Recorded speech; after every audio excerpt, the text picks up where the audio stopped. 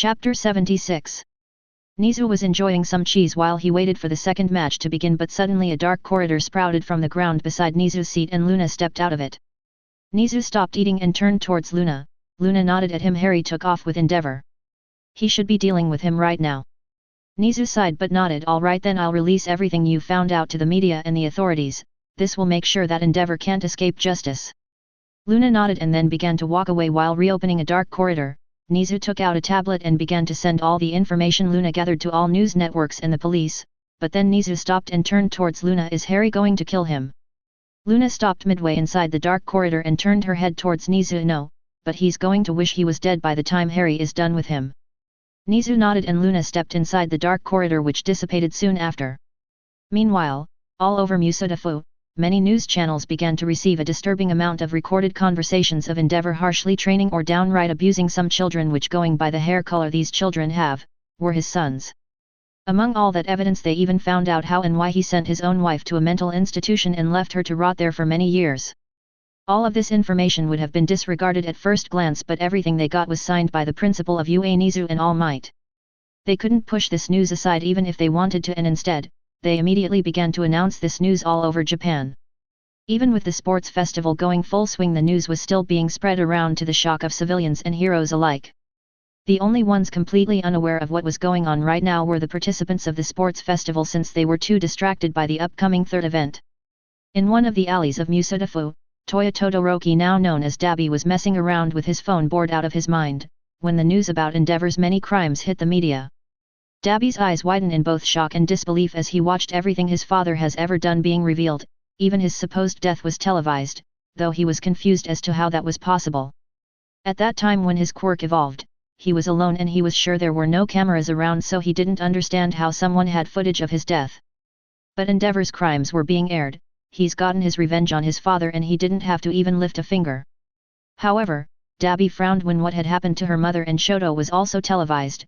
Dabi hadn't known that his mother was sent to a mental institute and locked in there for so many years, much less the abuse his younger brother Shoto had to suffer under their father. He still remembers how envious of Shoto he felt when his father began to ignore him and pay more attention to his younger brother, and the hate he felt at that moment and the regret. It seems like his father didn't have any mercy on his younger brother either. Mom. Dabi looked up at the sky feeling a little lost.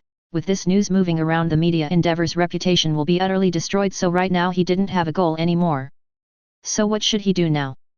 Was the question running through his mind right now as he stared at the clouds slowly moving with the wind. Fuyamai and Natsuo Todoroki gaped at the news they were watching on TV. They had been watching the sports festival for a while now since their younger brother was on it, but while they waited for their little brother's match to begin, they decided to channel surf for a bit. Only to be caught by surprise when the news of their father's crimes hit the media. They stared at the TV in disbelief at what they were watching. Fuyamai's face had fat tears coming down her face. She had always had faith that their family might be able to someday be a real family, but with this news hitting the media, that hope had died. There's no way her father will be able to recover from all of this, and more than likely he will end up in jail for many years, especially for what he had done to Shoto and her mother. Natsuo, though, was content and happy for the first time in many years. Never in his wildest dreams would he ever think that his father would finally pay for what he had done. Though he moved his gaze toward his sister and felt bad for her, he was aware that she had always wanted everyone in the Todoroki family to finally be a real family. But it just wasn't possible, not after everything that had happened. It's going to be okay, Fuyamai, at least we should be able to see Mom now. Fuyamai nodded but continued to cry. However, they suddenly received a text message and both of them read it. To their surprise, it was Principal Nizu who had sent it to inform them that their mother had been living in UA for protection, and now that Endeavor will pay for his crime, they were allowed to visit her at any time. Both Fuyamai and Natsuo turned to look at each other and stared at one another for a few seconds before nodding at each other. Right then and there both of them decided to go see their mother together and see how she was, so both elder Todoroki siblings got up and immediately left to go to UA. Rei stared at the news which was reporting everything her so-called husband had done, but no matter how she tried she couldn't feel guilty about it. A part of her was even glad that Enji was going to pay for what he had done to her children. When she received a text from Hermione telling her that Harry grabbed Enji and was going to deal with him, she actually breathed in relief. She was very happy that Harry was able to use the Akashic record or whatever it was called to get actual recordings of what had happened. She didn't understand everything Luna and Hermione had explained about these records, but she did understand that it was something really amazing that Harry was able to use it. Still, she was a bit in shock at how everything had happened. and even though she still had a lot of healing to do, she was now ready to see her children. Perhaps all of them would like to move in with her in Harry's house and work for UA. She was rather fond of the atmosphere in this house, so she wanted to stay here. Shoto already lived in the UA dorms too. So maybe she can convince them to live here. Harry's house does have a lot of rooms. She'll talk about it with Harry when he comes back. She knows she was being a little selfish, but both Luna and Harry had told her that it was fine to be selfish and that she shouldn't hold back, especially when it came to the things she loves. So this time Rei was going to be a little selfish, though the thought of doing this made her giggle, feeling a little rebellious for the first time ever. Mr. Goop just wobbled, watching Rei seem so happy right now, so he just stood there with his silly smile while Rei giggled herself silly. What Rei wasn't aware of was that at this moment both Harry and Endeavor were currently underneath her, in the massive training Harry built under the house. Endeavor, however, was inwardly having a panic attack. This young man had not only kidnapped him but also informed him of so much bad news that Endeavor just didn't know how to react. Right now his reputation was being destroyed if everything that this guy just told was true, and this was something Endeavor has always feared. Harry, however, continued to glare at Endeavor. Humph. It seems that I left you speechless, hey? So much for the number 2 hero. Endeavor's eyes widen in pure unadulterated rage. His quirk reacted to his anger and his flames flared to life. Shut up. Who do you think you are to talk to me like this? Flash fire fist. Hell spider. Endeavor raised a fist and his flames coalesced to it. He then swung his entire arm towards Harry while opening his hand wide, and 5 heat rays shot out of his finger and headed straight to Harry at high speed. However, Harry summoned Oathkeeper to his hand and easily baited the beams of plasma away from him, shocking Endeavor with the ease with which Harry dealt with one of his super moves. Endeavor gritted his teeth and growled, "Just who the hell are you? Why are you getting involved in family matters that don't concern you? Why do you even care what happens to strangers?" Harry tiredly sighed. "I'm Harry Potter and I care because I hate child abuse. You have no idea how much I hate the idea of someone hurting a poor kid who can't defend him or herself." As Harry spoke, the ground beneath him cracked from his energy lashing out because of his emotions running wild. Harry went on, "I know how it feels to feel defenseless, weak, the doubts and the fear when an adult hurts you. In the end, you don't understand why. Why would someone who is supposed to protect you, hurt you?" Endeavor's eyes widened in shock, finding out that the young man currently glaring at him was the Harry Potter, the man who had trained the kids currently bulldozing their way through the sports festival, was something that Endeavor never expected. But that didn't matter. He wasn't about to let some no-name punk talk to him like that, much less ridicule him. "Shut up. What do you know? I just wanted Shoto to surpass me in all might. So I trained him to be the best. So what if I was too harsh? In the end, he would have been the most powerful hero in the world." Flash fire fist, hell spider. Endeavor used his super move one more time. This time, however, he used both hands, resulting in 10 heat rays shooting out towards Harry, intending to cut him in pieces. But Harry narrowed his eyes and simply said "Reflega." A barrier of light surrounded Harry's entire body, and as soon as the heat rays hit it, not only did they bounce off but shot back to Endeavor, who wasn't expecting such a counter-attack and was hit by his own attack, engulfing him in fire and the light from the barrier. Endeavor screamed in pain as he was blasted off his feet into the air. He then used his flames like propulsion to stay in the air. "Shit, if that barrier had bounced my heat rays in their original form, I might have been sliced to pieces instead of blowing up. Still, that hurt a lot." Just what is his quirk? First telekinesis, then teleportation, that weird key-like weapon, and now barriers, star. Harry just looked up at Endeavor and suddenly began to float up, surprising Endeavor even more. "You can fly too? Just what are you?" Harry, however, just grinned and pointed at him with Oathkeeper, just a friendly teacher helping a student and his mother have peace of mind. Endeavor roared in anger and then engulfed his entire body in fire. To Harry it seemed like he had become a mini-sun, but to the dragon god, fire like that was nothing to him. From Endeavor's abdomen, a giant heat ray shot out towards Harry. Prominence burn. Harry then narrowed his eyes and gathered holy fire on Oathkeeper's tip and fired a giant beam of white flames, which instantly overcame Endeavor's prominence burn and headed straight into him. What? It was only Endeavor's vast experience in battle that saved his life, as he used his propulsion to send himself flying to the side. However, Endeavor wasn't fast enough to avoid the beam of white fire and was severely burned on one side of his body, causing him to scream in pain. Endeavor, not able to handle the pain from Harry's white flames, dropped from high in the air to the ground and crashed back first into the floor. The number 2 hero grunted from the impact and tried to quickly get up, but then his arm and leg along his chest and abdomen suddenly lit up in pain. Harry landed on the ground beside Endeavor and looked down at him. "My white flames are holy in nature. The more darkness in a person's heart, the more pain it causes. you who has done nothing but obsess with power, who in pursuit of that power caused your oldest son to mentally break down and die, you whose actions and attitude cause your wife to break down and lash out at your youngest son has a heart full of darkness. That's why my white flames are hurting you even now. Endeavor growled not only in anger but because Harry's words were hitting him hard. Harry did not care and just went on. Somewhere along the way you forgot what a hero should be, instead you only brought fear, despair and misfortune on your loved ones. Harry sadly shook his head and then said, family always comes first. Endeavor couldn't take it any longer and in one last attempt in trying to shut up Harry, he flared his flames as high as he could, engulfing Harry in flames. The power of the flames was so high that the ground underneath both Endeavor and Harry began to melt and turned into lava. But Harry just stood there completely unaffected by Endeavor's flames. Ng Todoroki roared and continued to flare his flames more and more. I just wanted to be the best. I just wanted to surpass the man I admired, but I couldn't. No matter how hard I try, I could never reach All Might. Harry silently listened as the power of Endeavor's quirk continued to raise, to the point of the air pressure began to blast everything around them and the heat began to burn and melt the entire area. Harry sighed. It's a shame, there's nothing wrong with trying your best, to reach out for a goal, but you took it far. What's the point of fulfilling your dream if, in the end, everyone you care about hates you?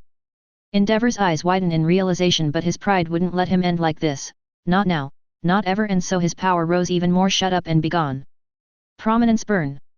A massive beam of heat and flames shot out of Endeavor and hit Harry full on, while the number 2 hero screamed and released everything he had, intent on turning Harry into ash. But suddenly, within the giant heat ray, a massive roar blew Endeavor's super move away, revealing an enormous gold and silver dragon. Endeavor's eyes widened in both shock and fear as Harry in his dragon god form reared his head back and released a roar that echoed through the entire area. Without any hesitation, Harry then stomped on Endeavor's body with his foot. The dragon god, knowing that Endeavor was out for the count, turned back into his human form and looked down towards Endeavor, who was barely conscious and frowning in pain as his entire body was broken from Harry's stomp. Harry then floated down and landed right beside Endeavor, and then without saying anything he plunged his hand into the number 2 hero's chest and then just as quickly pulled it out. Endeavor gasped in pain, while Harry looked down at his hand and saw a glowing orange orb. Harry then put the skill orb containing Endeavor's quirk into his inventory and turned to look at the broken form of the number 2 hero. You're lucky Rei didn't want you dead, she just wanted you to feel what you put her and her children through. How did it feel to be burned like Toya did when he died? Or how does it feel to be stomped around as you did to Shoto? How did it feel to be mentally broken like Rei was after everything you did? Ng Todoroki, in pain and without his quirk, began to cry for the first time in a very long time. Just stop. I get it. Harry frowned but nodded. He then snapped his fingers and teleported Endeavor into the room prepared by Nizu, where a detective was already waiting to arrest and take Endeavor to a hospital as soon as he appeared. Harry then tiredly sighed and looked up as he relaxed. Well now, I hope Rei and her children can find some peace now. Harry then waved his hand and opened a dark corridor. He immediately stepped inside. He had to be there to cheer for his students after all. To him right now, that was more important. As Harry got back to the stadium, he immediately gaped at the giant iceberg that had appeared in the arena. What the hell? Luna heard him and giggled. Shoto seemed oddly motivated when his match began and ended up overpowering his quirk on poor Zero. Harry sighed and waved a hand, vanishing the entire iceberg to the shock of Shoto, who was thawing Zero out. Inwardly Harry was glad that he had taken Endeavor into the training room. With the time dilation there, he was able to be back in time to not miss his students' matches. Midnight saw the iceberg disappear and grinned, knowing who did it. She then cracked her whip and loudly said, and the winner of the second match is Shoto Todoroki. Shoto sighed and frowned.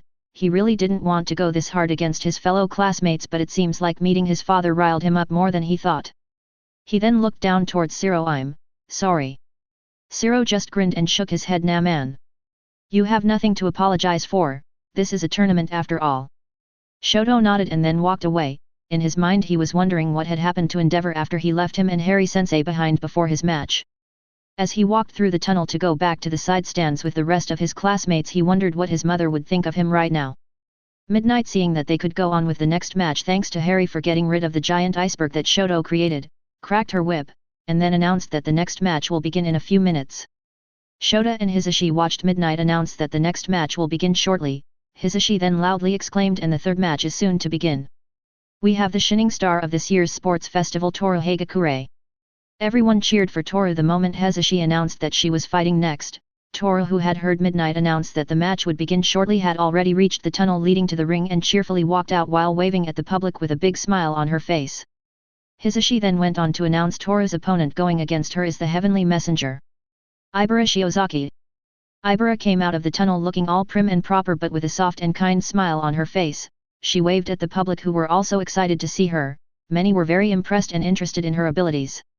Harry's sweat dropped and turned towards Hermione. Where did those titles even come from?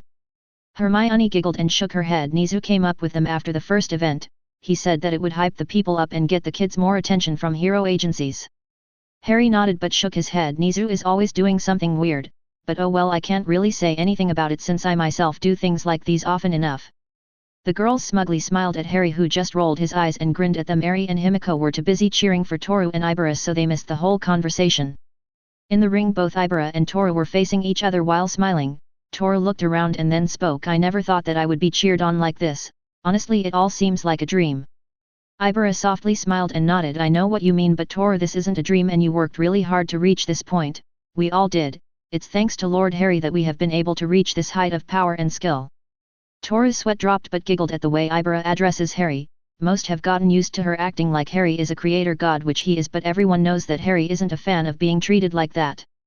But there were moments where everyone thinks that Ibara is just messing with Harry, like right now when Toru can see the small and amused smile on Ibara's face. Sigh. Ibara, you know Harry-sensei doesn't like to be called Lord. Ibara just giggled and seemed to be having fun, which in turn made Toru and Harry, who were listening, sweat drop even more. Suddenly Midnight cracked her whip loudly and loudly declared, let the third match begin. The public cheered loudly, but Ibara and Toru stood there standing staring at each other. Ibara then spoke up. I'm usually not one for conflict or fighting, but I must admit that I find myself excited to face off against one of my fellow students. Toru grinned and nodded. Me too. I blame Harry-sensei that we all became sort of battle crazy, or like Eijiro would say, manly. Eijiro grinned proudly while Harry chuckled at Toru, blaming him for their competitive natures. Suddenly Toru disappeared in a flash of light, but Ibara immediately reacted and whipped her vines all over the ring, Toru not having any other choice but to stop and create a barrier of light around herself to prevent the vine from hitting her. Ibara smiled and then stomped the ground, sending a wave of rock and earth from around the ring toward Toru, who narrowed her eyes and jumped up to avoid it. Ibara immediately sent her vines to catch Toru in midair, knowing that she wouldn't be able to avoid them while she was in the air. Toru's eyes widened when she saw Ibara's vines head her way, but then she grinned and loudly said, shining wings. Using her light manipulation, Toru created wings of light from her back, and with one flap of her new white and shining wings she avoided Ibara's vines. Ibara's eyes widened in surprise and awe upon seeing one of Toru's super moves. The public gawked at Toru as she stayed high in the air with her white light wings shining under sun's rays. Eri was awed as she watched Toru's pretty wings, but then she noticed something about them. Oh! They look like Daddy's wings when he's a dragon. Luna, Hermione, and Susan narrowed their eyes and took a closer look at Toru's wings. Luna hummed, you're right, sweetie, they look exactly like Harry's wings. Harry chuckled and then shook his head. Ah, so that's why Toru kept asking me to see my wings. She must have been working on creating them using mine as a base. Everyone nodded and smiled at what Toru had accomplished all by herself. Harry was definitely flattered and proud of her. Toru spread her wings wide and then flapped them towards Ibara. From her wings multiple rays of white light shot out at high speed towards Ibara, who raised her arms, and the earth and stone around the ring reacted and formed an earthen barrier around them. The rays of light crashed against Ibara's earth and stone barrier and engulfed it in a barrage of explosions that shook the arena. Midnight and Samantha screamed in fright from the blasts. Toru, however, dropped back to the ring and then vanished from sight. Ibara, as soon as she stopped sensing rays of light hitting her barrier, let it down and looked around with a frown. Oh no! She turned invisible. But Ibara didn't have time to think or do anything, because she was forced to quickly raise a pillar of earth to block multiple shurikens of light heading for her. She wasn't fast enough to block them all, and she was cut by some that were able to reach her. Ibara, not wanting to be caught by surprise again, raised a hand and then waved it, causing a wave of dust and dirt to fly up. The wave of dust, however, also hit Toru and covered her in dirt, which revealed her location to Ibara, who immediately sent her vines towards Toru, who was too busy coughing from the dust and ended up being whipped all over her body. Toru screamed in pain from the whipping she got from Ibara's vines, but recovered quickly and waved both arms towards Ibara, sending multiple kunai towards Ibara. Ibara quickly batted them away with her vines and then stomped the ground, sending multiple spikes of earth and stone to move through the ground toward Toru. But Toru clapped her hand together and then spread her arms wide open. In her hands, she created 2 windmill shurikens with light and began to spin them so fast that they looked like propellers. Before the spike of earth and stone could reach Toru, the light user jumped back and threw the windmill shurikens as hard as she could. The earth and stone spike were instantly sliced and cut by Toru's light windmill shurikens and headed towards Ibara, who frowned and then pointed both hands towards the windmill shurikens heading her way. An enormous amount of earth and stone suddenly coalesced in front of Ibara as she created an enormous arm and hand which not only stopped the windmill shurikens but also crushed them as well with its hand. As everyone in the stadium was gaping at the amazing battle going on between Ibara and Toru, Hisashi just threw his hands up. I give up. Just what is this? What is Harry teaching these kids that they can do all of this in their first year of hero schooling? Shota grinned at his friend's exasperation. Whatever it is, it's doing wonders on his kids. Honestly, everything I've seen so far has been amazing. Hasashi was growling and grabbing his head, not believing all of this craziness, but everyone ignored him in favor of watching the incredible battle going in the arena right now. Toru frowned when she saw Ibara stop her attack, but then her eyes widened in surprise when Ibara suddenly clapped her hands and then created a bunch of golems from the earth she collected so far. Toru sighed and created a pair of blunt katanas with light and disappeared in a flash of light. Ibara watched as Toru moved at incredible speed and destroyed her golem army with ease. Toru headed straight toward Ibara, destroying any golem heading her way. Soon she appeared in front of Ibara and swung at her with the light katanas. She was able to hit her shoulders, which made Ibara grunt in pain, but at that moment she stopped from further hitting Ibara as the earth user used her vines and wrapped them around Toru tightly. Ibara dropped to her knees, breathing hard from the pain she was feeling in her shoulders, but didn't let go of Toru, who she began to squeeze with her vines. Toru screamed in pain as she was being crushed. Ibara slowly raised an arm, groaning in pain, and then waved it towards Toru. The earth and stone around them gathered and created a bunch of small balls which immediately began to shoot forward toward Toru and hit her hard. Toru growled and gritted her teeth in pain. No. I can't lose yet. Not when I made it this far. MGRRR. I won't lose here. Toru's body began to release an enormous amount of light which created a giant spiraling pillar of light that instantly burned away the vines and earth bullets. Ibara covered her eyes to protect them from the intense light coming from Toru. Toru was now free from Ibara's vines, and with a roar of defiance she let out a massive shockwave of light and heat. Ibara, not expecting such an attack and being already too injured, could not stop herself from being sent flying out of the ring and harshly crashing against the wall. Midnight and Cementos held on for dear life as they were being pushed away by Toru's light shockwave. Harry waved a hand and created a barrier to protect the public, who screamed in panic. The pillar of light and the shockwave soon subsided and allowed them to see the state in which the participants found themselves. Toru was standing in the ring, breathing hard but smiling towards Ibara, who was outside the ring and completely driven inside a wall. Toru breathed out and then said, How did you like my Lux Solis, shine of the sun? Ibara just groaned and then dropped to the ground. Midnight, who finally recovered from almost being sent away flying, loudly announced the winner from the third match is Toru Hagakure. Midnight then dropped on her butt and then dropped on her back. The public stayed silent for a few seconds but then exploded in celebration. Hasashi loudly began to speak up. There you have it, listeners.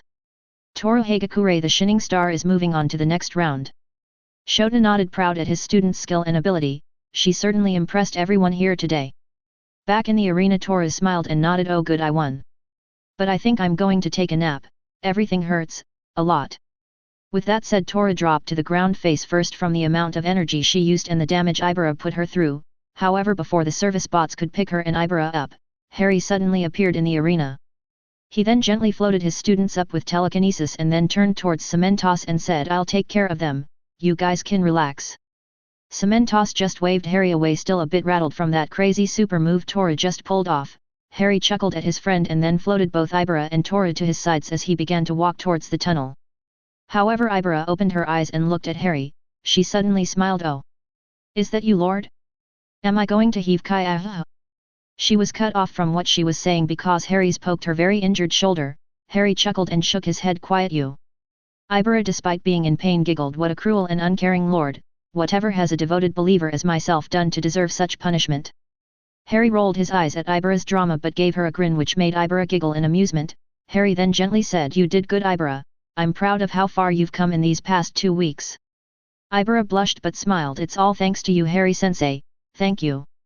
Harry smiled and patted Ibara's head as he continued to walk towards the infirmary to heal both of his students. You were the ones who put in the effort, all of you did. Be proud of what you accomplished. Ibara nodded and smiled. The rest of the way was spent messing around with her sensei while her friend was passed out. Ibara couldn't help to think how fun these past 2 weeks have been with her new friends and sensei. Meanwhile, in an ambulance surrounded by police cars lay a very injured Endeavor. After Harry had beaten him within an inch of his life and taken away his quirk, Endeavor couldn't do anything but reflect on his past.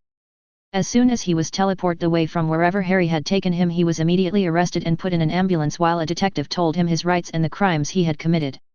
Endeavor was being treated like any other villain and he hated the feeling, he a hero, treated like he would treat those he captured. It was absurd, but it did show him how far he had fallen because of his ambitions. He had never stopped to think how his actions would have been perceived by others, much less his family. Now having gotten told all of his crime by a detective struck him deeply. It made it all so much more real, and for the first time in his life Endeavor couldn't help but feel disgusted with himself. He was no better than the villains he had sent to prison himself, and now he was paying the consequences of his actions. He no longer had his power, he was about to lose his hero agency, and he's lost his family. No, he had lost his family a long time ago. He was no longer Endeavor. He was just Enji Todoroki the criminal. His life had changed in a matter of minutes and he had no one to blame but himself. So as Enji was being transported to the hospital, a broken man with nothing left in his life but regrets, he couldn't do anything but sob and cry. Chapter 77. Harry took the girls to the infirmary and healed them of all their injuries. He then gave them a pineapple gel so they could recover all of their spent energy. Recovery Girls was certainly impressed with Harry's talents in healing and medicine and even asked how he learned all of that. Harry just told her that he had good teachers and family who were doctors. After that he left the girls to rest and went back to his seat where the girls, Himiko and Eri, were waiting for him. Eri immediately asked him if Toru and Ibara were okay. Harry smiled at his daughter and then patted her head. He then told her that they were fine and that he had healed them up, which made Eri very happy. A few minutes later the fourth match between Ida Tenya and Mei Hatsum began. To Harry's amusement, Mei just proceeded to use Ida as a test dummy to showcase her inventions.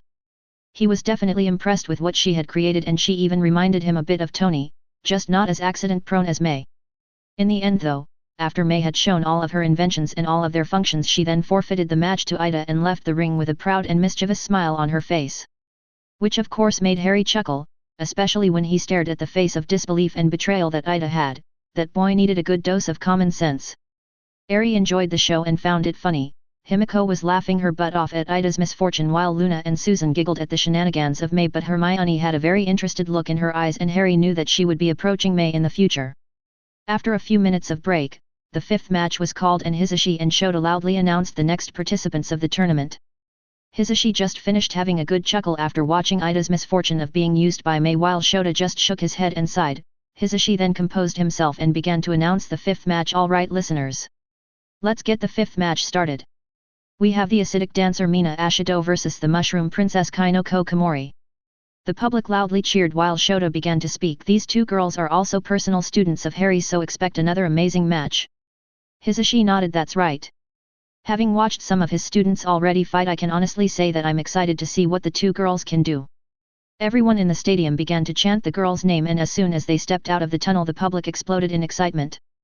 Both Mina and Kainoko got up to the ring and stared at each other, but they couldn't help but blush from all the attention they were getting. Mina giggled and then looked around. This is certainly amazing. Hey. Kainoko nodded and looked around as well. The public was still chanting their names, and even though she felt a little embarrassed, she was also very excited. Yeah, I never thought I would be cheered on like this. I was fully aware how my quirk wasn't as impressive as others, so I had already accepted that I was never going to amount to much as a hero, but this. Mina nodded. Yeah, me too. I didn't think I would get any attention. My quirk is dangerous and it makes people nervous. They try to hide it, but even I could tell my family was always a little cautious about me and what I was doing. At some point I just accepted the fact that perhaps I wouldn't be a very famous hero, but I at least wanted to show the world that I wasn't dangerous. Kainoko nodded. It seems that everyone had insecurities and fears, so she wasn't the only one. Something that Harry has always told them was that with every person you meet there's always a long and complicated story behind them, and that if they wanted to be heroes they have to be open-minded and understanding of the people. Kainoko giggled and then said, Harry-sensei has certainly changed us a lot. Mina nodded and then turned her head to where Harry was sitting with his family. Mina grinned and then cheerfully waved at him, which Harry returned with a smile on his face. Yeah, but I like to believe he changed us for the better. What do you think, Kainoko? Kainoko also waved at her sensei and got a wave in return as well. Definitely. Harry-sensei is the best teacher ever. I like to think we all became better people too. Mina smiled and nodded to Kainoko. Midnight, who was listening to everything the girls were saying, smiled happy to see these young women grow before her very eyes, but she had a tournament to start and so she cracked her whip, letting the girls know to get ready. Both Mina and Kainoko got ready and Midnight then cracked her whip one more time. Begin. The girls immediately exploded into action. Mina skated herself with acid on her feet at full speed towards Kinoko, who waved her hand and released a big number of spores and spread them with wind. Suddenly the spore grew to giant mushrooms which headed straight towards Mina, who just began to swipe her arms and throw acid towards the big mushrooms and melted them into nothing on the spot. Kinoko frowned watching her mushroom barrage melt so fast and how fast Mina was closing the gap between them. To prevent Mina from reaching her and engaging her in close quarters combat, Kinoko pointed her fingers at Mina. Air bullets. From Kinoko's 10 fingers shot out multiple bullets made out of condensed air and headed straight toward Mina, whose eyes widened, but she quickly danced around the bullets without even missing a beat. However, some of the air bullets still grazed her, cutting her arms and legs a little, which made her grunt in pain. Ouch! Those air bullets are super sharp. If they hit me full on, they'll go straight through me. Though she's only aiming at my legs and arms, she's trying to slow me down and weaken me before I could get to her. That was Kinoko's plan. She knew that Mina was among the best in hand-to-hand combat and she didn't want to trade fists with her, knowing she would be at a disadvantage, so she was trying to keep her away and caused her enough damage to slow her down and weaken her as much as possible before she got to her. But Mina was also very good at dodging and moving. She has amazing flexibility and dexterity. Everyone knew that she would be hard to catch, and even if you did, she would just splash acid at your face for trying to. So Kinoko wasn't surprised when she saw Mina reach her. Frustrated? Yes, but not surprised. Mina, as soon as she got Kinoko within her range, she tried to grab hold of her and take her down with a submission hold. However, Kinoko, knowing exactly what Mina was planning of doing to her, spread her arms and a burst of wind suddenly flared out of her body, sending Mina flying away from her. Mina artfully spined around a couple of times in midair until she softly landed on her hands and feet like a cat. She then looked up and narrowed her eyes towards Kinoko, who was nervously sweating with how close she came to being taken down by Mina. Luna hummed and then turned towards Harry, who was intently watching his students. Harry, did you ever give an extra ability to Mina and Ajiro? If I remember correctly, you didn't do it right away because you weren't sure what to give them, right? Harry turned his head towards Luna and nodded. Oh. Well, after the first week of training I gave them an extra skill. They wanted to keep it a secret for the sports festival. Luna nodded, but Himiko, who was cheering loudly, suddenly spoke up. Hey! You gave something to Mina and Ajiro and you didn't tell us? How could you, Harry-sensei? Harry chuckled and patted Himiko's head, causing her to actually purr. Sorry Himiko, but they wanted to surprise everyone. Himiko pouted at Harry but nodded in understanding. Hermione, curious as to what he had given to Mina and Ajiro, decided to ask, so? What did you give to Mina?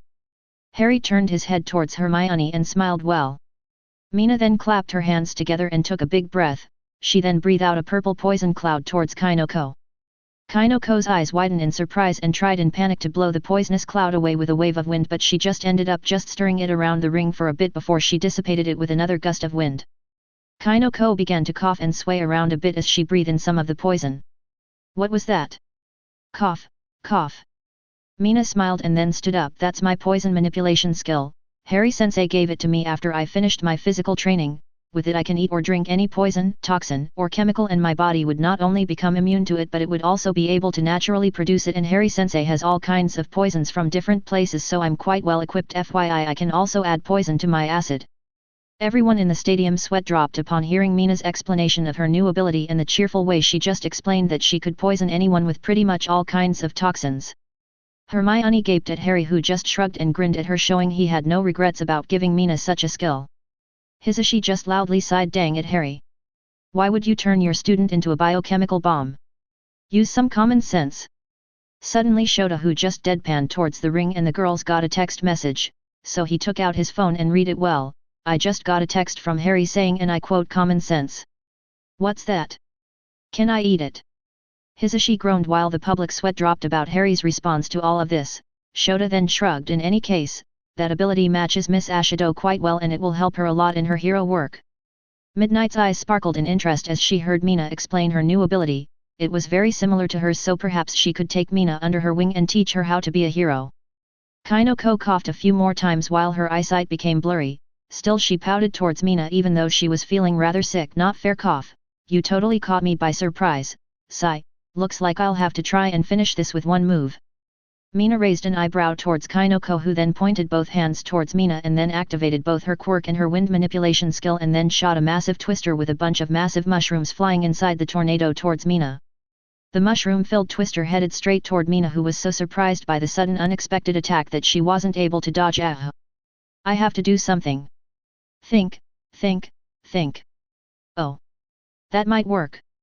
The twister seemingly reached Mina and engulfed her in a windstorm and giant mushrooms. Everyone watched intently trying to see where Mina was within the wind, but no one could see anything. Eventually Kinoko couldn't keep up her attack and she let it dissipate, but the poison had finally done enough damage to her and she dropped on her knees and hands while sweating profusely. She was breathing very hard and fast, but she continued to look ahead to see where Mina was. She was sure she hit her, so she just wanted to confirm that she was out. But to Kinoko's and then everyone in the stadium's surprise, Mina suddenly came out of a hole in the ring and then threw herself to the side.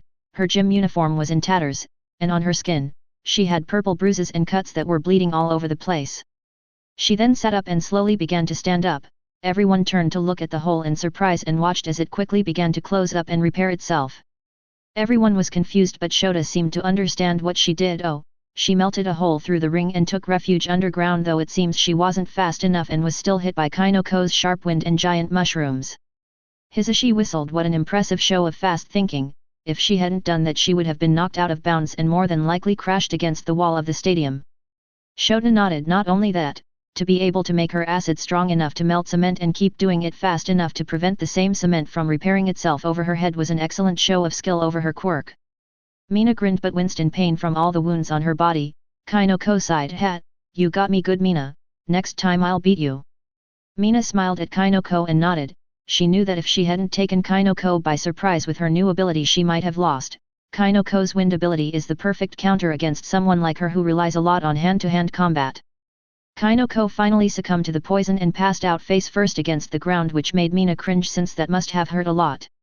Midnight, seeing that Kinoko couldn't continue, cracked her whip and loudly announced the winner of this match. "The winner is Mina Ashido." Mina sighed and then dropped on her butt. She was in a lot of pain and she was bleeding all over the place, but she was happy that she won her match. Suddenly her sensei appeared beside Kinoko and used a spell to cure her from her poisoned state. He then made her unconscious body float up and followed him as he walked over to her. Once he reached her, he got on one knee and patted her head, which made Mina blush deep purple. "You did good, Ashido. Quick thinking. It seems like yours and Eijiro's plan paid off too." Mina smiled at her sensei and nodded. It certainly helped to keep her new ability a secret till now. "Was that very ninja of me, sensei?" Harry chuckled and healed Mina of all her injuries while also making her tired body float up. "Yup. That was very ninja of you, Ashido." Mina shakily fist pumps. "Yay. Ugh. I'm very tired, sensei." Harry nodded. "I know, you overworked your quirk melting that hole open in the ring, plus you kept it on so the hole wouldn't close on you. Of course, you would feel tired, but don't worry, I'll give you a pineapple gel in a bit and you'll be as good as new, plus you'll get to rest until it's your turn to fight again." Mina nodded and smiled at her sensei as he took her and Kinoko into the infirmary to rest, and a nap doesn't sound too bad right now, and with that Mina closed her eyes and fell asleep. Midnight watched on with a smile on her face as Harry took his students to the infirmary after healing them and making sure they were all right. The reason she and Cementos weren't too worried about Harry's students going all out like this was that they knew that Harry was there to make sure nothing escalated too high. Nizu had told them ahead of time not to interfere too much in the fights of Harry's students, and they haven't. Still, Midnight thought it was sweet that Harry cared about his students this much. Midnight giggled and then shook her hand.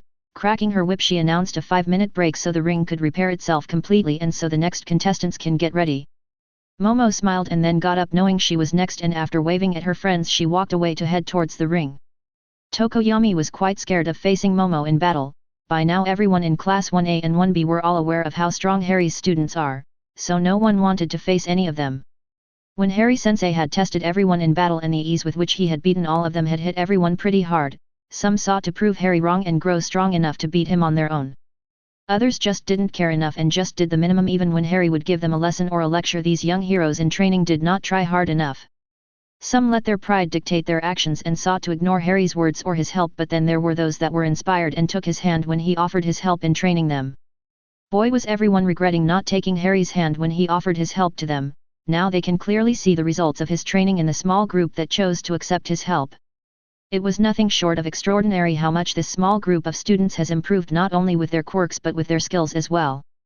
Nonetheless, Tokoyami still wanted to give it his all. Even if he was bound to lose, he will still try his best and hope that a hero gets interested in him enough to get an offer to intern at a hero agency. So Tokoyami nodded to himself and stood up. He then left towards the tunnel leading to the other side of the ring to face Momo in battle. Everyone in Class 1A watched him leave with worried faces, hoping that he will be able to put up a good fight against Momo.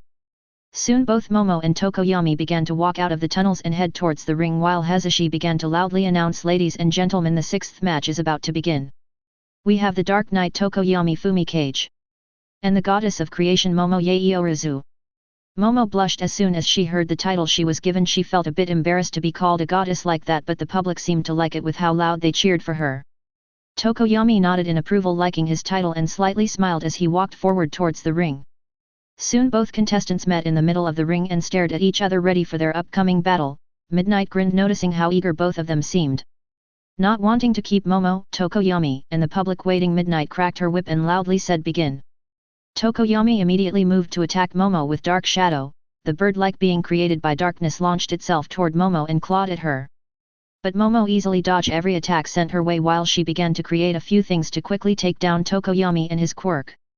Tokoyami narrowed his eyes at the ease with which Momo was dodging Dark Shadow's attacks, but then his eyes widened when Momo suddenly made a shotgun and pointed at him. In a panic, he recalled Dark Shadow and made it shield him from the shotgun, but Momo smiled and then threw a flashbang she had made toward both Tokoyami and Dark Shadow. Both looked down and stared at the flashbang in disbelief while Momo put on a pair of sunglasses and then smiled while softly saying boom.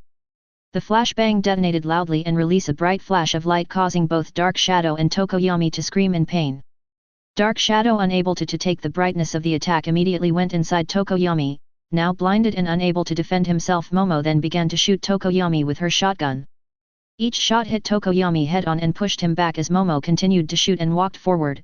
Thankfully she was using beanbags as ammunition. Still, they hurt like hell, and Tokoyami would scream or grunt in pain every time he was hit.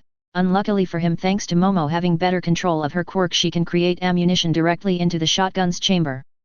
This way Momo quite literally has infinite ammo, and she had no reason to let up her attack on poor Tokoyami, who was pushed all the way to the end of the ring where Momo had finally reached him. Tokoyami by now was still blinded and quite hurt, but he was still able to hear Momo and he knew that he had lost this match. Momo smiled and then pointed her shotgun towards Tokoyami's forehead. "Sorry Fumikage, but Harry-sensei always told us to show no mercy. Good luck next year." With that said, Momo pulled the trigger and Tokoyami was hit in the forehead by a beanbag and sent flying backward and out of bounds. Momo sighed and then dismissed her weapon. Midnight gaped at Momo. Cementos as well gaped at her. Hisashi and Shota also gaped at her, not knowing what to say at the sheer savagery and mercilessness of this young hero in training. Even the public was gaping at Momo, not being able to believe what they saw Momo just do. All Might and Nana gaped as well in disbelief. What they just saw was ruthlessness of the highest order, and they honestly didn't know what to say about it. Nizu, who was sitting beside them, was loudly cackling in glee. He certainly found it entertaining the ease with which Momo dismantled Tokoyami. The villains watching the sports festival suddenly paled, not wanting to ever come across this little lady.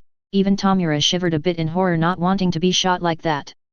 All for One was even gaping at what he just heard and saw. What is this Harry Potter teachings these kids? No mercy? Just what kind of hero teaches this kind of thing to his students? Poor All for One, he had no way of knowing that Harry wasn't training them to be just heroes but how to survive and win against any opponent. He was utterly unprepared for this type of hero, something that will later prove to be his downfall. However, Harry chuckled and nodded. He was certainly proud of Momo. Out of everyone training under him, she might seem the most kind and gentle, but in reality, she had become the most ruthless of all of his students. Especially since Harry had trained her in all kinds of tactics and weapons use, he had made sure that Momo had the right type of mentality and the knowledge to be a walking armory. The fact that he had forced her to constantly think on her feet and react rather than wait and plan made her a very dangerous opponent, and this match proved it to the world. Momo had become someone who is efficient in the art of combat. She is now a battle machine that only someone like his students have the possibility to take down. Others just didn't have the strength and ability to even pose a threat towards Momo. Luna and Susan giggled as they watched Momo take down Tokoyami in a matter of seconds, while Hermione sighed and facepalmed at the fact that her boyfriend had corrupted another person. Eri was cheerfully clapping for Momo, happy that another one of her friends had won her match. Himiko, however, was laughing. She always found it funny to see Momo be this ruthless. For some reason she found it hilarious. Momo watched as the aid bots picked Tokoyami's unconscious body up and took him to the infirmary. She then turned her head towards Midnight and tilted her head in confusion. She didn't understand why Midnight hasn't announced that she had won, so she stood there and stared at Midnight, waiting for her to announce she had won. However, Midnight was too busy gaping at what she had just witnessed, so Harry took it upon himself to do her job for now. Harry stood up and then projected his voice to the entire stadium. "Ladies and gentlemen, The winner of the 6th match is the goddess of creation Momo Yaeoruzu. Harry's voice seemed to help everyone snap out of whatever state they were in. The first to react was the public, who began to loudly cheer and applaud Momo, who blushed and waved at everyone with a big smile on her face. Both Hisashi and Shota snapped out of it as well. Hisashi was the first to speak. Right. There you have it, folk. The winner of the 6th match is Momo Yaeoruzu. Boy, is that girl scary. Shota nodded and then, no doubt. I sort of feel sorry for any villains that might cross her path in the future. Hisashi nodded and then spoke up again. That's right. To all villains out there watching the sports festival, please just surrender when you see Miss Yaeoruzu. We don't want to have to clean up a big mess. Many villains in Japan actually nodded in agreement. Momo was not someone they ever want to face, that's for sure. Midnight sighed and shook her head. She cracked her whip and then said, all right everyone, let's take 10 minutes before the 7th match begins. I think a lot of us need some time to compose ourselves. Momo nodded and walked back towards the tunnel to go meet her friends. Kainoko and Mina were already back from the infirmary and smiled at her the moment they saw her. All of Harry's students were together and talking to each other about their matches. Even though some of them hadn't won, they were still pretty happy with their performance and very proud of how far they have come. Meanwhile, their fellow classmates stared at them with a bit of jealousy. However, they weren't brave enough to say or do anything, knowing that these fellow classmates weren't pushovers and more than like they would hit back. Meanwhile, in the Potter home, Rei was sweat dropping. Having known Momo for a while now, she was still surprised whenever she sees this merciless side of her. You would never guess that she was this ruthless by just looking at her, and it was still hard to believe that Harry had turned a sweet and caring girl like Momo into a ruthless fighter. Suddenly Mr. Goop wobbled a bit and turned to look towards the front door, which caught Rei's attention. Suddenly there was a knock at the front door which surprised Rei a bit. No one was supposed to visit Harry today, so she was a bit nervous and scared of who it might be, but thankfully a dark corridor erupted from the ground by the front door and Harry stepped out of it. The dark corridor instantly dissipated as Harry stepped through it, and the dragon god looked around for a bit until he saw Rei and Mr. Goop looking at him. Harry smiled at them and gave them a wave. Rei blushed a bit and returned it while Mr. Goop just continued to smile and wobble. Harry then turned towards the door and opened it. To Rei's shock, on the other side of the front door stood her daughter Fuyamai and son Natsuo. Rei stood up from the couch and stared at her oldest children. As she watched her son and daughter, she began to tear up. They're so big now. I've missed a lot. Fuyamai and Natsuo looked at Harry first, but then noticed their mother standing and staring at them with wide and wet eyes. Fuyamai covered her mouth and sobbed the moment she saw her mother and how well she seemed. Natsuo teared up as well as he stared at his mother. Harry smiled and moved out of the way, and both Fuyamai and Natsuo took off running and hugged their mother tightly while crying. They couldn't believe she was out of that awful lonely room in the psychiatrist's ward and that she looked so calm and well. Rei cried and sobbed while she held her oldest children. She began to continuously apologize to them for everything they had to endure, but both Fuyamai and Natsuo shook their heads and just held on to her tightly. Harry walked up to Mr. Goop and watched Rei finally have her children in her arms. This is a big step for her. Now all that she has to do is forgive herself, though that's going to be the hardest step to take.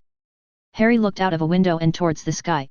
There was a time in his life when he blamed himself for the deaths of his parents. There was a part of him that always believed that both his mom and his dad would have lived long happy lives if he was never born. Both of his parents gave him an ass-whopping and a big talk when he met them in the afterlife when he died the first time. They didn't agree with Harry's sentiment at all. In fact, they were eternally grateful that he was born. It took a while, but he was able to move on and accept his parents' deaths. He was able to forgive himself and continue living. So Harry is well aware that Rei still had a long road towards recovery, not just mentally but spiritually as well.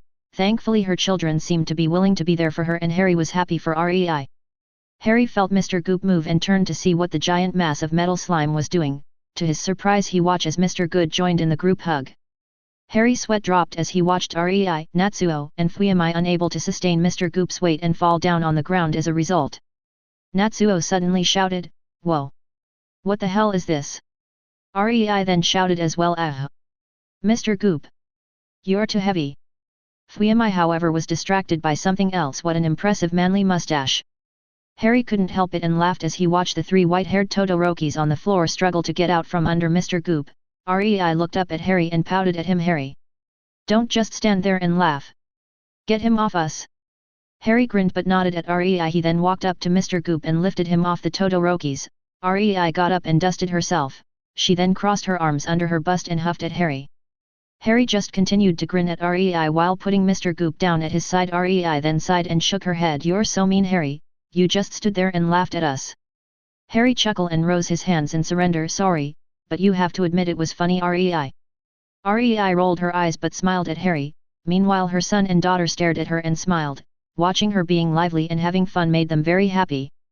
Fuyamai then smiled and decided to introduce herself to this young man that seems to be very friendly with her mom. Hello there. I'm Fuyamai Todoroki. It's nice to meet a friend of my mom. Harry smiled at Fuyamai while she continued on while pointing at Natsuo. And this is Natsuo Todoroki. He's one of my younger brothers. Natsuo grinned and nodded towards Harry, who nodded back at him and smiled. Well, I'm Harry Potter and it's very nice to finally meet you both. I guess Nizu let you know where Rei is. Hey. Fuyamai and Natsuo's eyes widened in surprise. They didn't think they would meet the man who had trained the group that was devastating the sports festival they've been watching. Rei giggled at the faces her children were making but then turned towards Harry. So if Nizu told Fuyamai and Natsuo where I am, then that means Enji has been arrested, right? Harry nodded and both Fuyamai and Natsuo turned towards their mother and stared at her in confusion. Harry then began to explain. Endeavor actually confronted Shoto before his match. That's where I caught him and took him downstairs. Right now he's not only arrested but in the hospital and quirkless as well. With his reputation also destroyed, he won't ever bother you or your children again. Rei. Both Natsuo and Fuyamai stared at Harry with eyes wide and full of shock while Rei suddenly hugged Harry tightly. Thank you. You made him pay, right? You made him feel what Toya went through, right? Fuyamai and Natsuo looked down in sadness at the reminder of their dead brother. Harry, however, nodded. Yes, I made him pay for everything he did. You can now rest easy. Rei. Rei sobbed while Harry held her. The dragon god then turned towards both Fuyamai and Natsuo. I think I owe you guys an explanation, right? Why don't we all sit in the living room and he'll serve us a mean cup of coffee, and I really do mean mean. Rei giggled while she had her face on Harry's chest. It was a very wet sounding giggle. It really is mean. I don't how Luna makes it, but be prepared to be roasted and insulted. Both Fuyamai and Natsuo looked confused but nodded. Harry then spent the next few minutes explaining everything that had happened to Endeavor while Rei, Natsuo, and Fuyamai drank their coffee, which kept insulting them every time they took a sip. In all honesty, they found it very funny, and when they asked Harry how it was made, Harry just shrugged his shoulders and told them that he didn't know, that it was one of his girlfriends who made it, but that he suspects that the beans are the culprit. Nonetheless, from now on the Todorokis can now live in peace and try to move on with their lives. And as time went on, both Harry and Rei told Fuyamai and Natsuo everything about Harry and the girls. Needless to say that both of them were very surprised was an understatement. Natsuo thought that everything Harry had seen in the world he lives in is super cool and wants to visit. While Fuyamai was very interested in all the magic and supernatural beings Harry has met, she was also very interested in Harry since she had noticed how her mother seemed very attached to him and how she spoke so fondly of his girlfriends. Harems in this world were somewhat common, so she wasn't surprised he had one, but the fact that Hid was so diverse and big was a surprise, and that made her very curious about him. So both of young Todorokis decided to move in with their mother in the Potter's home. Not only to be with their mother but to learn more about Harry and his family. Now all that was missing was for Shoto to join, and they can finally try to live like a normal family. Who would have thought that a dragon god would be the one to answer Fuyamai's prayers? That thought made her giggle out loud, which confused everyone, especially Harry, who felt like she was laughing at him for some reason. But the face he was giving Fuyamai just made her laugh more. Rei smiled watching her daughter have fun, and she even got an idea of what had made her daughter laugh. Harry just tilted his head in confusion and turned towards Natsuo with a raised eyebrow, but he just shrugged and shook his head. Don't look at me, women are still a mystery to me, if anyone knows them better is you. Harry huffed because even if he had so many girlfriends he was nowhere close to understanding women in general, but his expression just made both Rei and Fuyamai laugh. Which in turn made Harry smile, seeing them happy and having fun after having lived such a hard life up until now. It was certainly something to be glad about that they were still able to smile. Chapter 78. The 10-minute break had passed by really fast for everyone in the stadium, and all of them present in the stadium prepared themselves both physically and mentally, knowing that 2 more students of Harry Potter were next to fight in the tournament. Midnight sighed and tiredly rubbed her eyes. It has been a very long day today, and it was not even halfway done. She knew she had to start the next match, but she was really scared about what Harry's students could do next. So far they have been very brutal and destructive. Sure, they were showing off, and that is the reason the sports festival was created, but these kids take it to a whole other level. Still, she couldn't make everyone wait any longer, and so she cracked her whip signaling the next contestants to step into the ring. Hisashi was just tired of everything and glared at Shota, who was perfectly fine and drinking a cup of coffee that was surprisingly cursing him out, something Hisashi was trying really hard to ignore. He knew that asking would lead to some sort of crazy shenanigans. So Hazushi tiredly sighed and decided to get things started. No amount of time will prepare him for what he was about to witness, and so he accepted that simple fact. All right, ladies and gentlemen. The 7th match is about to begin. We have the manliest of men. Eijiro Kirishima versus the Maiden of Water Tsuyu Azui. Shota put down his cup of coffee, which was still cursing at him, and then spoke. These two are also Harry's students, so everyone get ready to see something amazing once again. Hazushi glared at Shota, who just grinned at him in response, while the public cheered loudly for the next contestants. Tsuyu and Eijiro waved at the public, who were loudly cheering for them. Eventually, they reached the ring, and once they were in the middle, they faced each other. Eijiro grinned at Tsuyu and spoke, "This is very manly. I've been wanting to test my abilities against one of us for the longest." Tsuyu tilted her head and deadpanned Kuro. "Me too. I'm pretty sure Harry-sensei didn't let us spar so we could keep our progress a secret for the sports festival." Kuro. Eijiro nodded and turned his head towards where Harry should be sitting, but he didn't see him there, but he did give Eri a thumbs up when he saw that she noticed him and waved at him. Eijiro then chuckled in amusement. "Harry-sensei really does prepare us for everything." Tsuyu nodded and then put a finger by her lower lip. "Kuro. If Mina received a new ability during her training, then you also got one too, right, Eijiro?" Kuro. Eijiro chuckled and nodded. "Well, since Mina revealed hers, then I suppose I don't have to keep mine a secret anymore, but yes, Harry-sensei also gave me a new ability." Tsuyu nodded, having already suspected as much. She's going to have to be very careful so she doesn't get caught by surprise like Kainoko. Hermione sighed and then turned to look up towards the sky, while on her lap sat Eri, who was enjoying a candy apple with a big smile on her face. "I wonder what sort of powerful and potentially dangerous ability did Harry give to Eijiro?" Himiko, who drinking soda out of a giant cup bigger than herself, stopped drinking from her straw and turned towards Hermione, curious as to what Harry gave to her friend. Susan, who was gaping at the massive cup of soda, also turned towards Hermione and began to think about what sort of power he could have given to Eijiro, while Luna, who was eating some gummy worms, though everyone around her was staring at her since she had animated the gummy worms with magic and made them crawl over her arm and towards her open mouth, began to speak. "More than likely it's something really flashy. If I remember correctly, Eijiro wanted to be noticed." Hermione turned towards Luna and groaned, "I was afraid of that, damn it, Harry." Eri giggled at Hermione's annoyance, while Himiko, Susan, and Luna grinned at her, causing Hermione's eyebrow to twitch. Midnight sighed, not liking what Eijiro just confirmed, and just shook her head. She then raised her whip and whipped it down, making it crack loudly. "Let the 7th match begin."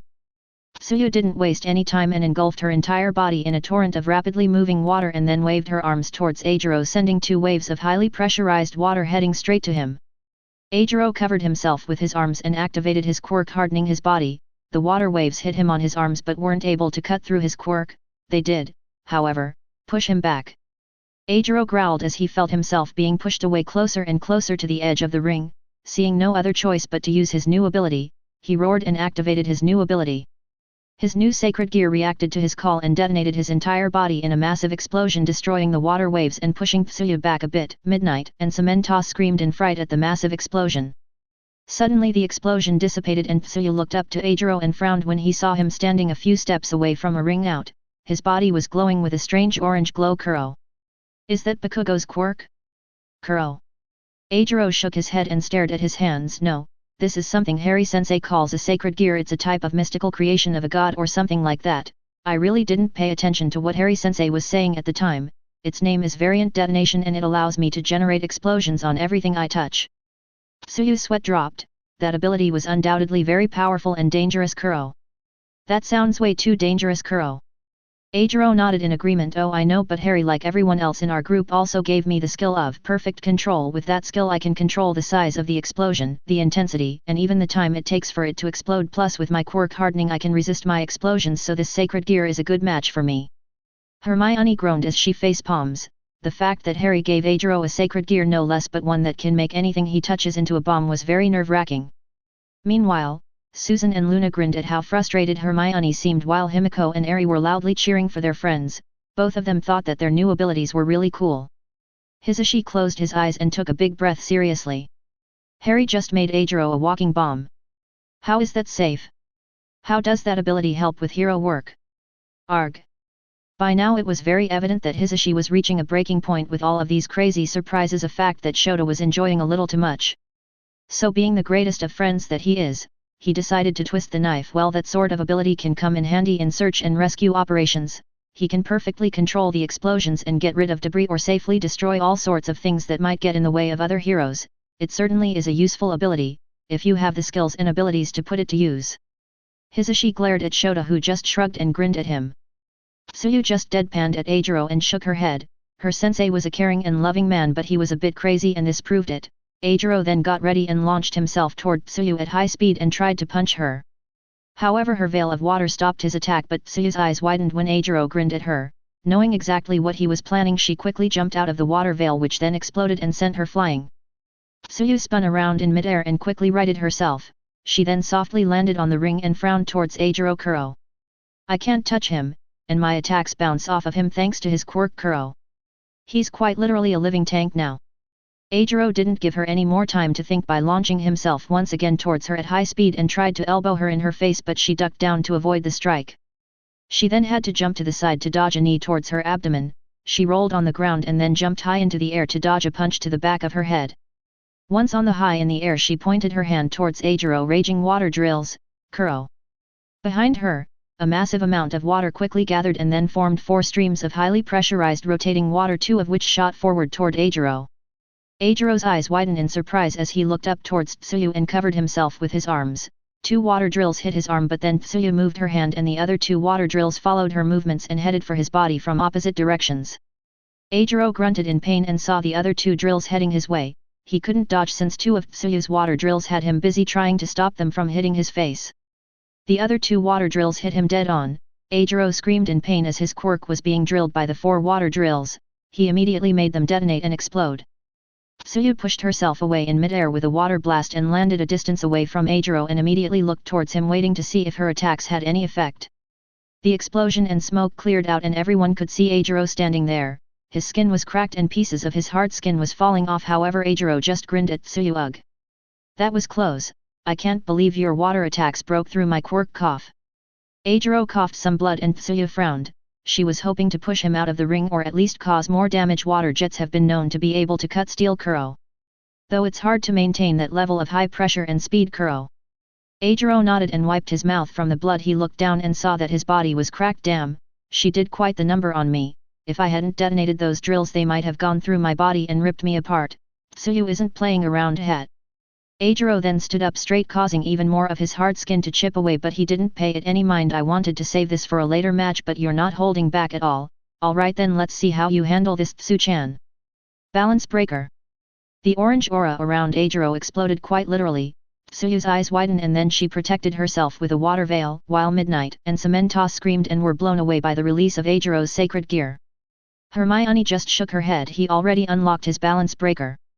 Luna waved her hand and caught both Midnight and Cementos with magic and set them with the public, while Susan also waved a hand and created a barrier around the public to avoid hurting anyone.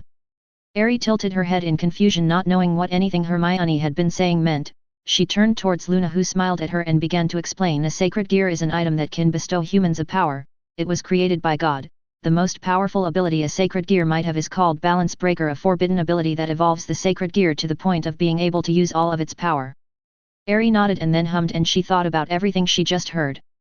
Can Daddy make sacred gears? You said God created them, but Daddy is a dragon god, so he should be able to, right?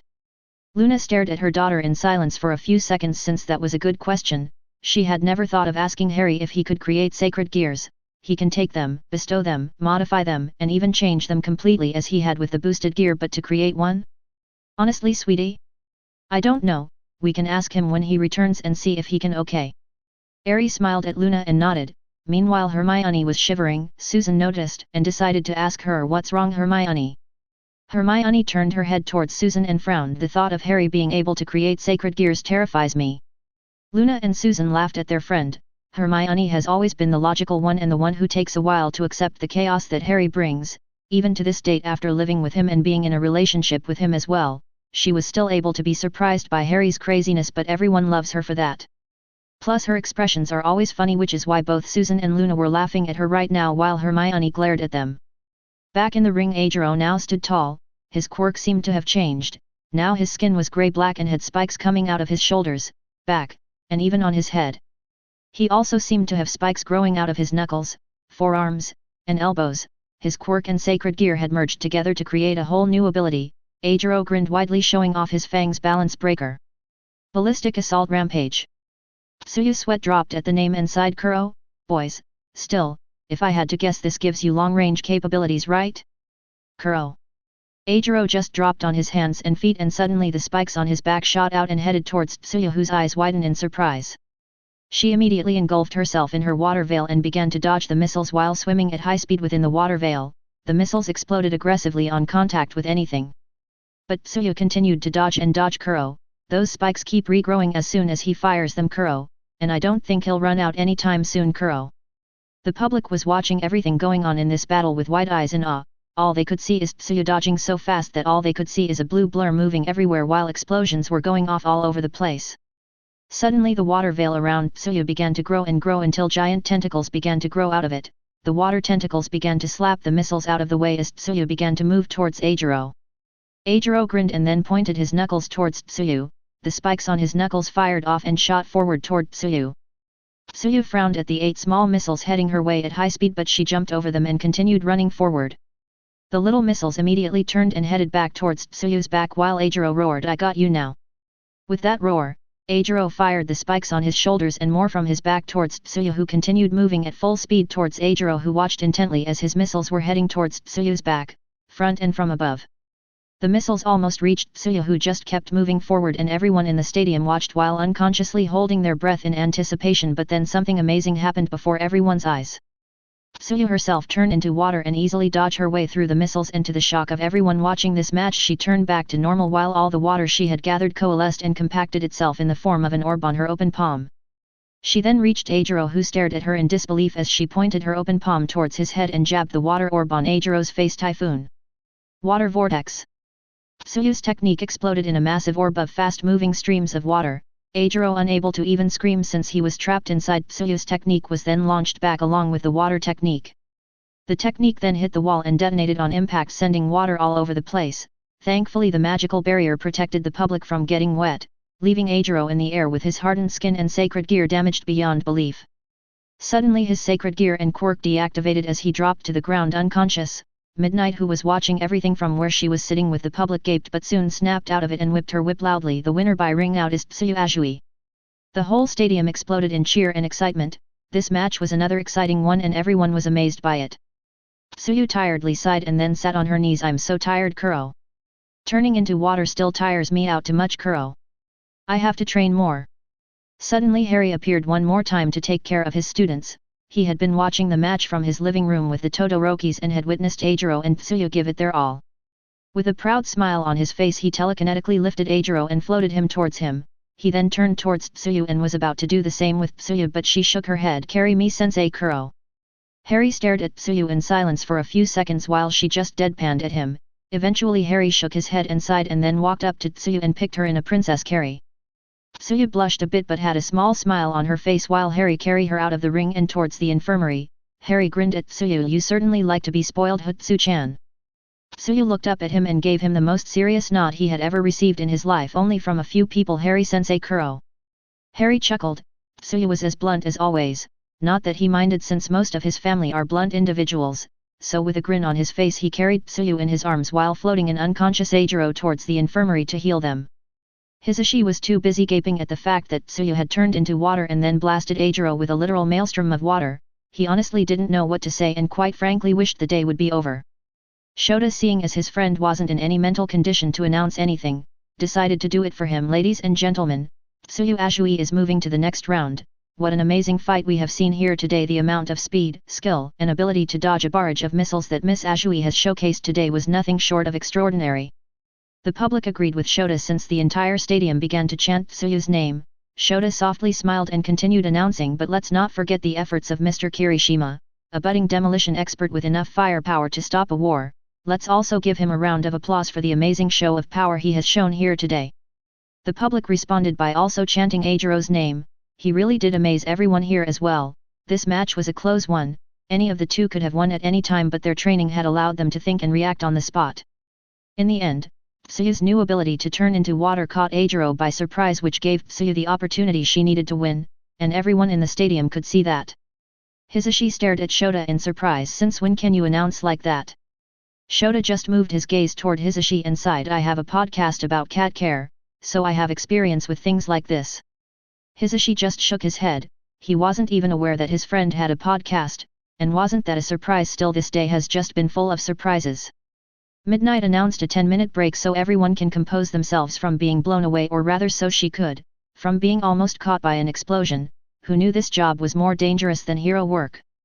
Tsuyu was healed and sent to the stands while Harry healed Ajiro, who had suffered quite a lot of damage. Not only had his skin cracked and shattered, but he almost drowned as well. Thankfully his quirk held strong enough to prevent internal damage. So Harry had to take his time healing Ajiro's skin and slowly regenerate it, a process Recovery Girl was taking notes of. In fact, she had taken notes on how Harry has been healing his students. From crushed bones, to burns, to poisoning, and even destroyed skin, it certainly has been fascinating watching Harry work. Who knew the Dragon God was as good at healing as he is at causing destruction and chaos? Eventually, 10 minutes passed by, but Midnight really didn't want to start the next match. She knew that the next contestants were also Harry's students and she just wanted the madness to stop, but she also knew that she couldn't just stop the sports festival. So with great reluctance, she announced the next match. Ladies and gentlemen. Next we have the Master of Gravity Okako Eureka versus the Cutie Pie Pony Tsunatri. The public began to once again loudly cheered, excited to see the 8th match begin. The cheering increased as soon as both Okako and Pony stepped into the arena. Both girls were happily waving at everyone. Hisashi, having recovered a bit, decided to share in the excitement, and we have the next contestants. And the two cutest girls of Class 1A and 1B. I honestly don't know who to cheer for. Shota scoffed and shook his head. Keep it professional, but don't let these girls' cuteness fool you. Both Eureka and Tsunatri are also members of Harry's students. Hisashi groaned and looked down in horror. Why? Not these two cuties. Harry, you're a monster if you corrupted these two girls. Harry, who was finishing healing Ajiro, chuckled while Recovery Girl just shook her head. So what if the girls were cute?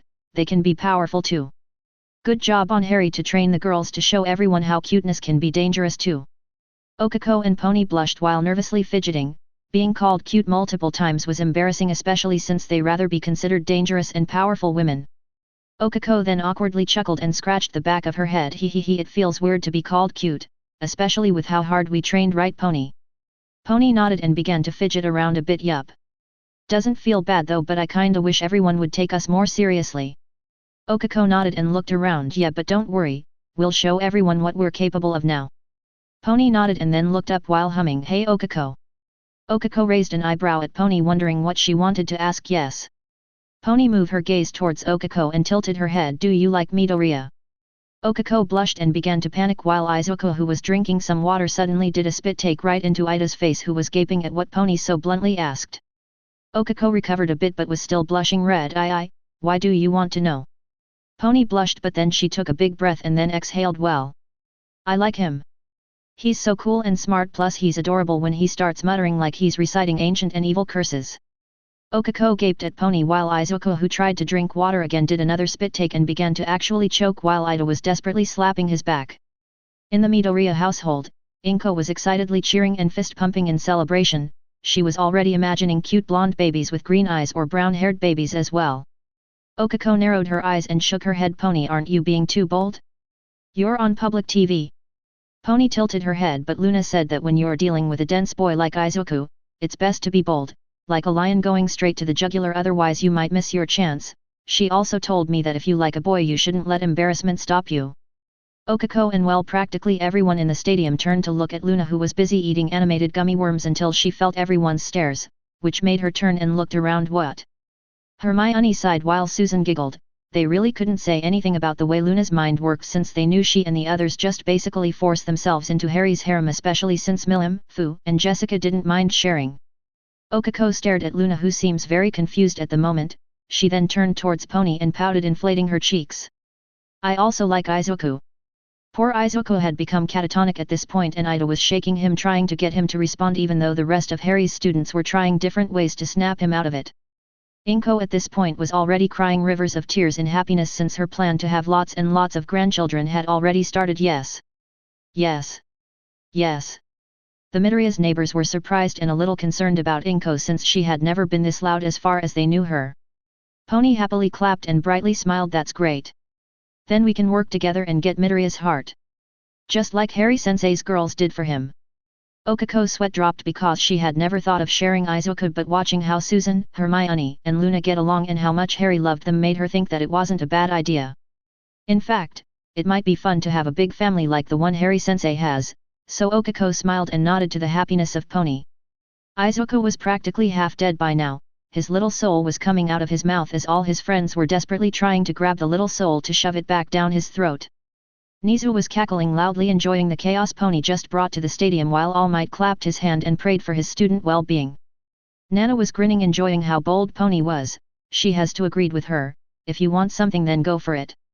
Still, she prayed a little bit for Izuku, that boy just didn't know what was coming his way. Harry was now laughing while Recovery Girl shook her head and watched Harry laugh himself silly. Midnight grinned while thinking how much fun she was going to have teasing Izuku, while Hisashi whistled, I don't know if I should envy Midoriya or pray for his well-being. Shota sighed and shook his head, I'd say pray for his well-being. The men in the stadium nodded in agreement, however the women among the public took offense to this single sign of solidarity between men and proceeded to physically punish them all. Pony then grinned and nodded, all right. Then whoever wins this match will be the head girlfriend. Okako narrowed her eyes and a dark aura began to spread around her, I'm not going to lose then. Midnight grinned and nodded, how passionate. A battle between two maidens in love for the head spot in a harem. I'm all hot and bothered now. Let the 8th match begin. Everyone's sweat dropped to Midnight's words but then snapped out of it when Midnight cracked her whip. Pony immediately leaned her head towards Okako and shot a barrage of her horns towards her. Okako just raised her open palm and repelled the horns with her control over gravity. The horns bounced off the increased force around Okako, but then the horns began to float up again and began to constantly try to hit Okako. Okako however stood there calmly as she watched the horns constantly bounce off because of the repulsive force she was exerting around her. When Harry improved her quirk, not only did he increase its power, he also gave her control over repulsive and attractive forces as well. Harry then spent a lot of time teaching her how to control these new abilities. Harry had helped Okako replicate the techniques of the Rinnegan, or more precisely the Deva path, something that Okako seemed to have a talent for. Pony was a very bold girl, even more so that she can now talk and understand everyone, and this surprised everyone the first time they noticed it. It seems like she was just shy at first because she couldn't speak the language at first. But now that she can, she sort of let loose, not that anyone minded since she was still a dear friend to everyone, but she did just lit a fire under Okako's butt. Knowing that she couldn't lose this match because not only does she want to be Izuku's first for everything, but she also wanted to be the head girlfriend, something that Pony seems to be after. All of this caught Okako by surprise, never expecting this sort of situation to land on her lap, but like all of Harry's students, she was already used to surprises and challenges, like any other one of her fellow students. She was ready to face this challenge head-on and win. So Okako clapped her hands and gathered all her energy, Shinra Tensei. And then there was only destruction and screams everywhere as Okako used one of the techniques that Harry had taught her, a technique only reserved for those considered gods in the shinobi world. Everything around Okako was suddenly destroyed and a giant crater expanded from the ground underneath her. Pony, not expecting such a powerful technique, widened her eyes in shock while the ground and air shook. Lucky for the public, Midnight and Cementos, the barrier Susan raised was still in place and protected them from the force behind Okako's technique. Pony snapped out of it and moved to dodge as fast as she could while the destruction spread dust, debris, and dirt which flew everywhere. A few seconds later everything calmed down and the dust and dirt dissipated. Everyone slowly turned towards the ring only to gape at the giant and deep crater that Okako just created with her technique. Everything inside the arena was gone, and it was only thanks to the barrier that the destruction didn't spread further out. Okako herself was floating in the air while calmly looking up. Everyone grew curious as to what she was watching, so they all look up as well, only to widen their eyes in surprise as they watched Pony flying high in the air by holding a pair of her horns with her hands. Pony looked down and frowned. All right, so you're not playing around. But could you have not destroyed the ring? Okako grinned and shrugged. It doesn't matter if I do, look, it's already repairing itself. Pony and the public looked towards the ring and confirmed that indeed the ring was already fixing itself at an impressive speed. Whatever Harry had done to it sure worked wonders if it was able to fix itself after Okako had blasted it to oblivion. Still, to think that Okako had that kind of firepower, Pony was beginning to think that perhaps she shouldn't have challenged Okako for the head girlfriend spot, especially since she was grinning at her rather maliciously right now. Hisashi sighed. You know what? I don't care anymore. Harry is obviously creating weapons of mass destruction and not heroes. Shota chuckled, which made Hisashi glare at him. I think Harry is just trying to prepare them for anything that they might face in their careers as heroes. We both know how dangerous this sort of work is and how easily can everything turn sideways. Hisashi frowned and nodded skin agreement. Okay, I understand that much, but what sort of situation would need this level of power and destruction? Shota shook his head. You're missing the point. The first and second events showed that Harry's students were capable of perfectly controlling their power and abilities. They also showed they can think outside the box and be creative when it comes to solving problems while minimizing damages. Hazushi turned his gaze toward Shota and paid attention while Shota continued. But this third event showcases their sheer destructive power, as well as their skill in battle. All of them are using the third event to make a statement. Hazushi frowned and stared at Okako and Pony, who just grinned at each other and got ready to fight again. And what is that statement? And to who?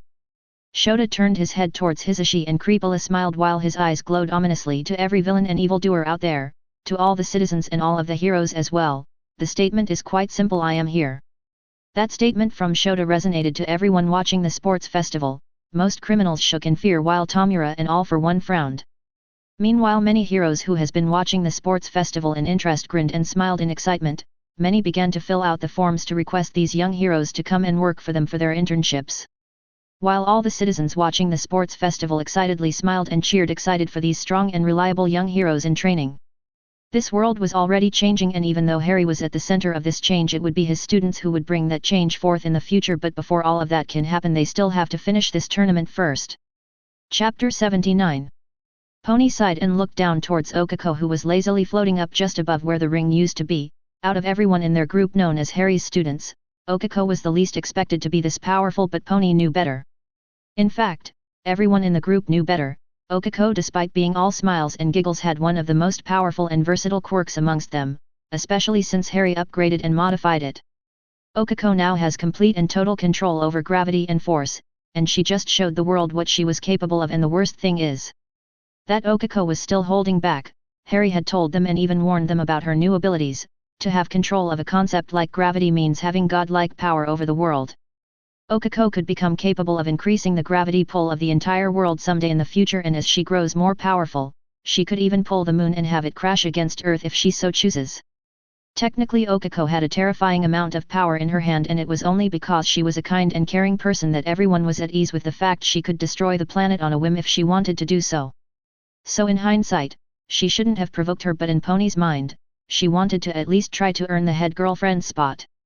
She liked Izuku a lot, especially since she found him funny and adorable, but she didn't want to make her friends sad or hate her, so she sought out advice from Luna, who told her all about Harry-sensei's harem and how everything worked out in the end. The fact that Luna smiled as she described with care and love how everyone treated each other like a big and albeit crazy family made her want that. She wanted to have a big family as well, to be with her Izuku, Okako, and whoever else she can convince to join, because she was going to go all out in on this. Luna told her, if you want something then go for it. The fact that Luna had decided at a very young age that Harry was going to be her future husband and she went for it just inspired Pony to do the same. So she decided to go for it and confess her love for Izuku on public TV and then convince Okako to share as well, and it worked out, even though she was a bit worried about Izuku, who she could see was having a panic attack as of right now. But since she already decided to do this, she might as well go in, and so Pony fired 2 more horns which flew around, and then she let go of the 2 she was holding with her hands. She landed standing right on top of the 2 new horns and began to skate around at high speed while Okako stared at her intrigued. As she flew around Okako, she began to fire multiple horns at her. The horns actually began to rotate like drills, and then shot forwards toward Okako. Okako spread her arms and the horn drills crashed against her repulsive force field, but this time they didn't bounce off. Instead, they continued to push forward while more and more horns began to crash against her force field. Okako grimaced at the force being exerted against her, and eventually her power was being overwhelmed. She had perfect control of her ability and it was very powerful. But her new power over force uses a lot of energy, and most of her techniques were very energy extensive. It was something Harry worked on with her a lot during her training, but there was only so much he and her could do to increase her energy reserves. He did tell her that as she grew her body would adapt and grow more energy reserves as she grew older, but for now she had to work with what she got. She was brought out her thoughts when one of the horns broke through and flew towards her face. Luckily Okako was able to react in time and lean her face away from the drilling horn, but it did manage to cut her cheek. She then waved both arms and used her power to blast the horns away from her. Pony narrowed her eyes as she watched Okako suddenly point a hand towards her bench 10 in. Universal pull. Pony suddenly froze and her eyes widened when she suddenly felt herself get aggressively pulled towards Okako.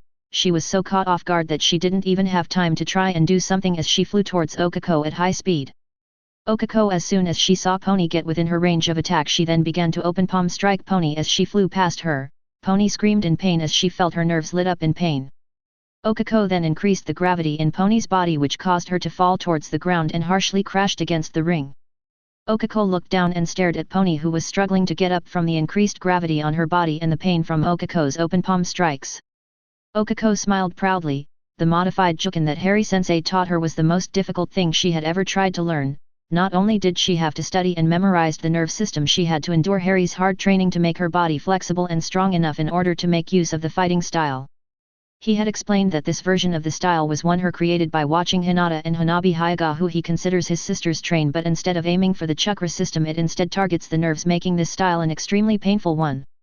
To make it more effective, it also numbs whatever it's struck by the fighting style, making the target unable to move whatever the technique hit. So Okako floated down right in front of Pony, who was groaning in pain. "You should give up, Pony. I don't want to hurt you too much." It was true, Okako didn't want to hurt her friend, but she also didn't want to lose. Pony grinned and looked up. "Hee hee, you're really too nice, Okako, but I still have one more trick up my sleeve." Ha! Okako's eyes widened when she saw every horn that Pony had fired suddenly float up and lit on blue fire while also rotating at high speed. Pony then yelled out, "Soul Fire! Comet Rain!" The drilling horns engulfed in blue fire shot forwards toward Okako. To the public, it looked like a star shower was heading straight to Okako, whose eyes widened in shock and quickly rose a force field of repulsive force to protect herself. The flaming horn drills crashed against Okako and a massive explosion engulfed the ring. Pony, who was on the ground, used two of her horns and stabbed them on the ground so she wouldn't be sent flying. The entire ring was engulfed in an explosion of blue fire and everyone in the arena covered their eyes to protect them from the light. It really was a good thing there was as a barrier to protect the public. Suddenly Okako came out flying from the explosion and crashed against the ground, where she bounced off the ground once, but she was able to stop herself by manipulating and increasing her own gravity to prevent herself from being sent out of the ring by anchoring herself to the ground. The explosion subsided and Okako looked up from the ground toward Pony, who was grinning at her. Okako grunted and flinched in pain. Her entire body was severely hurt and she was having a hard time even breathing. Her gym uniform was heavily damaged and her body was full of burns, but right now she was more worried about the pain she was feeling all over her body and inside. She knew what soul fire is. In fact, everyone in their little group does. Harry explained that soul fire was a special kind of flame that can not only physically burn but also burn souls. If she was honest with herself, the fact that soul fire can burn the soul terrified her, and she can feel it now somehow, some way she feels her soul burn in pain. It certainly is an odd feeling, but she couldn't help but grin back at Pony. "Ugh, ouchie, that almost got me, Pony. Since when can you use soul fire?" Pony sighed and explained, "Harry-sensei gave me the ability when I asked him to give me something to be able to fight with you guys. I didn't want to be left behind, so I wanted to get stronger, especially since everyone was already amazing. To begin with, Harry-sensei then gave me soul fire manipulation and trained me for the last 3 days before the sports festival. I'm still not that good at controlling yet, but I have enough power and control to do all of this." Okako nodded and slowly got up. "I can tell. I was only able to stop the horn drills, but once they all exploded I couldn't hold on to the force field any longer. I was engulfed in blue fire and sent flying. Not a bad last attack, Pony, but I'm getting that head girlfriend position." Pony nodded and then tried to get up, but her body was still numb and her fall had caused a lot of damage to her body as well. She was pretty sure she had a few broken bones now. "I'm not done yet." Okako smiled and shook her head. "You're pretty tenacious, Pony. I will be counting on you to keep Deku in line." With that said, Okako shakily lifted her hand and pointed at Pony. "Shinra-tensei." Poor Pony was too weakened and hurt to even try to dodge and was sent flying back quite violently until she crashed into a stadium wall and then fell down face first unconscious. Midnight shook her head and sighed. These young people were too wild sometimes, and it was her who was saying that the winner of the 8th match is Okako Yurika. The crowd cheered and screamed Okako's name, who smiled and then fell down back first unconscious. The soul fire had done enough damage to her body and soul so she couldn't stay conscious anymore. Thankfully Harry appeared and immediately healed her completely. He then lifted Okako's body telekinetically and walked towards Pony. Once he reached her, he also healed her completely and lifted her as well. "What a handful you girls are. I feel sorry for Izuku, hihi." With that said, Harry immediately teleported himself and the girls to the infirmary so the girls could rest. Hisashi just sighed but happily smiled. Well, it was just blue fire this time, nothing too crazy or out of this world. Fire manipulation is a very common quirk. Shota stared at Hisashi and wondered if he should destroy his good cheer. It didn't take long for him to decide that yes, he should destroy it. For all the time he didn't let him sleep in peace, Shota began to explain that wasn't normal fire, Harry had explained to me and Principal Nizu about a blue fire he can use called Soul Fire.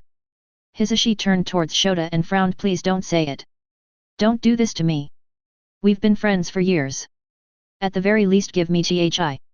But it didn't matter how much Hisashi pleaded, Shota just continued on with his explanation. Soul Fire is a special type of flame, Harry said, and I quote, Soul Fire is a type of spiritual flame that can cause damage to the soul of your target, not only causing a lot of pain but also weaken your opponent. It really is a very dangerous type of flames, and I feel bad for all the villains who are foolish enough to not take Mist Tsunatri seriously. Hisashi groaned and held his head. He really was hating Shota for doing this to him. You're a monster, you know that. Shota just grinned at him, which served to make Hisashi even angrier. Meanwhile, Midnight decided to give herself and the public a 30-minute break. She certainly needed one before the second round can begin. Otherwise, she might just die of a heart attack with all the craziness that's bound to happen next rounds. While Harry was keeping an eye on Okako and Pony while they rested, all of his students suddenly burst into the infirmary dragging a catatonic Izuku inside. Harry raised an eyebrow and then chuckled at how pale Izuku looked. Looks like the news of two girls liking him hit him hard. Everyone nodded and then threw Izuku into an empty bed. Tora then spoke. We all knew that Okako and Deko liked each other, but Pony caught everyone by surprise with her sudden confession. Who knew she had it in her? Momo shook her head. It must be Luna's influence. I got to admit though, I do agree with her way of thinking. Harry shook his head and grinned at his students. I don't think anyone knew. Even I didn't have a clue about Pony's crush on Izuku, but boy do I feel bad for Izuku. Those two are going to eat him alive. Everyone laughed. Recovery girl stepped inside and then raised an eyebrow at the fact that everyone was laughing in her infirmary. She then turns to look toward Izuku and saw him being catatonic. She giggled and shook her when she realized why Izuku was in that condition and quite laughed while walking away. Luckily for the boy, he has half an hour to recover. 10 minutes later both Okako and Pony woke up and then slapped Izuku silly to snap him out of his catatonic state while everyone left the room to give them some privacy so they can talk. Harry went back to the house to keep the Todoroki's company and get to know them better since they will be living with him and his family from now on. Nizu had already hired movers that had already gone to go pack and move everything Fuyamai and Natsuo owned in what was their home with Endeavor. Natsuo and Fuyamai quite liked Harry since to them he seemed like a fun and caring guy who can make their mother laugh and smile as they have never seen before, plus the fact that he was a cool dragon god of immense power made everything extra exciting for them. Rei, however, was a little anxious and Harry noticed. What's wrong, Rei? You seem a little nervous. Rei turned towards Harry and softly smiled. I'm just worried about Shoto. He's fighting Izuku next, and well, he's not going to win, especially since he's not fighting with his full power. Fuyamai and Natsuo looked down in concern. They knew about Shoto's issues but they couldn't help him with them all. Fuyamai tried to talk to him and let him understand that his quirk is his, not their father's, but he wouldn't listen. Natsuo tried to support him but he really couldn't tell him to not hate the fire half of his quirk, especially since he understood why Shoto hates that part of his quirk. Harry nodded and hummed. Well, I think he's going to find himself being forced to use the fire half of his quirk, especially since Izuku is not going to hold back at all. You know how strong he is, Rei. Rei nodded and sighed. I know, I've seen Izuku spar with you. After all, I just wish I could cheer for him, let him know that it's okay, that he can be a kind and caring hero unlike his father. I wish I could tell him that his fire is his, not his father's. I want to make up for what I did to him. Harry softly smiled at Rei and then gave her a head pat which made her blush. Well then, how about you tell him personally? I think I have a good idea as to how to do it too. Rei, Fuyamai, and Natsuo looked at Harry in curiosity while Harry just gave them a mischievous smile. The 30 minutes break passed by and the next participants were fully rested and ready for the next round. The public was hyped up as they all cheered and yelled in excitement.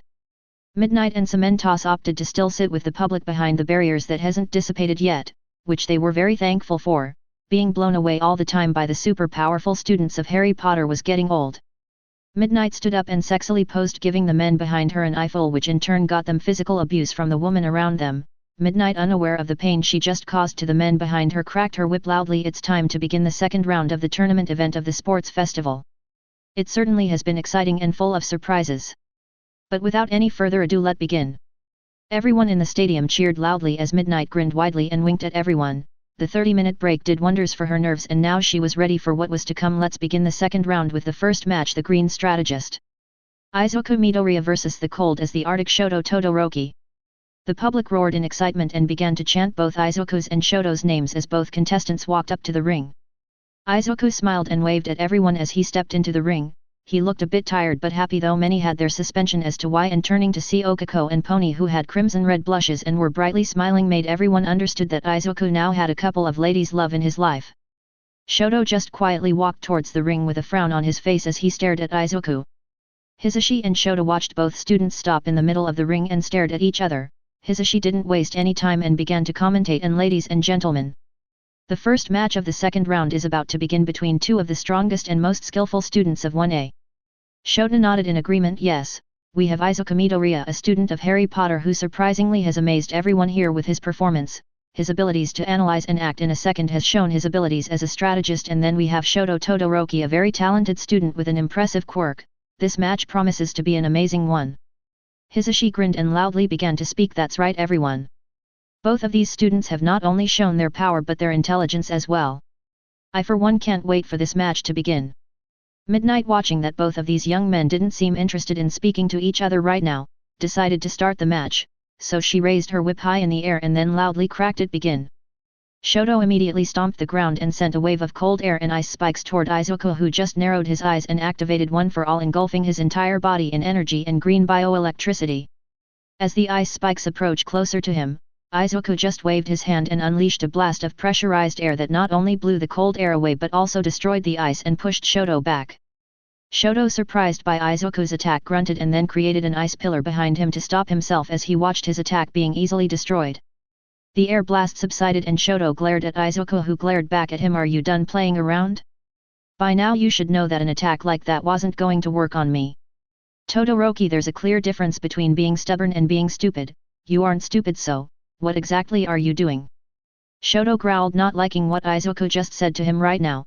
He knew that he was referring to him just using his ice against him, but he couldn't help but feel enraged. Did my father convince you to say all of that? Are you working for him? Izuku frowned and glared at Shoto. He then clapped his hands together hard, causing a shockwave of air and green bioelectricity to head towards Shoto, whose eyes widened, and immediately waved his hand to create a massive wall of ice to block the incoming shockwave. However, the shockwave instantly shattered and destroyed the ice wall, and the shards began to fly back and hit Shoto all over his body. Shoto covered his face and body with his arms, but the shards still hit him hard and cut his skin. While Shoto was busy protecting himself, Izuku used another one of his quirks, smokescreen, covering the entire ring in a thick and white haze, obscuring everyone's sight. Inside the smoke, Shoto looked around with a frown on his face. His body was hurt but otherwise he was okay, but right now he couldn't see anything, and that made him anxious about a surprise attack. On the other side of the ring, Izuku disappeared in a blur and appeared behind Shoto. You could have melted those ice shards before they could reach you, and yet you chose to take the hit instead of using your fire. Shoto's eyes widened in surprise, and out of instinct he stomped the ground hard, causing multiple giant ice spikes to grow out of the ground all around him. They would have skewered Izuku, but another quirk of his prevent that. This quirk's name is Danger Sense. This quirk allowed him to easily avoid the ice spikes by jumping and spinning like a top, not only dodging the ice spikes but also helping him build momentum to hit Shoto in the chest with a flying spinning kick. Shoto was sent flying back once again and bounced against the floor a couple of times before he was able to stop himself by creating a few ice pillars to stop his momentum. Still, the impacts hurt him quite a bit. But he didn't get time to rest. Despite being unable to see Izuku, he can still hear him moving towards him at high speed, and immediately rolled out of the way only to see Izuku slam his feet with an axe kick that cracked the floor. Todoroki growled and then waved his arm widely, not only blowing away the smokescreen with his quirk but sending a massive ice wave at Izuku. The public, now able to see what was going, looked on in amazement as a massive wave of ice headed towards Izuku, who only stared at it with a glare on his face. I told you to stop playing around, Todoroki. Izuku activated the max amount of one for all power that he can control and began to kick fast. His leg catches fire and then he jumps. Once in the air he kicks down hard toward the ground, roaring blaze gale. As soon as Izuku's feet collide against the ground, the fire bursts outwards and destroys the ice wave and hits Shoto, who grunts a bit from the flame but quickly uses his ice quirk to protect himself. The blast, however, pushes him back a fair distance away from Izuku. The fire dissipated soon after and Shoto looked up to Izuku in surprise. You can use fire too. Just how many quirks do you have? Izuku just scoffed and shook his head. It's just one quirk, I just use it in different ways and I don't see why I should tell you anything, but if you must know, that was me just kicking fast enough to create fire through friction. It's a technique taught to me by Harry-sensei. Lighting is my specialty though. With that said, Izuku gathered energy, flared up, and green bioelectricity began to lash out and destroy everything around him. A maelstrom of energy and green electricity began to spin around him, picking up speed. Shoto then stomped the ground and sent multiple ice pillars to stop whatever Izuku was planning on doing, but the maelstrom of energy and green lightning destroyed the ice almost instantly, and then Izuku roared to the sky, lighting impulse. The energy and green lightning suddenly exploded outwards from Izuku, destroying everything around him. A giant twister of energy and electricity formed around him and rose up towards the sky. Shoto created a thick barrier of ice to protect himself, but he was forced to constantly create more ice and reinforce it with even more, since Izuku's attacks were easily destroying it. Shoto began to roar as he overworked his quirk, trying not to lose against Izuku. The public watched amazed at the terrifying power displayed by Izuku and the immovable will of Shoto. As Hisashi and Shoto watched this amazing display of power, Hisashi frowned. Amazing, he literally created a lightning storm. Shoto looked up and saw black clouds gathering around the twister created by Izuku, and the same green lightning began dancing around the black clouds. Shoto narrowed his eyes towards the sky. It seems like Midoriya is also planning something. Hisashi turned his gaze towards Shoto and noticed he was looking towards the sky, curious about what his friend was staring at so intently, deciding to take a look only to frown when he saw the dark and ominous black sky. Harry, who had been watching the match between Izuku and Shoto with the Todorokis in his living room, suddenly stood up and turned towards Rei. It's almost time. Rei looked down for a second. She then turned towards Natsuo and Fuyumi, who smiled at her and gave her a nod of encouragement, so she sighed and then steeled herself. I'm ready, let's go. Harry smiled at her and gave her a nod. He then waved a hand and opened a dark corridor. Rei stared at it for a few seconds before nodding and walking through it. Both Fuyumi and Natsuo followed soon after while Harry watched on. Harry then turned towards Mr. Goop and grinned at him. I'll leave the TV on, Mr. Goop, so keep an eye out on the house, okay? Mr. Goop wobbled and nodded at Harry. The dragon god then smiled and walked through the dark corridor, which dissipated soon after, leaving Mr. Goop by himself, who turned around to watch the TV. Good luck, Rei. Slurp. The enormous storm of energy and green lightning finally calmed down, and Shoto was able to let down his almost destroyed ice shield and looked at Izuku, who was standing there glaring at him. Shoto was cold. He had overused his quirk and he could already feel his body suffering from hypothermia. He let out a breath and only white vapor came out of his mouth. Izuku scoffed. Even now you refuse to take this seriously. Do you think this is a joke? Do I look like I'm playing around with you? Shoto narrowed his eyes and frowned at Izuku. I won't use his power. I will prove to him that I can win and be the best with only my mother's quirk. Izuku sighed and shook his head. You're an idiot, Todoroki. Shoto didn't appreciate Izuku's words and ran towards him, but Izuku immediately noticed how slow and clumsy he was now moving. Shoto reached him and tried to punch Izuku, but he blocked his fist and counter-attacked with a jumping knee to Shoto's chin. The blow made Shoto's head whip back from the force, but he recovered quickly and waved his hand at Izuku, but only some ice and cold air launched itself at him. Izuku flicked the blast of ice and cold air away. His flick was still strong enough to send Shoto flying through the air and crashing on the ground. With a grunt of pain, Shoto quickly got up, ready for any attack coming his way by Izuku. But to his surprise, Izuku just stood there and didn't move to attack him. Instead, he looked up at the black sky and watched as green lightning began to flash and rumble in the black clouds. Your attitude is really starting to annoy me. Shoto, tired of listening to Izuku berate him, yelled out, and what do you care? What does it matter if I only use one half of my quirk? Izuku huffed and turned his gaze. You half-assing this tournament is an insult to all of us who worked hard and trained like no tomorrow. Everyone here is doing their very best and you just stand there and only use half of your power. How can you be a hero if you're not even going to try to do your best? What are you going to do if you could save someone's life by using your fire? Are you just going to let that person die because you refuse to use your flames? Shoto flinched and tightened his fist in anger. He understands what Izuku is trying to tell him, he knows. But the hate he has for his father just doesn't allow him to use the other part of his quirk. I won't use his quirk. I refuse to be like him. Play My Hero Academia Ost Go Beyond. Shoto. The sudden scream stopped everything in the arena, but the most surprised was Shoto, who somehow recognized that voice. He turned around and looked up at the stands. There, standing beside Harry Sensei, was his mother waving at him. Shoto's eyes widened as he watched his mother smile at him. Izuku smiled and sighed. He decided to let Shoto have this, and thus he silently watched on. Rei smiled at her son and then turned towards Harry, who smiled at her and nodded. She took a big breath and then began to speak to her son, the words she has been wanting to say to him all this time, and with Harry projecting her voice with magic she will make sure her son can hear her, and so she spoke up. Shoto. Fight with everything you got. Don't hold back anymore. You're not your father, you will never become him. I'm so sorry my actions made you think so, but I love you. And I know you can be a cool hero. So go and show the world who Shoto Todoroki is. I'm cheering for you. We all are. Fuyamai and Natsuo waved at Shoto and began to yell at him to give it his all. Shoto teared up and looked down for a second. Izuku saw tears fall down to the ground but didn't say anything. But then his eyes widened in surprise when the tears suddenly began to evaporate. He then turned to look at Shoto and watched as flames began to dance around one half of his body. Shoto looked up and roared as he activated both halves of his quirk and got ready to fight Izuku with everything he had, but the soft small smile on his face showed how happy he was right now. Rei teared up and smiled as she watched her son use his full power, and then the public began to chant Shoto's name loudly, which made the tears in Rei's face finally begin to fall. Harry, seeing this, patted her head.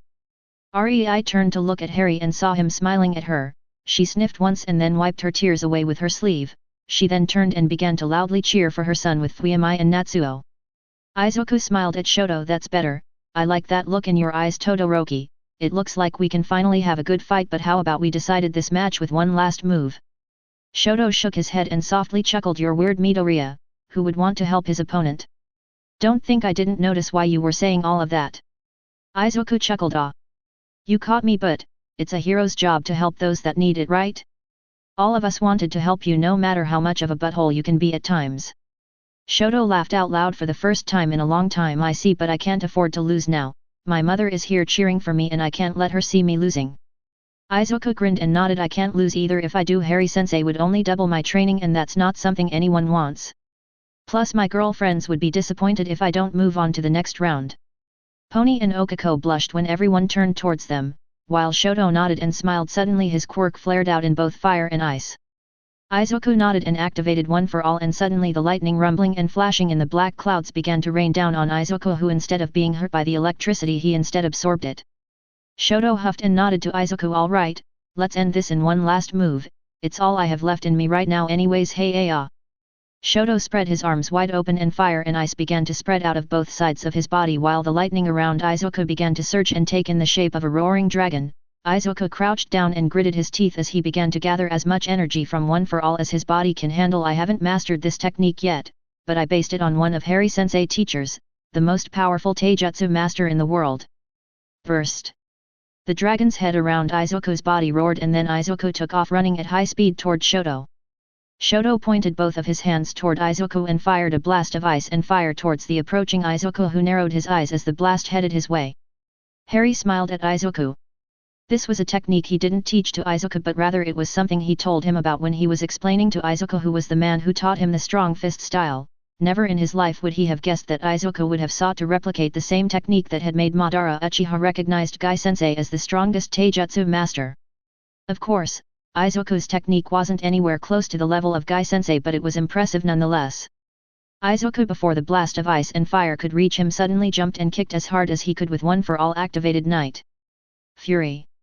The dragon head around Izuku roared one more time and then launched itself forward, clashing against Shoto's attack. The move itself surprised everyone, even Harry was surprised. As a matter of fact, Harry actually gaped. He shot it, he turned the Night Guy into a long-range technique, ha ha ha ha. Wait until I tell Lee and Gai-sensei about this. Shoto tried, he really did, but the dragon head made out of energy and green lightning was too powerful for him. Still the smile on his face never left. I will get stronger. Just you wait, Midoriya, next time I'll give you a match that you will remember for the rest of your life. And then Izuku's Night Fury broke through Shoto's fire and ice wave and engulfed Shoto's body. The technique picked up Shoto off his feet and dragged him back while he was screaming in pain until the technique and Shoto crashed against the barrier and exploded in a storm of lightning and energy. Izuku landed on the ground but immediately dropped to one knee and held one of his legs. Tch. I think I broke my leg again. Sigh. Looks like I still have a ways to go before I can use Night Fury safely. The lightning storm subsided and Shoto fell down to the ground in a heap and unconscious. Midnight, now a little bit used to this level of craziness, sighed and then cracked her whip. The winner of the first match of the second round is Izuku Midoriya. The public exploded in excitement and cheers, and Izuku sighed and smiled at everyone. Suddenly Harry and Rei appeared in the arena. Harry lifted Shoto's body off the ground with telekinesis and brought him to Rei. As Rei began to fuss over Shoto, Harry quickly healed him. He then turned towards Izuku and healed him as well. Well done, Izuku. You surprised me with that last technique. That's very hard to do, you know. Izuku smiled and nodded happily to get praise from his sensei. Harry then patted his head and spoke, now go with your girlfriends, I'm sure they want to congratulate you. Izuku blushed but nodded and then disappeared in a blur, causing Rei to giggle at him. Harry then began to walk with Shoto's unconscious body floating behind him. Let's go Rei, let's take Shoto to the infirmary so he can rest, you can speak to him when he wakes up. Rei nodded and then rushed to catch up to Harry and walked by his side. Thank you, Harry, all of this helped Shoto. Harry shook his head. All I did is allow a mother to cheer for her son and remind him of his dream. Rei giggled but then smiled at Harry, thankful for the way Harry is with people. Hisashi nodded. What a match, everyone. A mother's love and support can certainly become a powerful motivator, and Shoto Todoroki is a good example of this. Shota nodded. That last clash was stunning and showed how powerful the next generations of heroes are. Better watch out, villains, these are the future heroes you'll be facing someday. That was a clear message to every evildoer in the world, and even All for One was beginning to get a bit nervous watching the power and skill these heroes in training possess. Chapter 80. Shoto woke up and was immediately surprised that he wasn't feeling any pain. The last thing he remembers is Midoriya blasting his fire and ice blast away with a massive dragon head made of green lightning and energy plus lots of pain before he passed out. He tiredly sighed. Midoriya's last attack was the most amazing thing he had ever seen, and he can quite honestly say that he didn't mind his loss against such impressive technique, but his fight still left a bitter taste in his mouth. Shoto then looked around only for his eyes to widen when he caught sight of his mother sitting by his bead and speaking with Harry-sensei. He stared at her in disbelief for a few seconds. His mother must have felt him staring at her because Rei turned her head towards him and gave him a soft smile. Shoto then spoke, unsure if he was still unconscious and dreaming or something like that. Mom. Rei nodded and then caressed her son's face. Shoto, you fought so valiantly, I'm very proud of you. Shoto held back a sob and desperately tried not to cry, but Rei noticed and then hugged her son. It was at this moment that everything Shoto tried so hard to hold back came rushing out and he began to silently cry. I'm sorry, Mom. But Rei shook her head and began to cry as well. No. It's me who should apologize to you, Shoto. I'm so sorry. I'm sorry for not being there. For not protecting you, and I'm so sorry for what I did to you. Shoto just held his mother tighter as he silently continued to cry. It wasn't your fault, Mom, stop apologizing so much. But Rei just continued to apologize. Harry and Recovery Girl, who were present through this, just smiled. Both of them turned their head toward each other and then turned around. Both of them walked out of the infirmary and closed the door behind them. These two poor souls needed some space to talk, something both Harry and Recovery Girl were more than happy to provide. Once outside, Recovery left to make herself some tea while Harry teleported himself back to his seat in the stadium. Fuyumi was holding Eri in her arms like a stuffed animal and was happily talking to her while they watched the second match of the second round of the tournament. Eri had immediately stolen Fuyumi's heart from the moment the bundle of cuteness walked up to her and told her that she had pretty hair, and from that moment on, Fuyumi held on to Eri and refused to let go.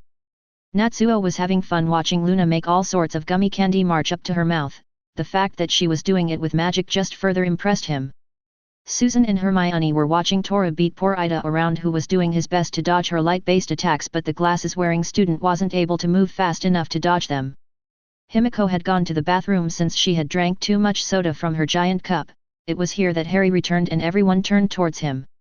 Harry waved at them and Fuyumi didn't waste any time asking about her mother and little brother. Harry, how are Mom and Shoto? Harry sat down next to Luna and smiled at Fuyumi. Shoto is fine, I healed him completely, so don't worry, and right now, he and Rei are reconnecting again, so I gave them some privacy. Fuyumi nodded and Eri turned towards Harry. Daddy, can you make sacred screws? Harry raised an eyebrow while Luna giggled. She means sacred gears. Harry chuckled. Ah. I see, as a matter of fact, I already created one, or rather I helped create one. Eri smiled widely and cheered, while Susan and Hermione turned to look at him. Fuyumi tilted her head in confusion, not knowing what they were talking about, but still found it interesting. Luna hummed. So you can make sacred gears? I wasn't sure, but Eri asked, and that made me wonder, what did you make? Harry smiled. The mecha the boys and I are making is a sort of sacred gear, or rather it will act as one once it's complete. It will merge with the soul of its wielder, grow, and it will also evolve according to its wielder. Since the first one we're making is a prototype, it will merge with me first and we will see how it grows, then we will use it as a base to create a few more. Hermione gaped while Luna nodded. That sounds cool. I'm not surprised though that mecha was created with some of the smartest people in the multiverse. I can't wait to see how it looks once it merges with you. Harry smiled while Eri looked excited. She didn't know what a mecha is, but if her daddy helped make it, it must be amazing. Hermione however shook her head. Wait. That thing you guys are making in the basement is a sacred gear. Harry nodded yes, and a marvel of all kinds of technological and magical arts. Why? Hermione took a big breath and then slowly began to speak. Harry. That giant robot in the basement is a sacred gear. A magical divine object known to give humans power that can rival supernatural beings, and what's worse, they possess a balance breaker, a technique so broken and powerful that some of them are known to be able to kill gods, and you built a new one in our basement. Why? Harry smiled and patted Hermione's head, who blushed a bit but still looked rather anxious. We didn't want to just build any old mecha, we wanted it to be able to grow and evolve. At first, we were thinking about adding an AI, but that could potentially be dangerous. Then we thought about giving it a spirit like a Zanpakuto, but the spirit might limit the mecha's growth out of spite or because the spirit isn't compatible with its wielder, so we all got together and thought about how to go about allowing the mecha to be able to update itself. Hermione listened intently. She still wasn't okay with a massive mecha capable of killing gods being built in the basement of their home, but she understood what Harry and the boys were thinking. Harry went on, after thinking about it for a while, we decided that the system built within the sacred gears would work the best, and lucky for us I had a few sacred gear in my inventory that we could research to see how to add it to the mecha. Took a while, but Kisuk and I were able to find out that God used a very advanced form of soul magic which I was able to replicate, and then we added the sacred gear system to the mecha. Of course, I made sure that it wouldn't be added in God's system. It wouldn't be good for anyone if whatever we end up building ended up in the hands of a random human by mistake. Hermione sighed and then nodded. All right, at least the boys and you are being careful, just try not to make more crazy things, Harry. Harry chuckled. Sorry, I can't promise you that, Hermione, you know me. I like to mess around with things. Hermione groaned while Susan and Luna giggled at her in amusement. Harry grinned and gave her a small peck on her lips which made her smile. Harry looked very happy while Fuyamai just smiled watching the small show of affection. Natsuo, however, was very excited and his eyes were sparkling. You're building a mecha. I want one. Fuyamai smiled at her brother and shook her head. Men and their toys. Luna, Susan, and Hermione nodded in agreement while Harry gave Natsuo a thumbs up, which Natsuo returned. Himiko came back and looked at the ring. She was on time to see Tora blast Ida out of the ring with a massive orb of light that sent the glasses-wearing boy flying through the air and smoking from Tora's intense light. Himiko flinched when she saw Ida land in a heap and bounce once on the ground before coming to a stop, unconscious from the blast and impact. Ouch, he's going to be feeling that tomorrow. Everyone nodded and watched as Midnight announced Toru as the winner of the second match. Tora waved at the public as she walked away. Harry smiled at his student in pride. They all have grown a lot. Even Izuku has 2 girlfriends now. Even I didn't see that coming. Everyone except Fuyamai and Natsuo laughed, though the 2 Todoroki siblings smiled watching this family laughing together. Fuyamai stared and thought how fun it would be to join in. A few minutes later, in the participants' waiting room, Izuku was sitting between Okako and Pony, who were happily holding both of his hands. The poor boy was blushing so hard that his face was literally glowing red. Suddenly he got a text. Letting go of Pony's hand, who pouted at him, he checked the text only to gulp when he saw it was from his mother. Nervously he opened it and gaped when he saw the short and simple text his mother had sent. Bring your girlfriends for dinner soon, Izuku. I want to meet them. Izuku then sighed. He was sure his mother was going to make a big deal out of his relationship with Okako and Pony, but he couldn't refuse her, so with a smile, he responded with a simple okay and put the phone away. Pony immediately grabbed his hand again. He smiled at her, but then from the corner of his eyes he saw Ida, who was healed immediately by Recovery Girl and given an apple gel and then sent into the waiting room, take out his phone and walked out of the waiting room talking with someone. A few minutes later he came back and looked rather worried and angry for some reason. Izuku looked at his friend in worry and wondered what had happened, but decided to leave him be. But looking around a bit he saw that all of his fellow trainees had noticed Ida's change of mood and all of them worried for him.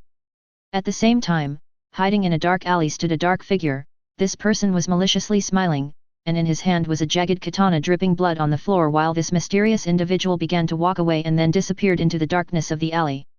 Siren and the sounds of heroes running around everywhere could be heard, but no one saw or even heard the mysterious individual leave. Meanwhile, back in the stadium, Midnight cracked her whip, bringing everyone's attention. Toru Hagakure moves on to the next round. And next we have the third match between the goddess of creation Momo Yaoyorizu versus the acidic dancer Mina Ashido. Hisashi and Shota watched the girls come out of the tunnels on each side of the ring. Hisashi then began to speak. Well, ladies and gentlemen, we have already watched these 2 girls fight and it was amazing. I can't wait to see more. Shota then spoke up. Yes. In their previous matches, these 2 girls showed us their skill and ability to surprise their opponents. As we know, these 2 are students of Harry Potter, so this promised to be a very exciting match. Both girls stepped up to the ring and cheerfully waved at the public until they reached the middle of the ring. Mina grinned at Momo. Hey yo Momo. You're not going to shoot me, right? Momo sweetly smiled. Of course I am. With lots and lots of bullets. And explosives, it will be fun. Mina just continued to smile while everyone in the stadium sweat dropped and gaped at the way Momo just casually threatened Mina. Mina couldn't help but giggle. Sounds like a fun time. Then show me what you can do, yayo Momo. Momo nodded and seeing that they were ready, Midnight loudly cracked her whip and loudly said begin. Mina immediately launched a wave of acid towards Momo, who in response waved an arm and created a wall of metal that blocked the acid and hid her from Mina's sight. Mina raised an eyebrow when she saw that her acid didn't melt the metal and frowned. What? What kind of metal is that? I used my strongest acid. However, she was snapped out of her thoughts when Momo suddenly threw a bunch of grenades over her wall of metal. Mina's eyes widened in surprise, and she then skated herself away to dodge and watched as the grenades exploded and froze everything around them. Mina's sweat dropped. Really? Did you just throw cryo grenades at me, yayo Momo? Are you crazy? That would have killed me. Momo, however, threw more grenades over the wall, which forced Mina to dodge as fast as she could. Momo suddenly spoke up from behind her metal wall. Don't worry, Mina. Harry-sensei can fix everything, trust me, I know. Mina's sweat dropped. Just what did Harry-sensei do to you that first day, yayo Momo? He can't fix what's dead. Momo, however, just giggled and continued to throw grenades over her metal wall while Mina desperately tried to dodge the explosions. Getting tired of being on the defensive, she breathed out a massive cloud of purple poisonous smoke that covered the entire ring. Mina grinned thinking she got Momo, but suddenly Momo appeared in front of her. On her feet were the booster greaves she had on during the first event of the sports festival, which explained the unexpected burst of speed. Mina growled and tried to jump back to avoid Momo's attack, who now had a taser on her hand. She noticed that Momo also had a respirator mask on her face as well. TCH. So that's what you were doing behind that wall. But as Mina stepped back, she slid on the frozen floor and fell on her butt. Momo, who was already on her, took advantage of this opening and jabbed the taser onto Mina's chest. Kai. Mina screamed in pain as she was shocked by 50,000 volts of electricity, but she gritted her teeth and somehow managed to kick Momo away hard enough to send her flying. Momo flipped her body in midair while creating something with her quirk. Mina noticed this and struggled to create a wall of acid. She barely made it in time as Momo pointed a machine gun at her and began to shoot her. Lucky the acid was strong and viscous enough to stop and melt the bullets almost instantly. Mina frowned at being cornered like this. She slowly stood up and sighed when she recovered from the shock she got from Momo. Boy, I'm glad for Harry-sensei's blessing, otherwise I would have probably been turned into Swiss cheese. Momo, seeing as her machine gun wasn't working, jumped back and waved an arm towards Mina. A bunch of kunai with explosive tags flew and hit right in front of Mina's acid barrier. Mina recognized them since Harry-sensei liked to use them against them. Shit. The explosive tags exploded and sent Mina flying back screaming in pain while the purple poison cloud in the arena was blown away. Momo then created a whip and rushed forward to catch up to Mina. Midnight's eyes sparkled and grinned at the fact that someone else knew how to use a whip too. Hermione tilted her head and spoke up. Hey? How can Momo create explosive tags? Doesn't she need to know Fuinjutsu first? Harry nodded. She took an interest in it when she saw me use it while we created her new uniform and I taught her. It is actually a great skill for her to have since she can put away anything she creates for later use. In fact, she has a few seals tattooed to her wrists, though she did say that her mom almost had a heart attack when she saw them. Hermione shook her head. I feel bad for Momo's mom. Her once sweet and diligent daughter is becoming a delinquent because her teacher is a bad influence. Harry gasped and dramatically held his chest in pain. How can you say that, my own? I'm not a bad influence. Hermione just rolled her eyes but smiled. Whatever helps you sleep at night, Harry. Harry grinned at her and Susan then spoke. How good is she in Fuinjutsu? I've seen you do some crazy stuff with it, so I know it's a very useful skill. Harry nodded. She's a beginner, but with the way she absorbs everything I teach her, she might become a master soon. Honestly, it's almost as if she was an Uzumaki, and that's terrifying. The fact that she can create the paper, ink, and seals within seconds with her quirk is scary enough. Luna, Hermione, and Susan nodded in understanding, knowing how Fuinjutsu could be a very powerful art, especially since its only limit is a person's imagination. Momo swung her whip and wrapped it around Mina's ankle while she was flying through the air and then swung her around to slam her into the ground. The air in Mina's lungs was pushed out from her from the impact. Dazed and in pain, Mina couldn't avoid Momo's next attack. Momo ran towards where Mina was laying on the ground and groaning in pain. She then slammed her hand right on top of Mina's abdomen. Fuinjutsu. Paralysis seal jutsu.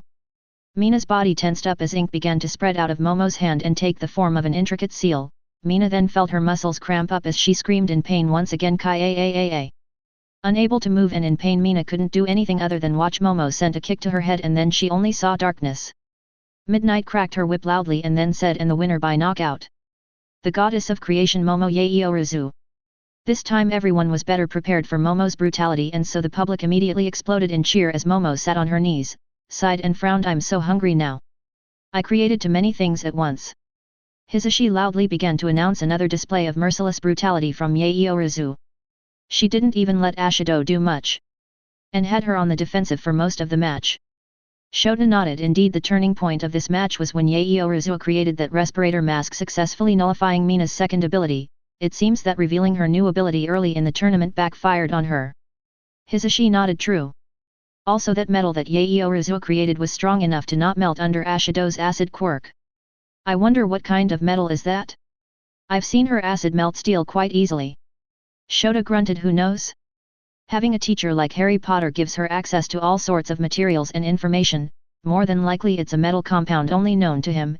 In any case, Ashido's attempts were good, but her opponent had already prepared for her ahead of time, though she did good fighting back as much as she did. Momo began to make everything she created disintegrate when Harry appeared in the ring and walked up to Mina. He got on one knee and saw the big purple bruise on her cheek from Momo's kick. That looks like a nasty injury. Momo, having walked over, tilted her head and then suddenly jumped in surprise. Ah! I forgot I had the booster boots on when I kicked Mina in the face.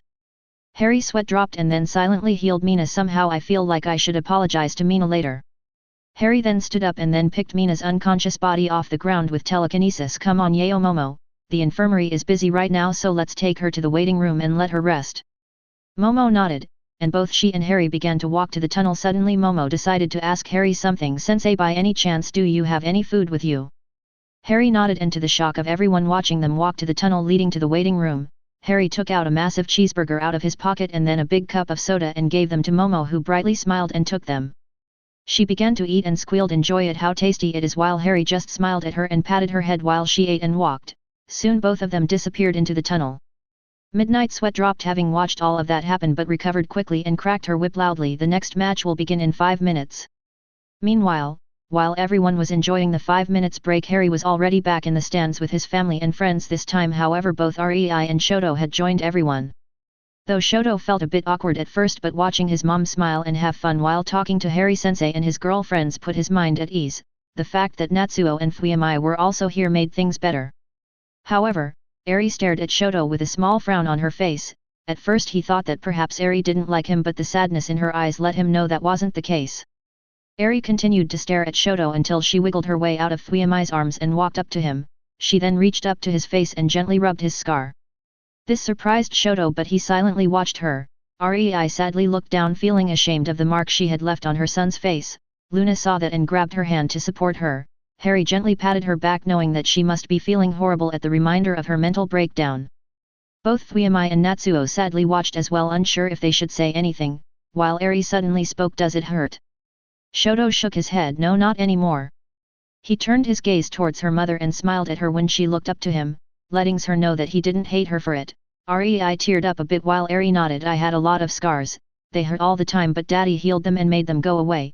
Do you want yours to go away too? Shoto raised an eyebrow. He was aware of Eri's circumstances since he had heard Izuku and his friends speak about her having a hard life before living with Harry. Shoto looked down and thought about it. At first, he kept the scar as a reminder, as a way to make his father know how much he hated him, but now? His father is in jail and his mother was back in his life. He no longer needs to keep this painful reminder of his hate and sadness anymore. Yeah, I don't need this scar anymore. Eri smiled while everyone watched as a small smile appeared on Shoto's face. Eri's little horn grew and began to glow as she used her quirk to get rid of his scar. This surprised Harry, Luna, Susan, Himiko, and Hermione. Eri has always been afraid of her quirk, and even though she now has full control of it thanks to Harry's perks and blessings, she was still very reluctant to use it until now, that is. Harry stared at his daughter and then smiled. She must have felt bad for Shoto. Her having once had painful scars understood and empathized with Shoto. It seems like that was the push she needed to get rid of her fears. Soon Eri's horn stopped glowing and shrunk down. She pulled back her little hand and Rei, Natsuo, and Fuyamai stared at the now clear face of Shoto. His red scar was completely gone. Shoto raised a hand and tenderly touched the spot where he once had the rough skin of his scar and felt only smoothness. He then looked down at Eri, who was smiling at him. Thank you. Eri nodded at him. happy to have been able to help someone just like she had been helped to. She then walked up back to Fuyamai and raised her hands at her, letting her know to pick her up. Fuyamai, overcome by the cuteness, immediately picked Eri up and held her against her chest like a stuffed animal again. Everyone smiled at how content the both of them looked right now. Rei turned towards Eri. Thank you, sweetie. Eri smiled and nodded. You're very welcome, Rei mama. Rei blushed and began to sputter while Fuyamai squealed, yes. I finally have a little sister. Boys are stinky. You and I are going to have a lot of fun together, Eri. We're going to go shopping, try on clothes, eat lots of ice cream.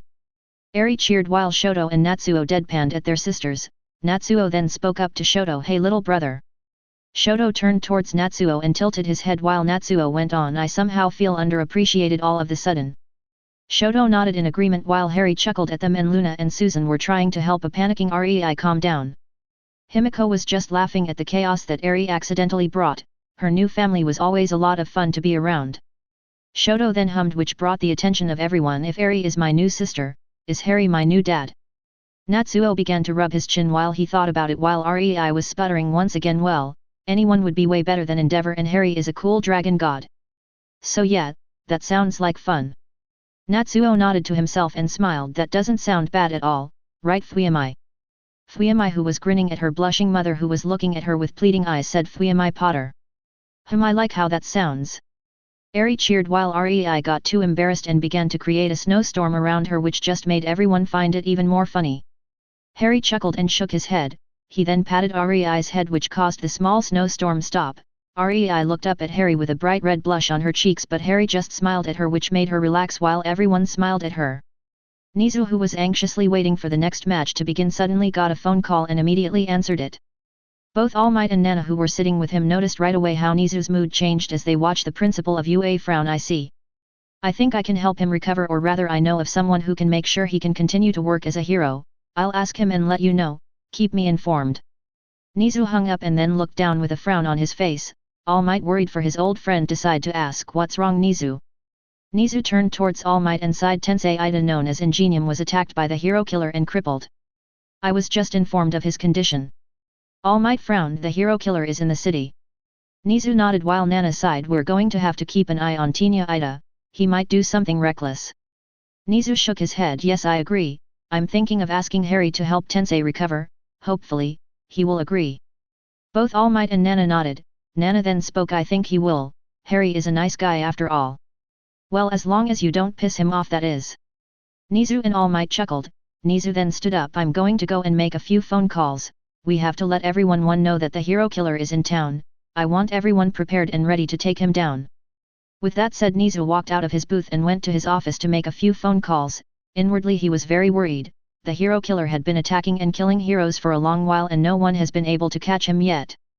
Meanwhile, back to the ring, Midnight stood up and cracked her whip loudly and then began to announce the next match is about to begin. We have the Maiden of Water Tsuyu Azui versus the Master of Gravity Okako Yurika. Both girls immediately walked out of the tunnels on each opposite side of the ring while waving at the public, who as always were loudly cheering for the girls. Hisashi then began to announce, these two girls have already amazed us with their skills and abilities. We have the powerhouse Yurika, whose quirk has been shown to be able to cause enormous amounts of destruction. For such a cute girl, she can be very scary. I feel sorry for Midoriya. Shota nodded. Indeed. Azui has also shown us that water can be dangerous. Her skill with manipulating this element and even being able to turn into water herself shows the amount of skill and dedication she has for mastering her abilities. Hazushi then continued from there. That's right. This is going to be a fight between two forces of nature. Who will win? Water or gravity? Tsuyu and Okako met each other in the middle of the ring. Tsuyu tilted her head and put her pointer finger below her lower lip. So Pony beat you to the punch, huh Okako? Kuro. Okako flinched but nodded. Well, yes she did. She caught me by surprise with her confession, but at least it helped Deku and us get together. Tsuyu nodded. We were all wondering when it would happen, Kuro, but Pony caught everyone by surprise, Kuro. Okako got nervous and began to fidget. What do you mean by all? Tsuyu tilted her head. We all knew you have a crush on Izuku. Okako blushed deep red at. Everyone knew. Yes. Poor Okako jumped in fright when the teachers, the students of 1A and even Harry plus his family suddenly screamed yes at her at full volume. Okako then just stood there blushing. Tsuyu giggled and shook her head. Izuku was the only one who didn't know, but he's as dense as osmium, so we can forgive him for that, Kuro. Izuku's sweat dropped and slumped in embarrassment at being roasted by Tsuyu, while Pony giggled and gently patted his back. The rest of his fellow trainees just grinned at him in amusement since they knew about their crush on each other. Thank goodness Pony pushed things forward, otherwise it would have taken forever for these two to get together. Okako coughed in order to regain her composure and then sighed, getting rid of her blush. She then stared into Tsuyu's eyes. So you can turn into water, hey? That's new. Tsuyu nodded. I found that I can do that by mistake, but it is fun. Okako smiled at her friend and nodded. Tsuyu nodded back, and then both of them got ready to battle.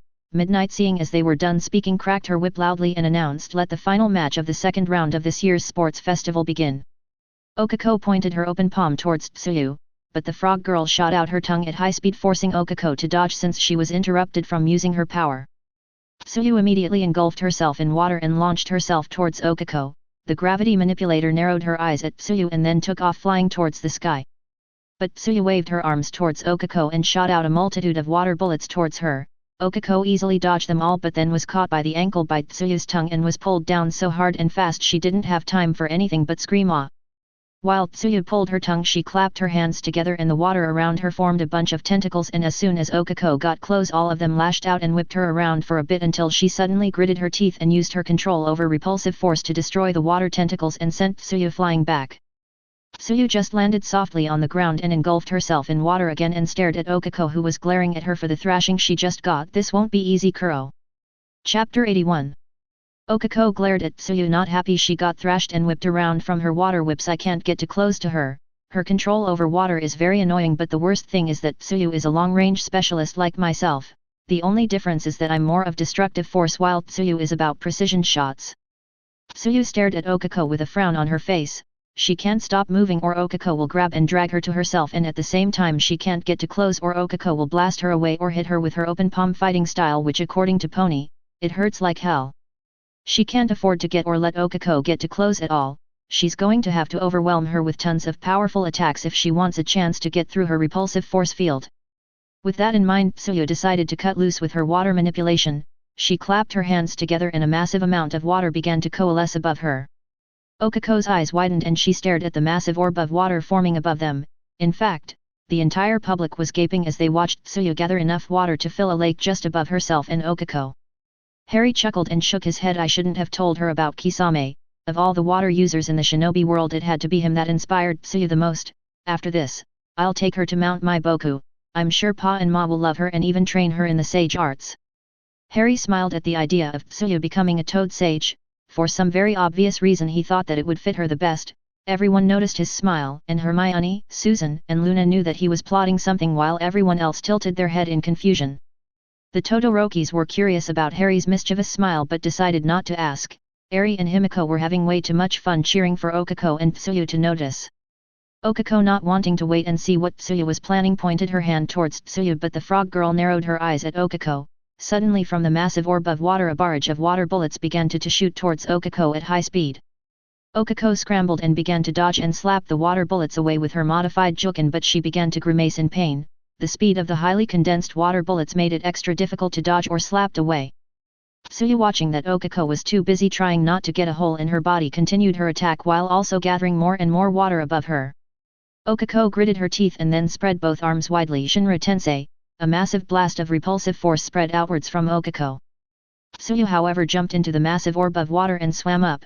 The water orb rippled from Okako's Shinra Tensei but didn't get blasted away. It was so big and condensed that it was otherwise unaffected by Okako's power. Okako narrowed her eyes towards the massive orb and watched as the massive orb of water began to drop on top of the ring. TCH. She's trying to have the field home advantage now. I have to stop it.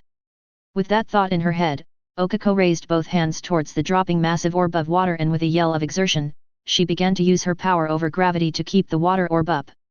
But it was easier said than done. Not only was the orb of water very heavy, Tsuyu herself was using her power over water to push it down. Okako was finding it very difficult to push back the massive water orb, but she didn't have any other choice. If she allows it to drop, then she won't last long inside the water where Tsuyu would be in her element. Mgrrrr. But it was turning out to be a fruitless endeavor as the water orb eventually broke free for Okako's power and dropped on top of her and the ring. Okako took a big breath and then held it as soon as she saw that she lost against the massive orb, but now she saw herself inside the water and at the mercy of Tsuyu, who began to swim around her at high speed. The pressure inside the orb of water was making it very difficult to move and follow Tsuyu. Okako knew that she didn't have much time left. Either Tsuyu would take her down or she will pass out from the lack of oxygen. I have to do something and fast or I will lose. I can't blast all of this water away from me with Shinra Tensei, it's too condensed and it's too much water for me to do so. I'm going to have to use that. I just hope Harry-sensei can make sure to not let it cause too much destruction. Okako closed her eyes and began to focus as much of her energy as she can. Tsuyu noticed that Okako was planning something, so not wanting to let her go through whatever she was planning on doing, she went on the offensive. Tsuyu shot forwards and began to hit Okako multiple times as she kept swimming around her. Okako ignored all the hits and continued to gather more and more of her energy, but the pain and lack of oxygen were making it difficult. Tsuyu kept going faster and faster while hitting Okako as hard as she could to try and knock her out, but Okako was stubborn and refused to quit. Eventually, Tsuyu slowed down her attack and stopped to watch Okako, who was floating in the water all bruised up and bleeding everywhere. Okako is as stubborn as always, but she must be at her limit and she must be running out of oxygen as well. She will pass out soon, so I have be ready to take her out of the water before she passes out. Okako gathered all the energy she could and opened her eyes. She then stared at Tsuyu and suddenly smiled, which made Tsuyu widen her eyes. Okako then clapped her hands together, which prompted Tsuyu to take off swimming at high speed toward her to stop her from whatever she was planning of doing. Okako inwardly giggled and then slightly opened her hands, revealing a small black orb of energy. She let it go and watched as it floated upwards. Chibiku Tensei. Planetary devastation. Tsuyu watched with her eyes widen in shock as she stared at the black orb fly up. She knew what that is. She had seen Harry-sensei do it against them when he would spar with all of them. She just didn't know that Okako could use the same technique as well. Harry was taking a drink from the soda he just bought and watched as Tsuyu began to pummel poor Okako non-stop. Harry knew that chances are that Tsuyu had won. Having overpowered Okako's control over gravity with a massive amount of water and limiting her movements while forcing her underwater was an excellent tactic on Tsuyu's part. Okako might have a lot of power, but she wasn't anywhere near the level of Pain, Suzuki, Madara, and himself, so there was no way that Okako could blast that amount of highly condensed water off of her with her power over repulsive force. However, as he watched on as Okako was preparing to do something, he took a drink only to do a spit take and cough. He then stood up and covered Aries' ears, surprising and confusing her at the same time. Harry then loudly exclaimed, "Fuck!" He let go of Aries' ears and then summoned Oathkeeper into his hands, surprising everyone around them. He then pointed it toward the arena and a beam of light shot out from his keyblade and hit the barrier around the ring. The barrier glowed a golden color, surprising everyone in the stadium. Harry then magically projected his voice to everyone, "Hold on to your hats, everyone. This is going to be rough." Suddenly the very ground began to shake as the black orb of energy finally floated up from the top of the massive orb of water and began to ominously glow in the sky. Inside the massive orb of water, everything began to tremble and shake as Tsuyu watched the water begin to be dragged up by the black orb. Eventually the ground around the ring began to be ripped out and also float up. Tsuyu began to swim downward to avoid being pulled by Okako's techniques, but she was then suddenly hit by a blast that not only sent her spiraling into the water but also made her get dragged by the black orb's pull. She recovered from Okako's attack and tried to swim as fast and hard as she could, but no matter how much she tried, she couldn't stop herself from being dragged up towards the black orb of energy along the water and debris. She is then hit once more. Tsuyu looked down and watched as Okako was rapidly sinking towards the ring floor, her hand pointing towards her, but the grin on Okako's face told her that she was the one who blasted her away. Okako stared at Tsuyu trying to swing away while she was using her quirk to increase the gravity of her body and sink onto the ring, which was well underwater. She finally hit the ring floor and lay there while watching the water lift up off the ring and her. Once she was out of the water, she aggressively coughed and began to heavily breath. "Ugh! I almost drowned." Okako lay on the ring trying to regain her breath as she watched her Chibiku Tensei create a mini-moon with the water and dirt plus stone around the arena. Luckily the ring seemed to be resisting the pull of Okako's technique thanks to whatever Harry did to it, but some parts of it were getting ripped out and floating up, but she was running out of energy and soon the mini-moon will collapse without her supplying the technique with more energy. This wasn't a true Chibiku Tensei. She didn't have the Rinnegan which would help support the technique and make it self-sustainable. All she did was try to imitate the effects of the true technique. But keeping a technique of such a scale active for too long is too much for Okako right now, so she was already struggling to keep it active. The public gaped as a mini-moon was formed before their very eyes. No one could believe what they were watching right now. Midnight stared with wide eyes full of awe as she watched a girl like Okako wield that much power. Hisashi gaped unbelievable. Yurika just continues to amaze us with her power. This, ladies and gentlemen, is like an act of a god. Shota however stared towards Okako and watched her breathe heavily and sweat profusely. Looks like Yurika is running on fumes, she seems to be barely able to keep her technique going.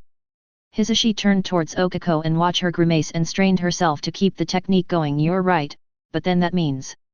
Shota nodded that whatever goes up, must come down.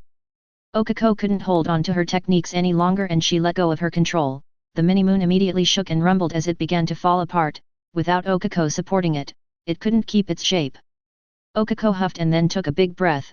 She gathered what little she had of her energy to create a repulsive force field around her as everything her Chibaku Tensei technique had dragged to itself began to drop all over the ring.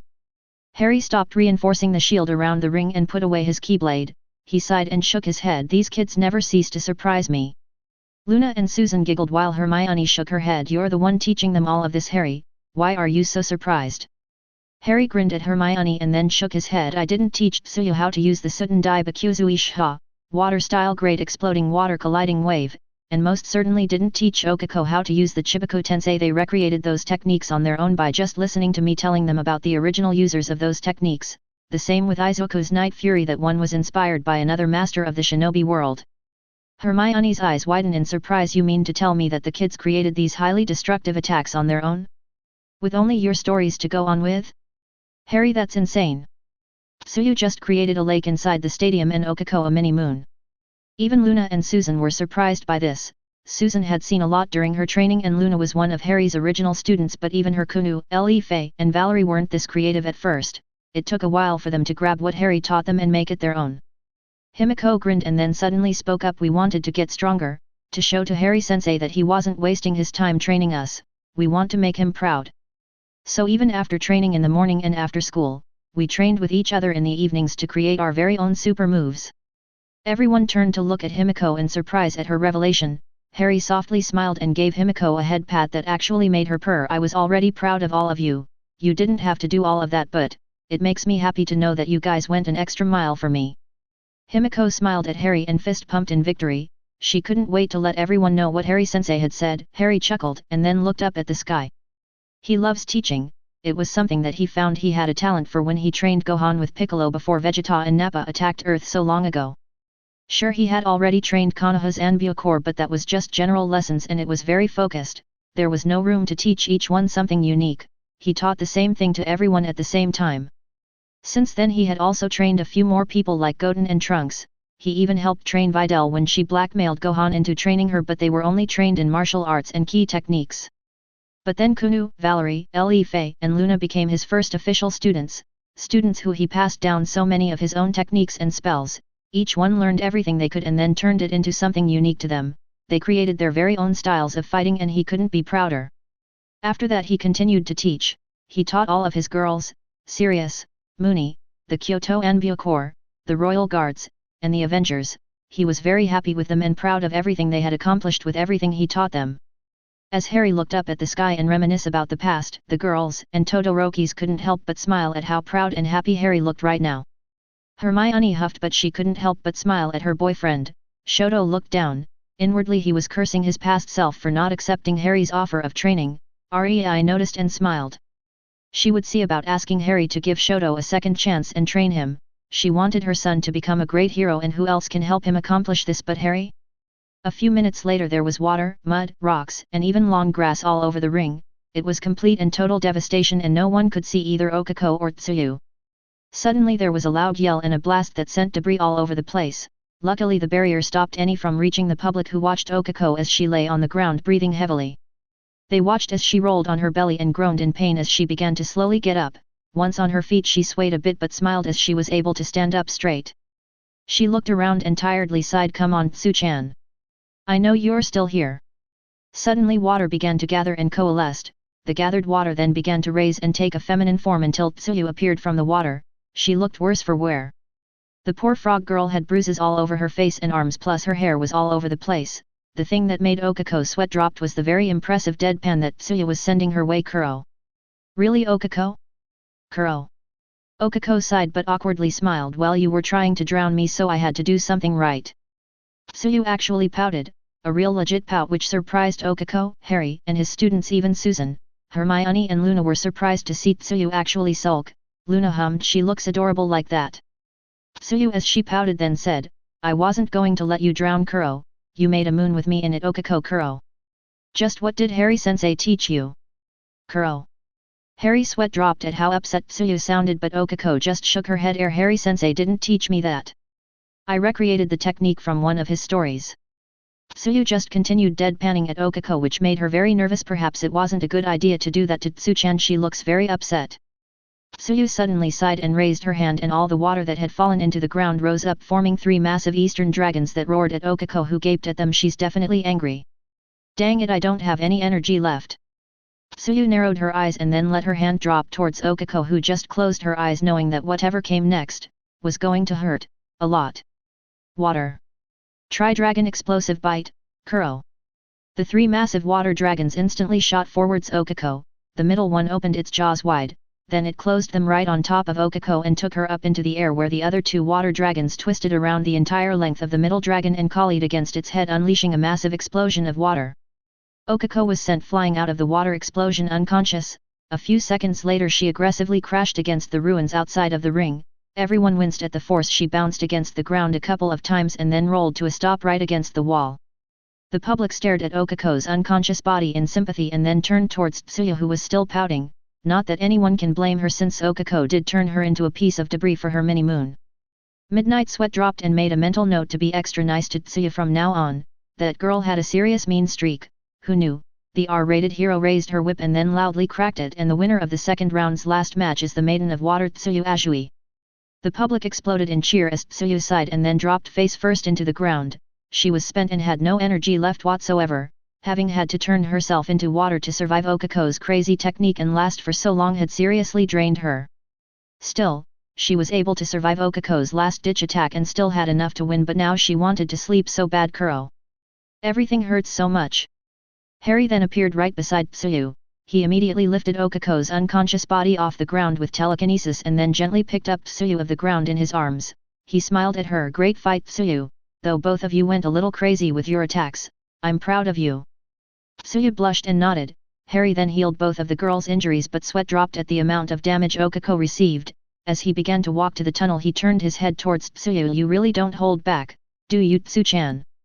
Tsuyu deadpanned at Harry and then huffed, "Okako turned me into an ornament for her mini-moon, Harry-sensei Kuro." Harry awkwardly chuckled because he had no response for that statement. Before he stepped into the tunnel to take the girls into the infirmary, he made Tsuyu's body float for a second and then waved his hand. Immediately all the damage and destruction made by Okako's and Tsuyu's attacks disappeared, leaving the ring good as new. Harry nodded to himself and then grabbed Tsuyu into his arms again and walked into the tunnel. Hisashi whistled. "Boy, was that an incredible display of power, ladies and gentlemen. We had Eureka actually create a small moon right here in the stadium." Shoto nodded. "It truly is amazing to see young people capable of doing amazing things like this. The next generation of heroes is bound to do even more spectacular things in the future." Hisashi nodded. "Of course, we can't forget about Ajui and her impressive control over water. She created an entire lake of water right above our heads." Shoto hummed and then spoke. "It was a great way to control the environment to her advantage. Her quirk frog allows her to do everything a frog can, and being underwater gives her an advantage against any sort of enemy." Hisashi nodded while the public continued to cheer and chant the girls' names. This year's sports festival turned out to be the greatest yet, and everyone knew it. Mirai Sasaki aka Sir Nightai narrowed his eyes as he watched the teacher known as Harry Potter take both Okako Eureka and Tsuyu Ajui off the ring. Like anyone else in Musuda Full, he has been watching the sports festival with rapt attention. He was curious about the next generation of heroes, and with what he has seen so far he can pretty much tell that the future will be at the very least very interesting. But that technique young Eureka used during her match looked eerily familiar. In fact, it was almost the same in description as what had happened some time ago right above the Shihasaikai headquarters. But the thing that got his suspicious about Harry Potter was a few facts. First, the girl was trained by Potter.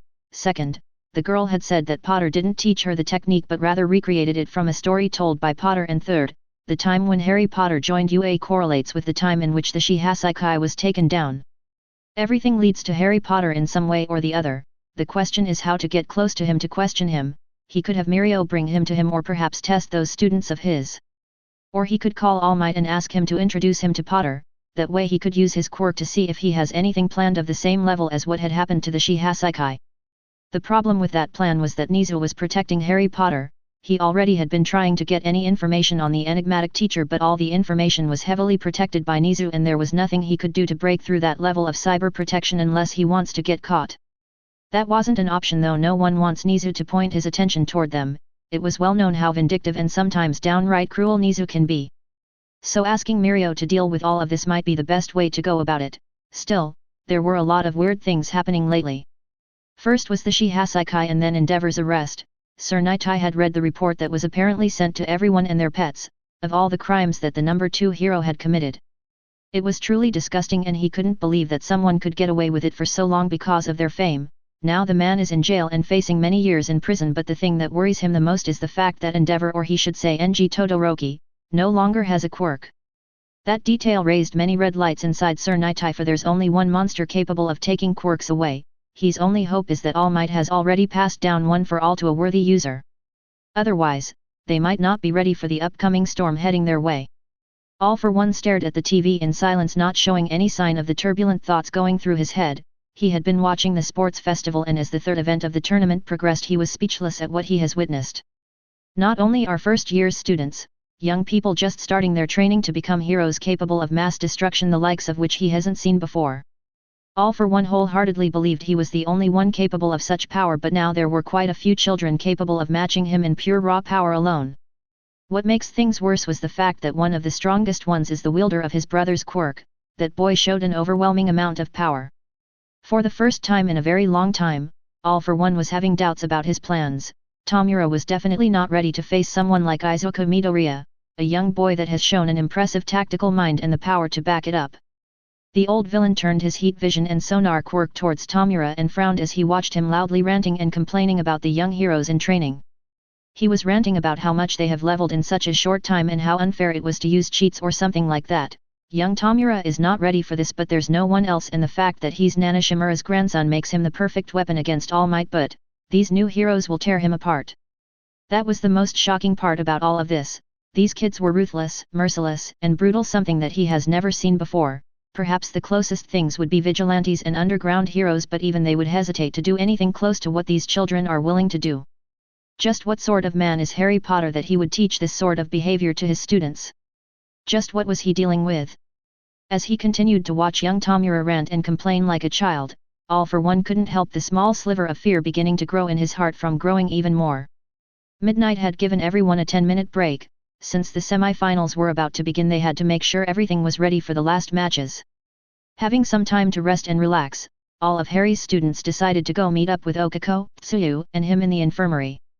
Once they reached the infirmary, Izuku and Pony immediately headed towards Okako, who was trying to convince Tsuyu to forgive her, but the frog girl only continued to deadpan at her. Okako immediately smiled when he saw her boyfriend and her harem sister, and they in return hugged her tightly and began to excitedly speak to her about her awesome performance. Everyone smiled at them and Harry chuckled. He then gave Tsuyu a head pat which caused her to let out a content-soft kuro. He then handed her a pineapple gel so she could recover her energy for the next match. Tsuyu took it and happily ate it.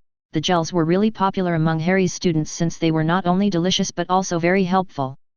With that done, Harry smiled at his students and left the room to let them hang out in peace. On his way back to his seat, he received a text from Nizu asking him to meet him in his booth. Harry found it weird that Nizu wanted to speak with him right now, but it must be important if he's calling him to meet with him. So he waved a hand and created a dark corridor and immediately walked through it. The dark corridor instantly dissipated right after. Nizu, Nana, and All Might were quietly waiting for Harry, but they didn't have to wait long because a dark corridor sprouted right beside their seats and Harry walked out of it. The dark corridor closed right after. Nizu turned towards Harry and gave him a smile. Harry waved and then asked, "So what's up? Your text seemed serious." Nizu sighed but nodded at Harry. "Yes, as matter of fact something serious has happened and I need your help, Harry." Harry raised an eyebrow. "All right, now I'm getting nervous. What happened that you had to call me to ask me for help?" All Might was the one who answered Harry's questions. "We just received intel that the hero killer is operating close to Musutafu." Harry narrowed his eyes and frowned. "Hero killer? Who's that?" Nizu spoke up next. "A very dangerous and aggressive vigilante, but this one attacks heroes, or at least the ones he believes don't deserve to call themselves heroes. He has already claimed the lives of many heroes and sometimes even crippled some of them." Harry raised an eyebrow upon hearing who the hero killer is and why he has that name. "Well, Did those heroes do something that would make them a target for this so-called hero killer? Both All Might and Nizu frowned, but Nizu then nodded yes. Most of the heroes he has attacked, crippled, and killed had been involved in all kinds of crimes. Harry huffed. So like Endeavor? Self-centered assholes that think that they can hide behind the title of hero to do anything they want and get away with it, right? Nizu nodded, but All Might frowned and spoke. Harry, I understand that you don't like how things are run in this world and I can see where you coming from. Endeavor was just a very extreme situation. Not all of these heroes had anything that incriminating, most only had a flaw or were very fame drunk, but that's it, they still did their job. Harry shook his head. It doesn't matter, All Might, no one should be claiming themselves a hero if all they ever care about is money or fame. You should know better what kind of monsters can rise from the kind of people who grow disillusioned by what a hero should be. All Might looked down but nodded. Okay, I'll give you that much, but we can't just let this hero killer go around killing heroes, that's not justice. Hardy sighed. You're too idealistic, All Might, but that's what I like about you. Fine, I do agree that an unhinged person like the hero killer is a danger and should be stopped, but that's not what you called me for, right, Nizu? All Might smiled at Harry, glad that he was an understanding person. Nizu nodded at Harry. That's right, Harry. Right now all the hero agencies are being informed about the hero killer, so leave that to them, but what I called you for is to see if you were willing to help one of the victims of the hero killer. This one was crippled, apparently. The only crime he committed was trying to stop the hero killer from killing someone else. Harry tilted his head and hummed. You want me to heal someone? That's new, but okay, who's the victim? All Might answered Harry's question. Tensei Ida. Harry's eyes widened in surprise. Shit. Ida is going to fly off the handle. We're going to have to keep an eye on him to make sure he doesn't do anything stupid and get himself killed. Nizu, Nana, and All Might nodded in agreement while Harry shook his head and rubbed his eyes in annoyance. I'll heal Tensei after the sports festival. I want to watch the semifinals and the finals of the tournament. Some of my kids have reached so far, the least I can do is cheer for them. Nizu, All Might, and Nana smiled at how proud Harry seemed, and he has every right to be. His students' performances have been nothing but extraordinary, and as they waited for the first match of the semifinals to begin, they all talked about what they had seen the kids accomplish during the third event of the sports festival. Chapter 82. After the 10-minute break, Midnight stood up and with a big seductive smile, she loudly cracked her whip. It is time for the semi-finals. 4 very talented and powerful first-year students have reached this stage in the sports festival. We have witnessed amazing fights so far. And I for one can't wait for the climax of this year's sports festival. The public loudly cheered to them, and the people watching the sports festival at home also cheered just as loud. It has been the most incredible event they have ever seen in their lives and everyone is so excited. Hazushi loudly cheered and then began to announce, that's right, ladies and gentlemen. This sports festival is one for the history books and now we're almost at the end. Shota nodded and then spoke, indeed, the kids have shown not only their power but also their smarts and skill. I can honestly say that I'm proud of what the students of my class of 1A have accomplished. Hazushi grinned at his best friend while Midnight continued on. The first match of the semi-finals is between the green strategist Izuku Midoriya vs the shining star Toru Hagakure. Both Izuku and Toru stepped into the arena from opposite sides, waving at the public who loudly cheered and chanted their name. Eventually, both of them reached the ring and met up in the middle, and both of them smiled at each other. Suddenly Toru began to excitedly hop from one foot to the other. Oh! I've always wanted to fight you, Deku. Izuku grinned and shook his head in amusement. Because both of us are speed types, right? Toru brightly grinned. Yup, Harry-sensei said that you were a speed and strength type fighter while I'm a speed and technique type. So I've always wondered who is the strongest between us? The ninja or the monk? Izuku chuckled, amused at the way Toru described their battle roles. You've been hanging around Harry-sensei and Luna too much, Toru. Toru grinned. Hee. Nothing wrong with that. Harry-sensei is awesome and Luna is always fun to hang around with. Izuku smiled and nodded. Yes, they truly are, but let's get this fight going, Toru. I want to fight you as well. Toru grinned and nodded at her friend. Both of them roared as they activated their power to the max and stared into each other's eyes. Green bioelectricity and energy lashed out around Izuku while light began to wildly dance around Toru. Everyone watched as 2 pillars of power rose towards the sky as these 2 young heroes in training got ready to face each other with everything they have. Midnight smiled such passion. Let's get this match started. With that said, Midnight cracked her whip loudly and then loudly exclaimed, begin. Both Izuku and Toru disappeared in blurs and the public couldn't see anything but collisions and blurs moving all over the ring. It was something out of this world. Both of these kids were moving so fast that no one except Harry, Himiko, Susan, Luna, and Hermione could see them move. Eri, who was trying to watch the fighting, pouted and then turned her head towards Harry. Daddy, I can't see anything. Harry turned towards his daughter and smiled at her. You're still not used to seeing high-speed movements, sweetie, but I'll teach you a trick. Hermione already taught you how to sense mana, right? Harry nodded her head, which made Fuyamai, who was holding Harry in her arms, shake, making her giggle. Harry smiled at Harry. All right, then try to expand your mana everywhere and focused on it. Harry nodded and then closed her eyes. The Todorokis watched as Harry began to suddenly glow a bit and then her energy flared, spreading around the entire stadium. Fuyamai gaped at the warmth feeling she was getting from Harry's mana. Harry nodded to herself and continued to keep her eyes closed. Okay. What's next, Daddy? Harry smiled and then explained, focus on everything inside your mana, let it connect to everything around you. The Todorokis watched on curiously and Harry nodded. She then began to focus like her mommy Hermione taught her. Little by little she began to connect her mana to everything around her, and soon enough she could see everything. She could see every person, object, and even the insects flying around. She could even see the wind slowly moving around everywhere, and then she saw Izuku spin kick Toru in the chest. Toru was sent flying, but she flipped in midair, landed on her feet, and then shot off at high speed toward Izuku and punched him in the cheek. Izuku's head whipped to the side, but he used the momentum of Toru's punch to spin and heel kick Toru in the shoulder. Eri watched Toru grimace and grunt in pain but also push Izuku off of her shoulder and then blast him off with a light blast. All of that happened too fast. No one in the public but Harry and the girls could see the action, and now Eri could too. Eri opened her ruby red eyes and then brightly smiled at Harry. Daddy, I can see them. How? Harry chuckled at Eri's excitement. That's a skill called magic sense. It allows one to perceive waves of light and sound pushing every single particle of mana in the air, which is why I told you to spread your mana first. With this skill you can get a perfect vision all around you, and the only reason you're able to use it is thanks to my blessing. You're more dragon than human now. Aries' eyes sparkled in excitement. I'm part dragon? Can I turn into a dragon as well? Rei, Hermione, Susan, and Luna giggled at Aries' excitement. The little bundle of cuteness loved dragons, and now that she knows she was part dragon, nothing was going to stop her from wanting to become one. Harry chuckled and nodded. Yes, eventually you will get a dragon form. Eri loudly cheered while Rei tilted her head and then spoke. Can I also learn the skill? It sounds like something really useful to have. Harry hummed and nodded. Yes, you yourself also have my blessing, so you're part dragon as well. A normal human's brain wouldn't be able to handle the strain this skill puts on their mind. Since my blessings comes with an understanding of nature and its phenomena, you can handle the influx of information safely. Plus I also gave you the ability to use mana in a big mana pool. Rei softly smiled and closed her eyes, trying out the skill to see if she can also learn it, while Eri was now excitedly watching Toru's and Izuku's battle. Meanwhile, Fuyamai and Nitsu were in awe at the fact that their mom can use magic and were intently watching her as her own mana began to flare around her body, while Shoto tilted his head in curiosity. Meanwhile, both Izuku and Toru continued to clash against each other at high speed, which kept increasing more and more as the battle raged on.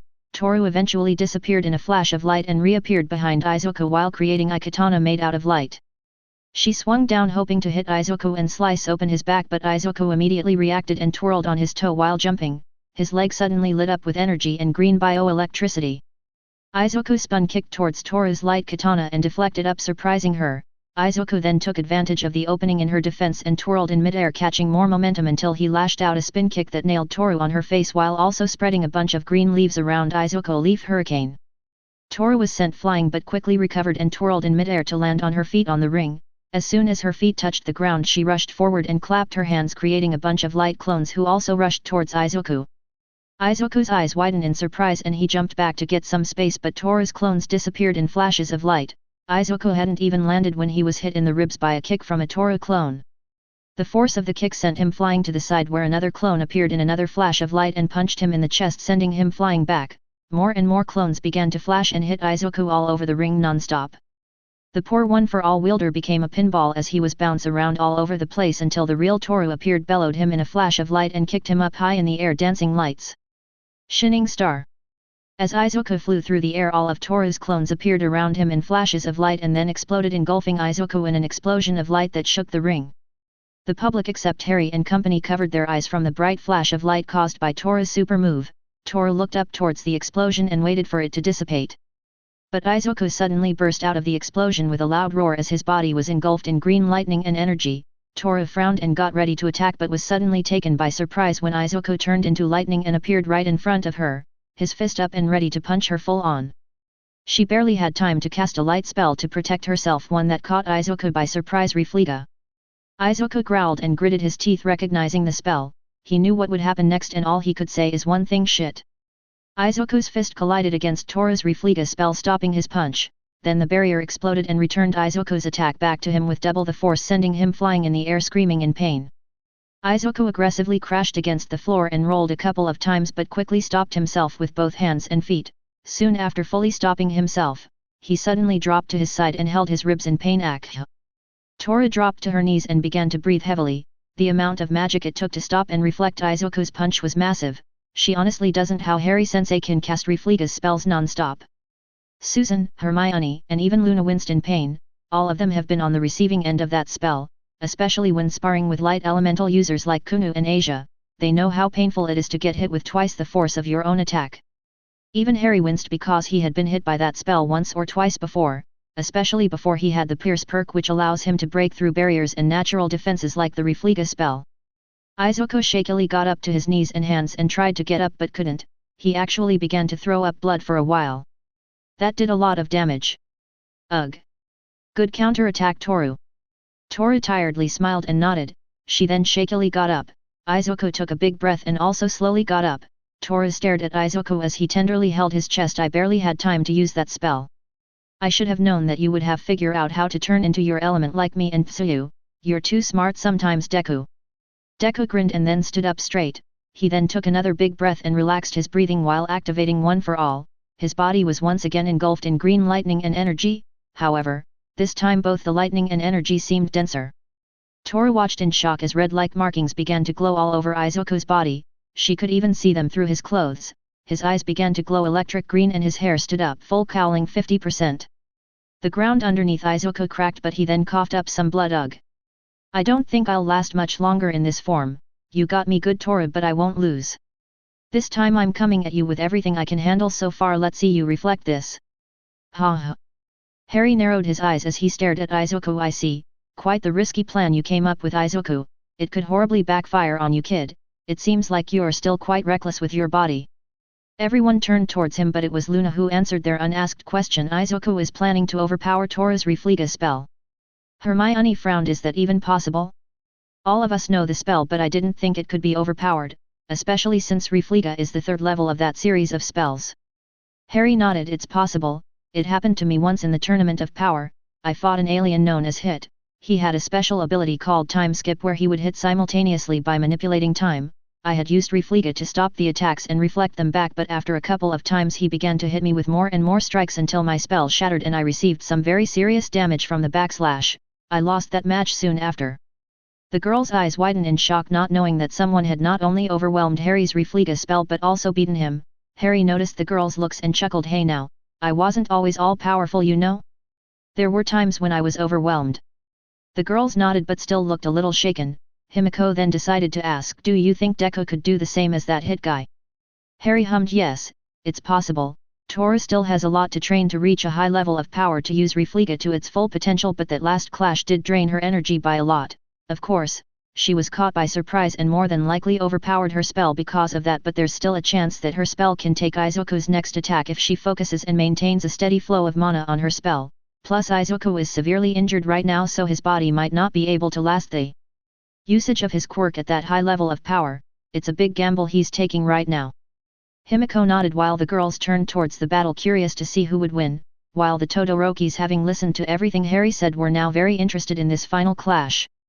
Tora narrowed her eyes and began to sweat.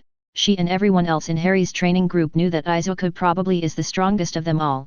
They were all aware of how much their nerdy friend had been training in order to be able to use his quirk safely. This is why everyone respects him and treats him as the leader of their group, but everyone had their own pride too, a pride born from their own training and Harry-sensei's teachings, so she wasn't going to ignore this challenge. If Izuku wanted a final clash to decide the outcome of their match, then she will oblige him, so Tora closed her eyes and began to focus on her energy and her light elemental power.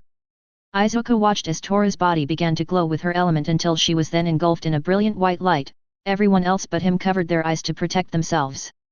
The green-haired wielder of One for All watched as Tora's body turned into pure white light. She looked like an elemental spirit and he couldn't help but grin at the fact that his friend was going all out as well.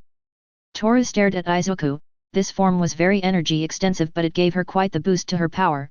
she was quite literally the element of light itself at this point, and now she was ready for their final clash. Toru spread her arms and got into position. Izuku was already fast at this point, and with his ability to turn into lightning he might be able to even match her speed. She was going to make sure to react just in time to cast her spell. She can't afford to cast it before or after, it has to perfectly match Izuku's attack, otherwise she will run out of energy and Izuku might be able to break through her Reflega spell. Izuku got ready and crouched down, blood dripped down the corner of his mouth but he ignored it and got ready. In a blink, Izuku shot forward turning into lightning. In an instant, he reappeared right in front of Toru who was intently staring at him. Izuku with his arm engulfed in lightning and energy lashed out with a straight punch. Everything began to move in slow motion for both him and Toru. As soon as Toru watched Izuku's fist be a few seconds away from hitting her in the chest, she roared and cast her spell Reflega. The light barrier surrounded her in an instant and Izuku's fist struck it. Toru grunted at the force with which Izuku punched her barrier. Izuku however wasn't done. With a roar Izuku struck the barrier with his other fist, and then again with the other. Toru gritted her teeth as Izuku continued to punch her barrier again and again and again with the same force as the first punch. Izuku's fists began to vibrate and hum as they continued to barrage Toru's Reflega barrier until his fist became blurred and then flashes of lightning and thunder boomed each time Izuku's fist collided with Toru's barrier. Toru's eyes widened when her barrier began to crack. Suddenly she coughed out some blood from the backslash of her barrier cracking but she didn't give up. She couldn't, and then she yelled at the top of her lungs. Toru's barrier glowed and reinforced itself but Izuku continued to barrage it with his fist, increasing his speed and power more and more. Both teens gave it their all, they fought on and on to become the victor of this match but in the end, Izuku broke through Toru's spell. Toru's eyes widened as her spell broke but she couldn't even do anything as she was suddenly hit with the full backslash and Izuku's attack. The one-for-all wielder roared one more last time full cowling. 1,000 heavenly dragons. Izuku's punches become literal dragon heads that lashed out at Toru who couldn't even scream as she was barraged by 1,000 dragon heads which exploded and engulfed her in a storm of green lightning and thunder. Eri excitedly clapped watching what seemed to be so many dragon heads come out of Izuku's fist. Look. Those dragons look like Daddy's head when he's a dragon. Harry and the girls narrowed their eyes and looked closely at the dragon heads lashing out at Toru. Luna hummed, "You're right, amazing to be able to mold his energy and electricity to that extent." Hermione sighed but smiled, "These kids are insane, but I have to admit that it is amazing." Susan giggles, "Well, Izuku has a talent for observation so I'm not surprised that he was able to mold his energy into a replica of Harry's head in his dragon form." Harry chuckled and shook his head, "I swear these kids, though I'm flattered he created a technique in my image." Suddenly Toru came flying out of the massive lightning storm severely hurt and burnt, until she aggressively crashed against the ground outside of the ring unconscious and bleeding all over the place. Izuku stopped his attack and swayed on his feet. He suddenly coughed an alarming amount of blood but still stayed standing. Midnight panicked at both of their conditions and immediately cracked her whip, the winner by ring out. Izuku Midoriya. Harry, get your scaly butt down here and help your students. Izuku grinned and then dropped face first on the ground and began to bleed a lot from his fist and wrists which were purple and heavily broken. He groaned in pain. But then a magic circle spread around underneath him and covered the entire stadium. Izuku grinned recognizing the spell, and painfully laughed when he heard his sensei say revitalize. Izuku sighed in relief as he felt all his wounds heal and the pain disappear. He turned his head towards where Toru had landed and smiled as he watched her wounds heal as well. The public watched mesmerized as the entire stadium lit up in a beautiful white light. Harry appeared beside Izuku and helped him sit up while he floated Toru's unconscious body towards him with telekinesis. "Izuku, you're pretty crazy, you know? I thought I told you not to overuse your quirk like that."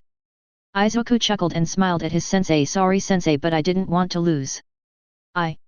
I wanted to show you in All Might that I'm worthy of one for all. I want to make you all proud." Harry sighed but smiled at his student. "We're already proud of you, Izuku. You don't have to prove anything to anyone. Looks like I'm going to have to make sure you're powerful enough to do all of these techniques without ever hurting yourself like this again. I hope you're ready, Izuku." Izuku groaned, causing Harry to chuckle. "It's for your own good, kid, and besides you should worry about your girlfriends more. They look absolutely pissed off and worried about you." Izuku's eyes widened and he paled as he slowly turned towards where both Okako and Pony were staring at him. He began to tremble in fear upon noticing the blank and dark faces they were staring at him with. "Sensei, do me a favor and kill me now." Harry laughed. "No can do, kid. You're going to have to face your girlfriends. Welcome to the I Have a Harem Club. I'll give you a shirt later." Izuku groaned and whined for a bit but eventually got up, straightened his back, and then walked towards his end with dignity. Harry clapped and prayed to Arshikel and Death to protect his student. In Death's domain, Death, who was watching the sports festival as well, giggled in amusement as she heard Harry pray to her to protect Izuku. She shook her head in amusement. Back in the DxD world, Arshikel was happily eating some chocolate ice cream when she suddenly sensed a prey come to her. Hey? Harry! Who the hell is Izuku? And why do I feel like I should save his life? Harry chuckled as he watched Izuku get fuzzed over and scolded by both of his girlfriends. The poor boy couldn't even get a word in to defend himself since both girls didn't let him speak. Suddenly a groan caught his attention and Harry turned towards the owner of that groan. He smiled when he saw Tora blink and then turned her gaze towards him from where she was floating in the air. Tora teared up a bit, but Harry kindly smiled at her and then said, "No need to be sad, Toru. You did fantastic in your match and I'm very proud of you. You shone like a star today, so give the public a wave and a big smile, okay?" Tora blinked and then looked around. The public was chanting her name and loudly cheering for her. She rubbed her eyes with her arms to get rid of the tears building up in her eyes and then cheerfully smiled and waved at everyone. Harry smiled and slowly floated her up to her feet. Tora began to walk towards the tunnel while waving and smiling the whole way. Harry walked beside his student, following her back to the waiting room. Once inside the tunnel, Harry was suddenly stopped when Tora grabbed his sleeve and pulled. Harry turned towards Tora but then panicked a bit when Tora began to silently cry.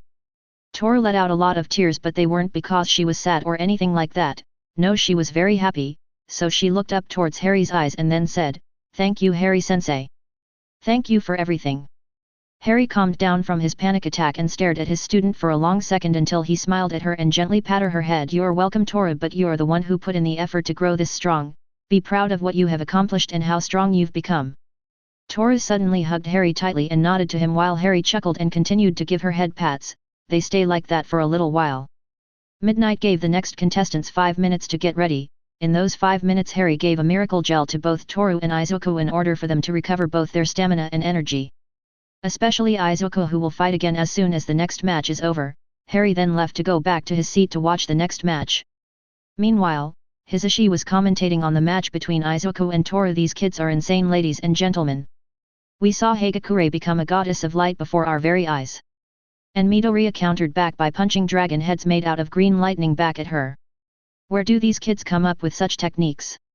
Shoto nodded in agreement. "That is a good question. Where exactly do these young heroes in training get their inspiration to create such devastating and effective techniques?" The logical guess would be that they got it from Harry Potter. That man has some very interesting and crazy stories. Hisashi nodded. "Indeed, I can't wait for the next match to begin. I'm sure we're about to see yet another amazing fight.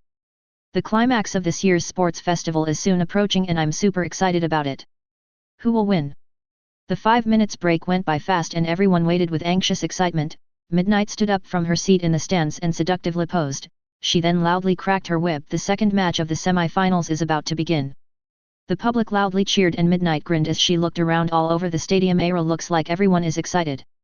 Well, let's not wait any further. The last match of the semi-finals is between the Maiden of Water, Tsuyu Azui, and the Goddess of Creation, Momo Yaeyorazu." Both girls stepped out of the tunnels and waved at the public as everyone was once again cheering for them. Both of the girls stepped up to the ring and met in the middle. Tsuyu deadpanned at Momo for a long second and then sighed, causing Momo to sweat dropped. "Tsu-chan, that's a mean reaction to staring at someone face to face, you know."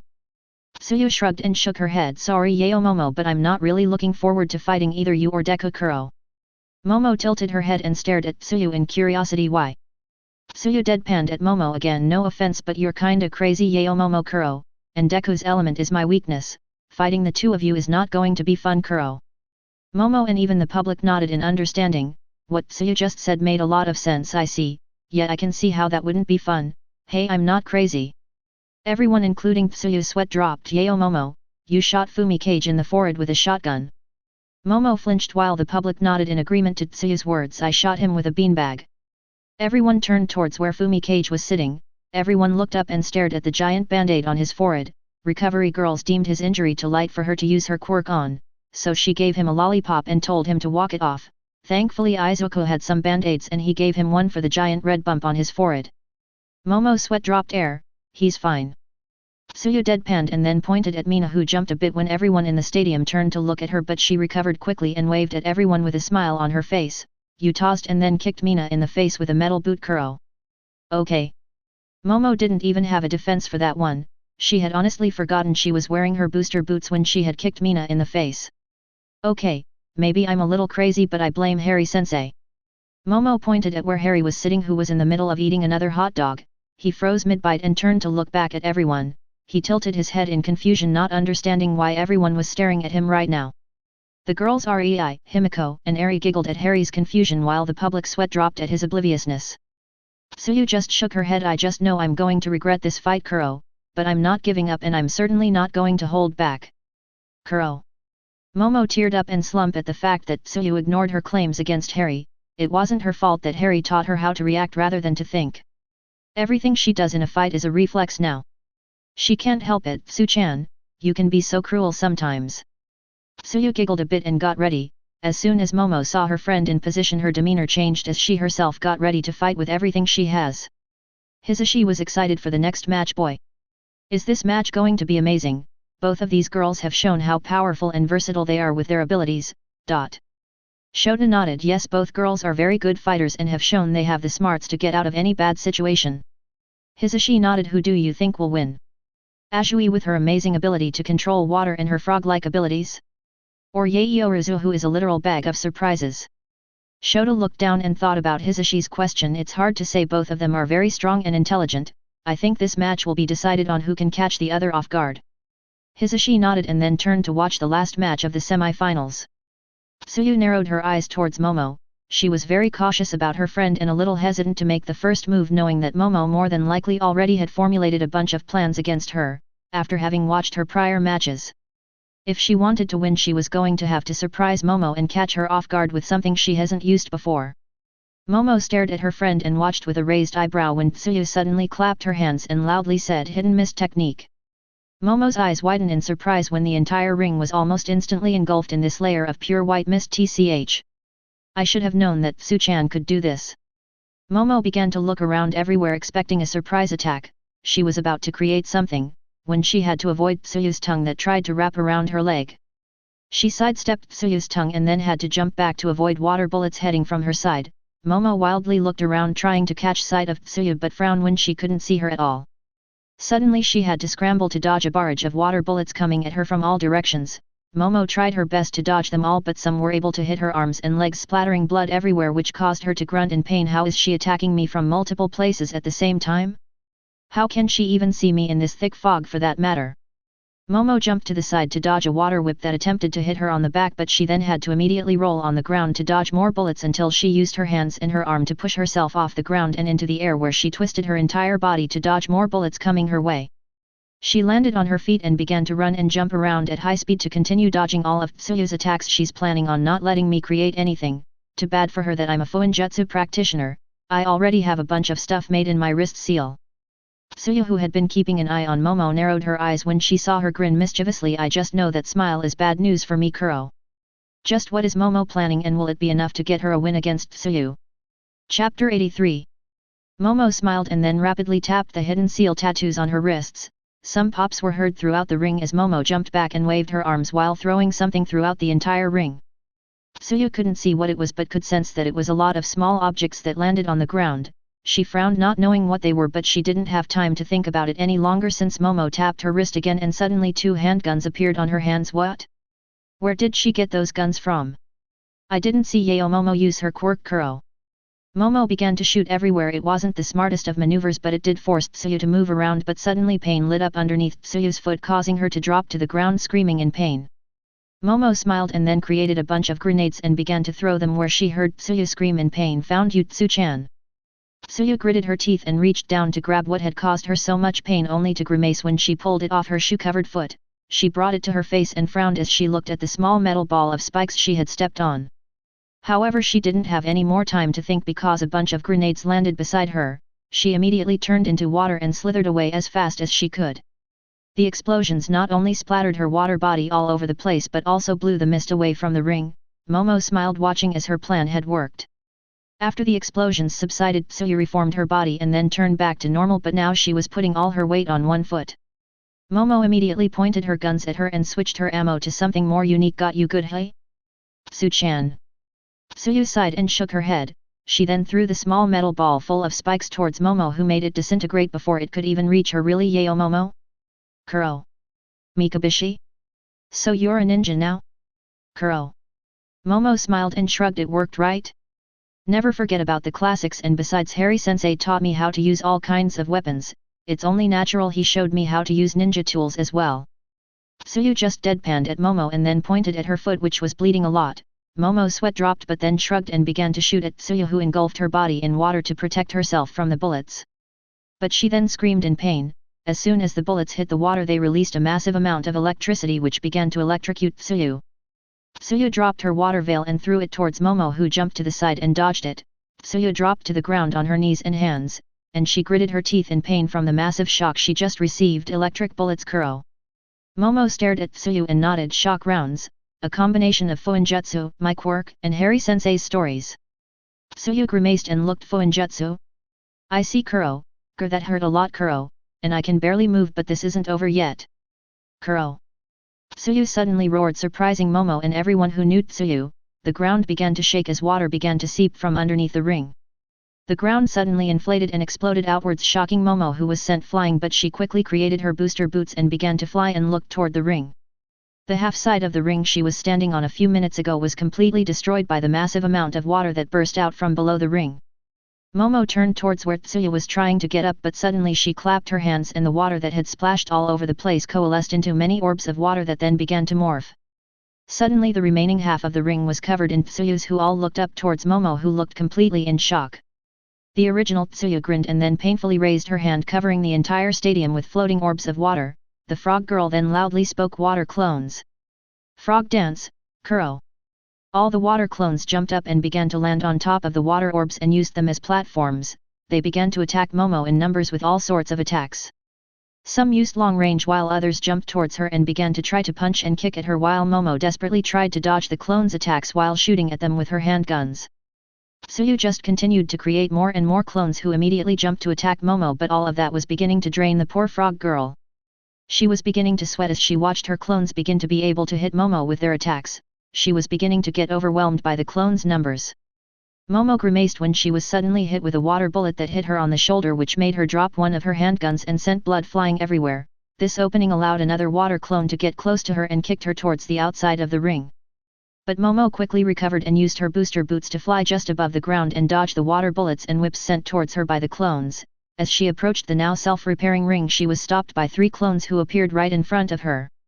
She used booster boots to send herself over the 3 clones and then shot them in the back. The clones screamed in pain from the shocks they received and then turned back into water, splashing all over the ring. Momo didn't stop there. With a burst of energy from her booster boots, she launched herself towards Tsuyu, who was staring at her as Momo approached her fast. Not wanting Momo to get too close to her, she then directed her clones to attack her all at once. Momo was forced to stop and begin to desperately dodge the clones, who all began to attack her in hand-to-hand combat. She noticed that Tsuyu's style seems to focus around kicks and knee strikes. Which makes sense.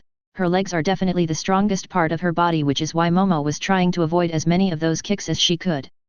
The one that had nailed her earlier and sent her flying toward the ground hurt a lot, but it was getting harder and harder to dodge the sheer number of water clones attacking her, and Tsuyu is creating even more. I have to think of something. Otherwise, these clones will beat me down. Momo dodged and shot as many water clones as she could, but she was quickly being overwhelmed. Having no other choice but to act quickly, she got on one knee and slapped the ground. Fuinjutsu. Sutorifon. Water clones. Absorbing seal, water clones. Black ink markings spread out from Momo's hand. She gritted her teeth as she watched the clones approach her to kick her away, but it was too late. Her seal was completed, and as soon as she lifted her hand from the now completed seal, it began to absorb all the water clones almost instantly. Tsuyu gaped as her water clones were vacuumed towards the seal as Momo then shot forward towards her. She tried to move away and dodge Momo, but she was then shot by a whole clip of shock rounds, causing Tsuyu to once again scream in pain. Momo then finally reached Tsuyu and placed her hand on her chest. Daishibari no Jutsu, bandage paralysis technique. Momo used her quirk to quickly wrap Tsuyu's entire body and then used a seal on it to prevent her from using her powers to escape. The remaining water clones turned into water and came apart. Without Tsuyu providing energy, they couldn't sustain themselves. Momo sighed and then picked up the cocoon of bandages and threw it outside the ring. Midnight Sweat dropped at the way Momo had won against Tsuyu, but knowing she had to continue, she cracked her whip, and the winner of the last semi-final match is Momo Yaeorazu. Momo smiled and then sat on the ring while holding her still bleeding shoulder. Harry appeared beside her and healed her, making her sigh in relief. Thanks, Harry-sensei. Harry smiled at Momo and patted her head. That was fast, you must have planned all of that in advance. Hey. Momo giggled. Yet, Su-chan caught me off guard with that mist and clone techniques, but I was able to adapt and make enough time to think of how to deal with those surprises. Harry nodded and helped her up. Both of them then began to walk up to where Tsuyu was laying sealed inside a cocoon of bandages. That was some very good planning and improvisation on your part. You really got Tsuyu good and gave her quite the challenge. Momo nodded, since she knew that the fact that Tsuyu had stepped over a Mikobishi was what had allowed her to counterattack as fast as she did. Both reached Tsuyu and Harry immediately undid Momo's seal, which made her sweat drop at the ease with which Harry did that. Looks like I still have to practice even more. Harry smiled as she saw Tsuyu open her eyes and groan in pain. She then stared into Harry's eyes and frowned. I lost, didn't I? Kuro. Harry nodded, but it was a good match and you tried your best. You didn't give up and continued to go all out even when Momo got you with your weakness to lightning, but don't worry, I'll fix that weakness later, okay? Tsuyu sighed but nodded. Harry then healed her and helped her up. Tsuyu deadpanned at Momo the moment she saw her, and Momo couldn't help but to flinched and sweat drop. I'll buy you some ice cream later. Tsuyu continued deadpanned at Momo, which made her even more nervous until Tsuyu nodded. I want a big bucket, Kuro. Momo giggled but nodded at her friend. All three walked toward the tunnels while Harry gave Momo a miracle gel to make sure she was ready for the finals. Hisashi was clapping and cheering. Boy, was that fast. But impressive nonetheless. Both contestants were able to catch their opponents off guard multiple times. And that forced them to adapt and react. Shota nodded while Yaoyorozu was able to watch Azui fight multiple times and analyze her techniques plus the way she behaves in battle, which allowed her to prepare herself against Azui to a high degree. Of course, Azui was able to surprise her multiple times, but in the end, preparation won this match. Hisashi grinned. It was a very exciting match, and even though it was over fast, it still showed the girls' talents. Azui's control over water never stops amazing us, and Momo's versatility and skill continues to impress us. Midnight then cracked her whip and loudly began to announce, we're going to take a 10-minute break to allow the ring to repair itself, but afterward it's finally time for the finals. I hope everyone is as excited as I am. The public loudly cheered. It was finally time for the finals, and everyone in the stadium was excited about it. This year's sports festival has been amazing and the finals promised to be a showstopper. Harry, Momo, and Tsuyu stepped into the waiting room where all the class of 1A and his students were sitting. Harry smiled at all of his students. Hey guys, I'm very proud of each and every one of you, some of you even surprised me. I can't tell how much I enjoy that. Good job everyone. Harry softly smiled at everyone and all his students teared up and suddenly pounced on him, surprising him a bit as they hugged him. He chuckled and began to hand out head pats to all of them. The rest of 1A class smiled at their friends and enjoyed the way all of them seemed so happy right now. Harry then turned towards Ida and then said, Tinya, after the sports festival I want you to head straight to Nisa's office. Do I make myself clear? Ida frowned but nodded. He wanted to go see his brother in the hospital as soon as possible, but he knew better than to disobey Harry-sensei. All Might, Nana, and Nizu were happy with Harry's students, especially All Might, who was very proud of Izuku for reaching the finals. He still remembers the scrawny boy who had asked him if he could be a hero. He still regrets the words he told to the young boy back then, especially when that same boy showed that he had a true heroic heart, but that same boy had shown the world that he was here. And he couldn't be any prouder. Nizu grinned.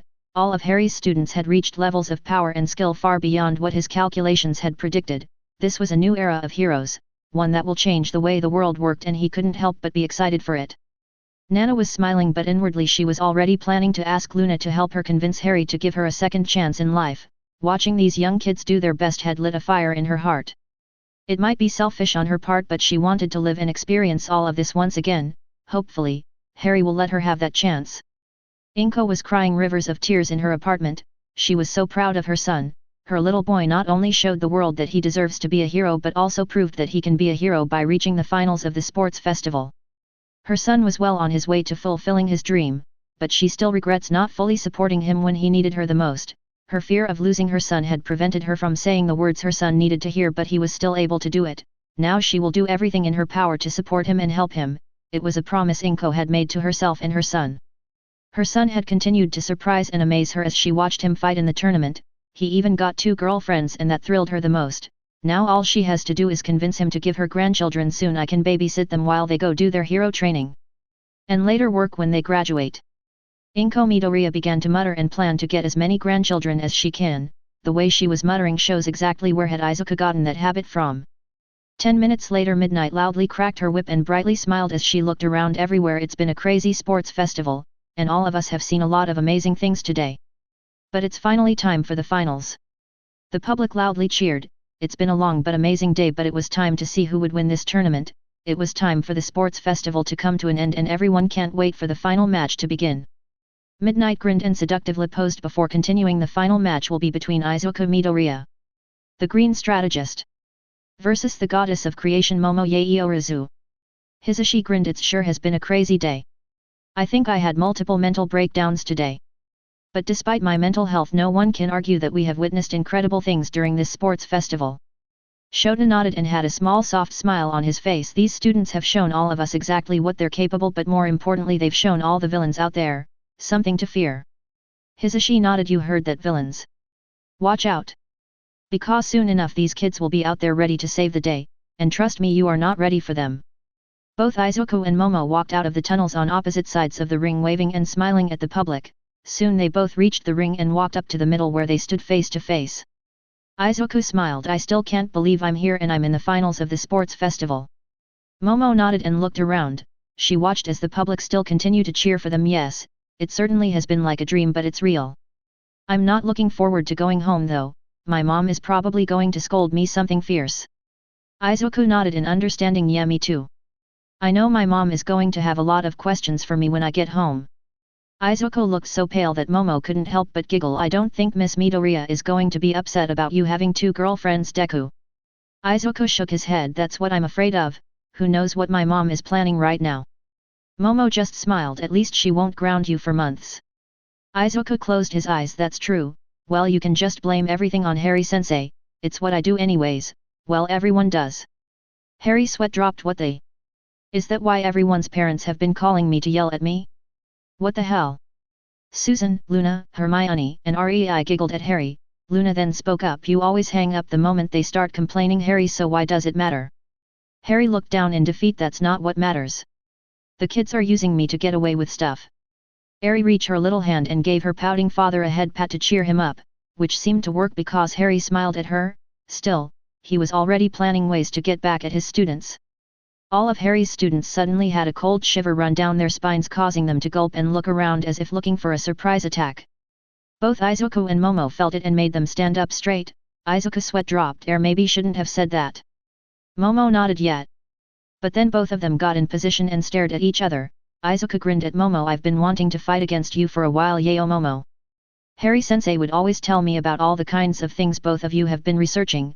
I know for a fact that Harry taught you a lot about other worlds. Momo grinned and nodded. Me too. Everyone knows that you are probably the strongest out of all of us, but we all wanted to give you a run for your money, and I think some of us were able to do so, right? Izuku chuckled. Yes, everyone has surprised me and even brought me close to losing. I'm very impressed with how far everyone has come. Momo smiled and both of them stood there looking at each other, waiting for the match to finally begin. Midnight, seeing that both Momo and Izuku were done talking, raised her whip and then loudly cracked it. Let the final match of the sports festival begin.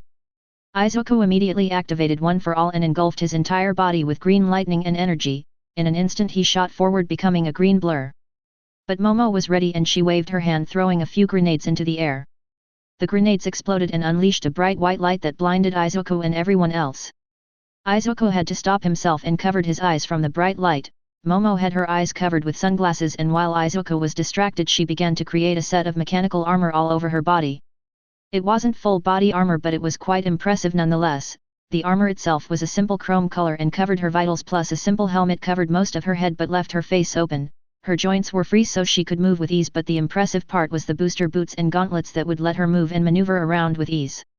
It wasn't Iron Man armor, not by a long shot.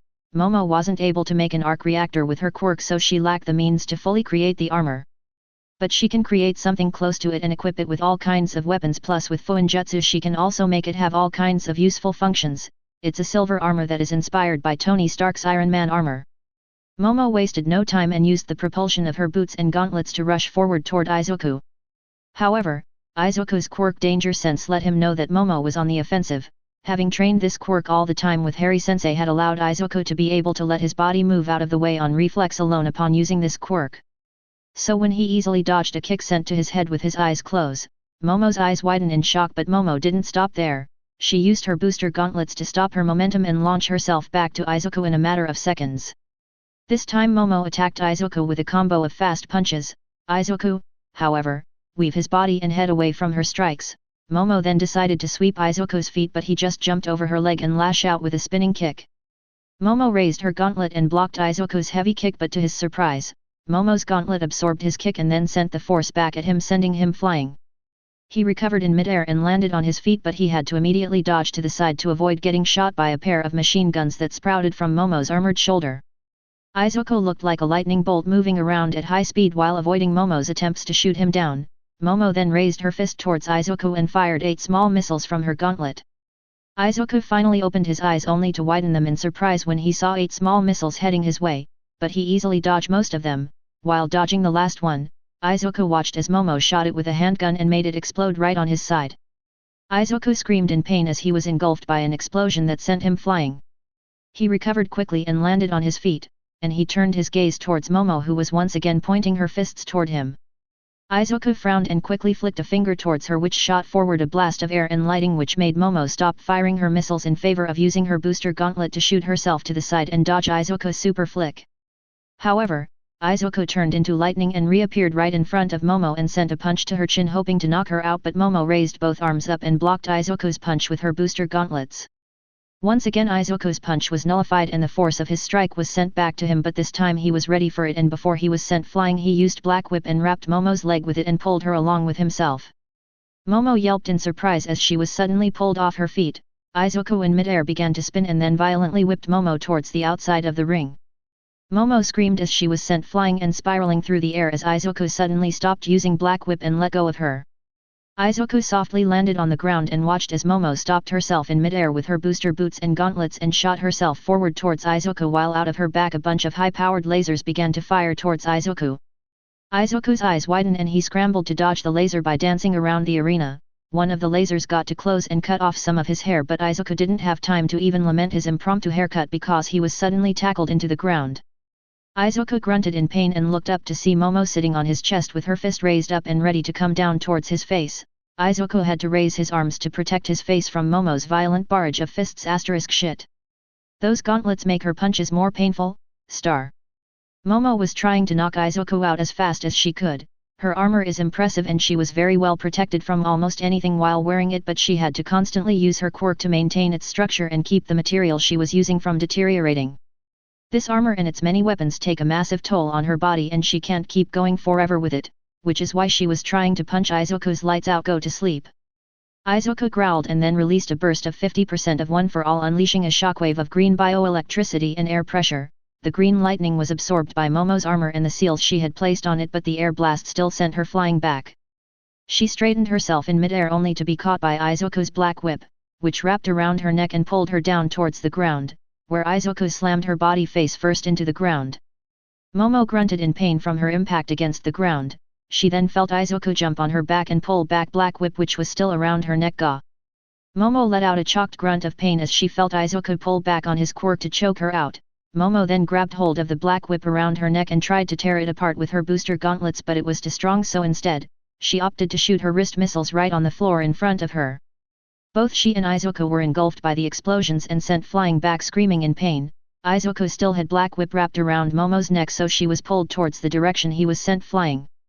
But she used one of her lasers to cut it off and then shot herself towards Izuku and grabbed him by the face and proceeded to violently slam him into the ring, which cracked from the force she used to slam Izuku's head into the ground. But Izuku gritted his teeth and then kicked Momo off of him with both of his legs, sending her flying and landing on her back with a loud clank. Both of them lay on the floor for a few seconds and groaned in pain. Momo sat up and then began to get up. Why aren't you using your super moves, Deku? Izuku rolled on his belly and slowly got up. You've already seen most of them and more than likely have all kinds of countermeasures against all of them, so no. I think I'll stick with the good old hand-to-hand combat. Momo sighed and shook her head. I should have known that you wouldn't fall for it. Momo and Izuku got ready. Momo was aware that she was on a time limit with her armor on and she couldn't afford to waste time, but Izuku is playing the long game and he was quite capable of outlasting her. Izuku sighed and shook his head a bit when he noticed that blood began to drip down his face from his head. He then reached over his head with his hand and patted it. He pulled his hand back and brought it to his face and saw that it was covered in blood. Crap, this is quite a bit of blood. I'm not surprised though, she's been aiming at my head from the very beginning. Momo rushed forward and launched herself towards Izuku. Izuku saw her coming and immediately began to dodge the kicks and punches sent his way by Momo. Suddenly moved his head to the side and grabbed Momo's arm as it passed over his shoulder. He twisted his entire body and hip threw Momo into the ground. Momo, not expecting such a move from Izuku, who's been using nothing but heavy punches and kicks, could only grunt in pain as her back impacted the ground. Izuku then quickly let go of Momo's arm and grabbed hold of her ankle. He activated One for All at its 50% capacity and easily lifted Momo into the air and then proceeded to slam her on the ground repeatedly. Momo could only scream in shock and pain as she was slammed against the hard ring time after time. Luna hummed, "That armor, is it made of vibranium?" Hermione and Susan raised an eyebrow upon hearing Luna mention that metal, while the Todorokis and Himiko looked confused. Eri was too distracted with cheering for both Momo and Izuku. Harry How smiled at Luna. "Not the entire armor, only her booster boots and gauntlets are made of vibranium. Momo can create it, sure, but it takes a lot for her quirk to do so. We think it's because it's its material so unknown and unique that her quirk has to overcompensate for everything she doesn't know about it." Luna nodded. "You showed her a piece of it, right?" "Yes, along with its chemical compound. Shuri gave it to me and explained some of it to me. Honestly, I'm surprised Momo can create it and mold it with her quirk." Susan then narrowed her eyes. Izuku already noticed. She has been using her arms to block all of his attacks after all, so that's why he's not attacking her but rather using throwing type techniques. Harry smiled. "Yet, Izuku more than likely is already aware of what Momo's boots and gauntlets are made of, plus of the fact that Momo can't afford to create other things with her quirk. That armor is already energy extensive and creating more things will just further burden her. What makes Izuku scary to face isn't all of his quirks or techniques but rather that mind and observation skills of his." The girls nodded in agreement while the Todorokis were certainly impressed by Izuku, while Shoto stared at Izuku and then smiled. "I have a lot to do before I can catch up to you, but I'll meet you at the top." Rei heard her son and couldn't help but smile at her son's determination. Momo growled in pain as she was still slammed around the ground. She then used her booster boots and gauntlets and spinned herself off of Izuku's grip and spinned kick him, but Izuku easily dodged it by crouching. However, Momo's armor suddenly dropped a bunch of grenades all over Izuku's feet while Momo herself flew at high speed towards the sky with her booster boots. Izuku frowned and crossed his arms over his body before he was engulfed by a massive explosion of frost and ice. Momo looked down as everything in the ring was suddenly flash froze from her cryo grenades. Her eyes widened when she saw Izuku standing in the ring surrounded by a barrier of lightning. "What? A bioelectric barrier? Star." Izuku looked up and then let his barrier dissipate. He stared into Momo's eyes and then raised a finger towards the sky, which immediately darkened with black clouds. Momo looked around in a panic as lightning began to rumble and immediately tried to fly down before she was hit by it, but she was too late. She was suddenly struck by multiple green lightning bolts. Momo screamed in agonizing pain as she was shocked and cooked. Her booster gauntlets and boots weren't affected by the lightning, but the rest of her armor was, and it just turned her into a lightning rod. Eri clapped and cheered. "Magic! Big brother Deku is using magic, daddy. Did you know he can use magic? Why didn't he say anything? We could have studied together." Eri was actually pouting, which made the girls want to pinch her cheeks. Harry, however, smiled and patted her head. "Of course, he knows how to use magic, sweetie. I thought everyone after all, but Izuku wanted to keep it a secret for the tournament." Eri looked down while still pouting but nodded. "Okay, but I still think it would have been fun to study together." Harry chuckled. "Next time, sweetie. Izuku's magical training is far behind everyone else since we had a lot to cover with his quirks and fighting style, so both of you can study together and you can even help him with it since you're far more advanced than him." Eri brightly smiled, liking the idea of teaching Izuku, and turned towards the ring to continue to watch the fight. Izuku huffed and took a big breath as he let up his spell. He was still so unused to using magic, and spells like these used a lot of mana from him, but his surprise attack worked. He watched as Momo began to drop from the sky. Her body was smoking and her armor was already coming apart. A few seconds later she crashed against the ring, which ended up destroying the rest of her armor. Momo groaned in pain. She shakily got up and tried to stand up straight. She was able to do so, but she wobbled a bit. But she stared into Izuku's eyes. "You can use magic?" Izuku nodded. "Yes, though I'm not very good at it." Me and Harry-sensei had to focus on other things, but thankfully that metal armor of you acted as a lightning rod, otherwise my spell might have missed.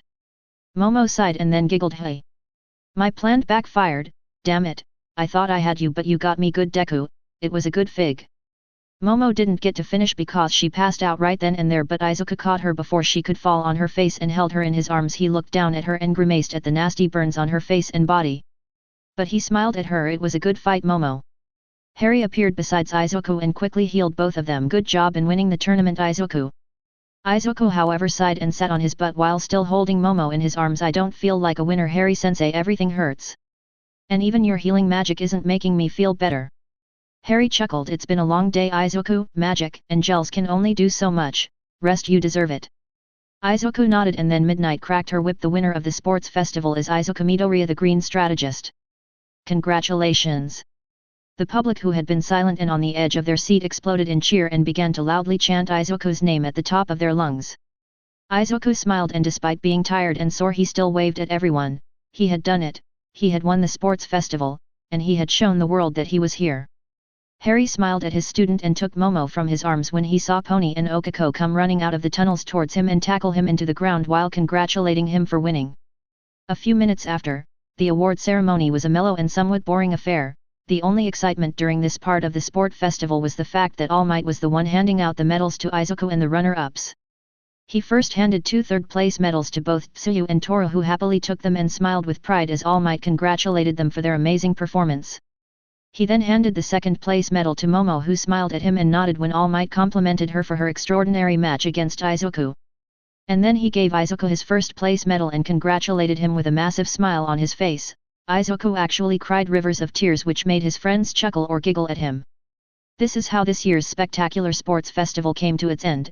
It will be remembered for many generations to come while the young heroes continued to work towards their goals and dreams. Chapter 84.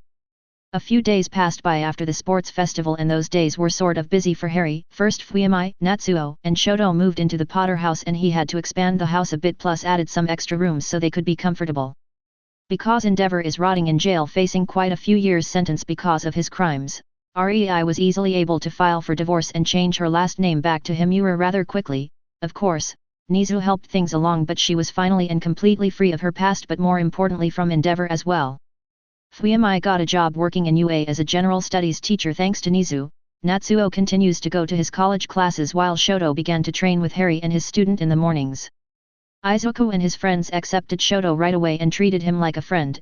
It took a while for Shoto himself to get used to the concept of friends, but with Rei's encouragement, he was able to slowly open up to Izuku and the rest of Harry's students, who, speaking of them, began to train to not only improve the flaws they found in their techniques, tactics, and fighting style, but Harry also made sure to get rid of any obvious weaknesses they might have, like Tsuyu's weakness to lightning-based attacks.